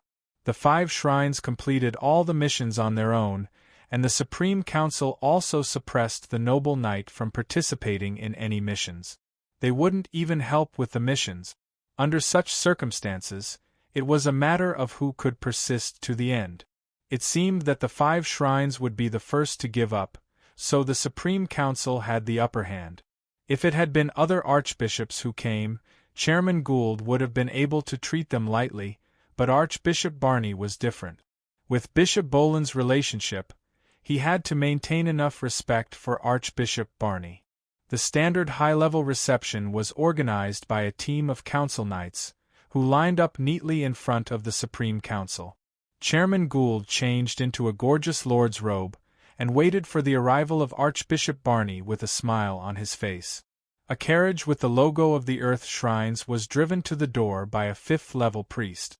Archbishop Barney didn't bring anything with him, and only brought a 5th-level priest with him. That was his trust in Chairman Gould. In fact, there wouldn't be any danger from the Earth shrines to the Shining Star. Archbishop Barney himself was at the legendary level, and there were many legendary level knights on the Supreme Council's side. The Shining Star was definitely the safest place in the great world of God. Bishop Bolin was the first to alight from the carriage. He turned to the other side of the door, opened it, and escorted Archbishop Barney out of the carriage. Archbishop Barney looked at the guard of honor with a smile on his face, which meant that Chairman Gould's attitude towards him hadn't changed. Speaker Gould and Archbishop Barney greeted each other, then he hugged Bishop Bolin. The meeting was held in the meeting room of the chairman and recorded by the clerk of the Supreme Council. It was an official meeting that would be recorded in a document. President Gould, I've brought the goodwill of the shrines this time. The shrines have agreed to the Supreme Council's decision. The shrines will hand over the subsequent meritorious missions to the Supreme Council. However, due to the special nature of many missions, the shrines will have to send out priests to eliminate the remnants of the evil gods. Archbishop Barney said in a deep voice. Speaker Gould was secretly delighted. The shrines had decided to give in. As for needing the cooperation of shrines and priests, even if the shrines did not mention it, he would have asked for it himself. When it came to missions related to the Diablo, the shrine was the most professional when it came to evil matters. The Supreme Council could only provide combat support. I think this will be a major improvement. This is the shrine's respect for the nobles. Speaker Gould said with a smile. In the future, Bishop Bolin will liaise with the Supreme Council. If the Supreme Council has any requests, they will also raise them through Bishop Bolin. I hope the cooperation will go smoothly. Archbishop Barney looked at Bishop Bolin and made arrangements. The Supreme Council will work hard to guide the noble knight to complete the meritorious missions. Happy cooperation, Speaker Gould said with a smile. The two sides had only met for a short time, and there was nothing much to talk about. The Supreme Council's decision was passed by all 95 members. Even if Speaker Gould wanted to amend it, he would have to propose a new proposal and discuss it again. He did not have the power to change the decision. Therefore, the shrines could either accept the decision or cut off all ties with the Supreme Council and no longer cooperate. In times when there were no major events, the shrines would have no problem dealing with normal matters. However, now that the 5 shrines' power had decreased greatly and the 12 evil gods had awakened, the great world of God was in the early stages of chaos. Bishop Bolin stayed in the headquarters of the Supreme Council of the Shining Star. For a period of time, Bishop Bolin would become the coordinator of the 5 shrines. On the same day, the aristocratic affairs offices in every city on every planet in the great world of God began to update the meritorious missions issued by the Supreme Council. The Supreme Council also proposed to all the top nobles to cooperate with intelligence. Any information related to meritorious missions would be sent to the Supreme Council by the intelligence system of the top nobles as soon as possible. The top nobles actively cooperated with this work. They all knew that once the model of cooperation with the shrines was stabilized, the status of the nobles in the great world of God would rise to the same level as the 5 shrines. This was also to increase the power in their hand. No top nobles would slack off. The intelligence system of the top nobles also actively searched for information on the followers of the evil god. Although they did not have the detection method of the shrines, after worshipping the evil gods, there were bound to be some clues leaked. These followers of the evil gods, found by the intelligence system of the top nobles, would also be recognized by the shrines and become meritorious missions issued by the Supreme Council. A large number of noble knights began to crazily accept meritorious missions. The 12 evil gods were also constantly bewitched, and new followers of the evil gods were constantly produced. The chaos in the great world of God was unavoidable. However, under the cooperation of the 5 shrines and the Supreme Council, the chaos caused by the 12 evil gods was kept under control. In the chaotic star field, a worn-out starship was traveling at high speed. This type of starship had always been an important tool for traveling between the Warstar and the great world of God. There were many ores on the Warstar, and due to the special environment of the Warstar, the quality of the ores was much better than the ores of other large worlds. This made ores an important resource on the Warstar. This was especially so for the mines on the Warstar. Not only did they have a large amount of ores, but they also had terrifying recovery abilities. Every once in a while they would produce a large amount of ores. Due to the large amount of ores, spatial items could not be used to transport them, which was why the starship had been created. The interior of the starship was 5 times larger than it looked from the outside. The walls of the ship used spatial materials to set up spatial arrays, which caused the storage of the starship to be shockingly large. Normally, the starship would be filled with vegetables, fruits, and food. These were the supplies that the Warstar needed. But today, this transport-type galactic flying ship was filled to the brim with chests. If someone opened these boxes, they would find that each box contained a human. These people were all quietly sitting with their eyes closed and muttering prayers. 2 red-robed 5th-level bishops sat alone on the chest.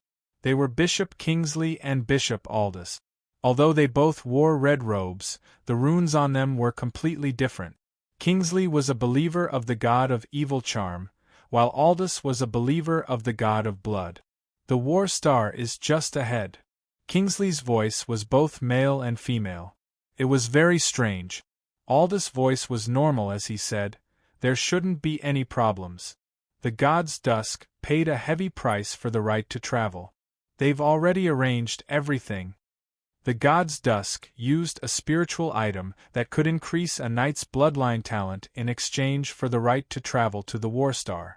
There were 1,000 people in the boxes. 500 of them were believers of the god of evil charm, and 500 were believers of the god of blood. This was an attempt by the gods Dusk to open a path to the Warstar and use it to transfer believers to the Interstellar Federation. As long as these 1,000 believers reached the Warstar, they could use various methods to bribe or bewitch the Interstellar Federation's military personnel. The 1,000 believers were very weak. Most of them were level 1 or 2, and only a few were level 3. As for Bishop Kingsley and Bishop Aldous, they were only escorting the ship and helping it pass through the inspection of the Guardian planet. It was said that the Warstar was always guarded by 2 level 5 knights. They were the most powerful force on the Warstar. The other 2 were small warships of the Interstellar Federation. They were used by the Interstellar Federation's diplomatic office. "Let's go. Let's go play with the 2 paladins guarding the planet," Kingsley said with a chuckle. Aldous reminded, "Don't go too far. There's a portal on the Warstar now. Don't attract the support of the Supreme Council." Whether it was Kingsley or Aldous, they were both old monsters that had lived for over 1,000 years. Their combat power was far beyond that of a normal knight. Now that the Supreme Council's power had increased, these level 5 bishops knew. If it weren't for the orders of their god, they wouldn't have dared to provoke the Supreme Council. The reason why Bishop Kingsley and Bishop Aldous were able to live for so long was not because of their arrogant personalities. If they were too arrogant, they would have been wiped out by the temple a long time ago. Kingsley said impatiently, "I know, I'll hold back." Kingsley's figure flashed to the cabin door. He opened it and flew out first. Aldous shook his head and followed. The 2 level 5 bishops flew forward at full speed. In space, they could already see the Warstar in front of them. They were flying in the direction of the Warstar. There was only one main city on the Warstar. It was originally very desolate. After the baptism of war and the destruction caused by the Zerg, it was hard to even see green on the planet. However, the Warstar's main city was very different from before. There were wide streets and many shops. Of course, the shops here were not retail stores, but wholesale transactions of all kinds of goods. Many of Worcester's resources would be transferred in the main city. The Interstellar Federation also used the convenience of a diplomatic office to carry out business activities on the Warstar. Although the types of goods traded by the Galactic Federation were strictly controlled, there were too many products in the God Domain macroworld that were different from those of the Galactic Federation. This allowed the scale of the trade to take shape in a short time. The construction of this main city was also the goodwill of the Interstellar Federation. In the center of the main city was a brand new castle made of steel. This castle was also built by the Interstellar Federation. 2 knights of the Holy Cathedral lived in the castle. The Knight of the Dexter Cathedral and the Knight of the Nelson Cathedral had been stationed on the Warstar for several years. During this time, they had experienced several wars. The Knight of the Dexter Cathedral and the Knight of the Nelson Cathedral didn't live in the main building of the castle. Instead, they lived in the 2 side buildings. In the main building of the castle, Morley was cultivating. He was David's avatar, so he didn't have any other leisure activities besides cultivation. The appearance of a legendary lord like Morley here was arranged by Chairman Gould. David's 12 legendary knights had all become lords and had their own territories. However, these planets were all undeveloped. Although they were suitable for human habitation, they couldn't be used without long-term modification. Chairman Gould couldn't let these 12 legendary lords stay on the Star of Radiance. That would be a huge waste of legendary power. Thus, he sent the 10 legendary lords to 10 important planets to prevent them from being affected by the evil god. The Warstar was one of them, but Chairman Gould had never made this news public. Even on the Warstar, only the Knight of the Dexter Cathedral and the Knight of the Nelson Cathedral knew of Morley's identity. Currently, the shrines didn't have the energy to care about the affairs of the Warstar. The shrines didn't mention closing the Warstar's teleportation channel, and the Supreme Council wouldn't take the initiative to ask. In the past, the Warstar and the Chaotic Star Field were shielded by the shrines, so no fixed teleportation could be done in this star field. The war forced the shrines to reopen the teleportation channel. Of course, the current Warstar's teleportation channel could only be used to teleport to the Tula star. The Warstar was too important. Ever since the Warstar's teleportation channel was opened, it needed a stronger force to guard it to prevent the Zerg from attacking from the Warstar. If we get any closer, we'll be discovered by the Knight of the Warstar. Get ready. Bishop Aldous looked at the Guardian planet that was getting closer and closer, then looked at the starship that they had left far behind and reminded them. Let's move quickly. I haven't had a good battle for almost 100 years. Bishop Kingsley said as he licked his lip. Bishop Aldous's red robe flashed, and a large amount of red mist surged out. Soon, it formed a red blood mist that enveloped his body. Bishop Kingsley's aura also rose, and his body became a little illusory. You're tuning in to the Phoenix Knights YouTube channel. Don't forget to subscribe and join us on this journey to catch the most captivating stories.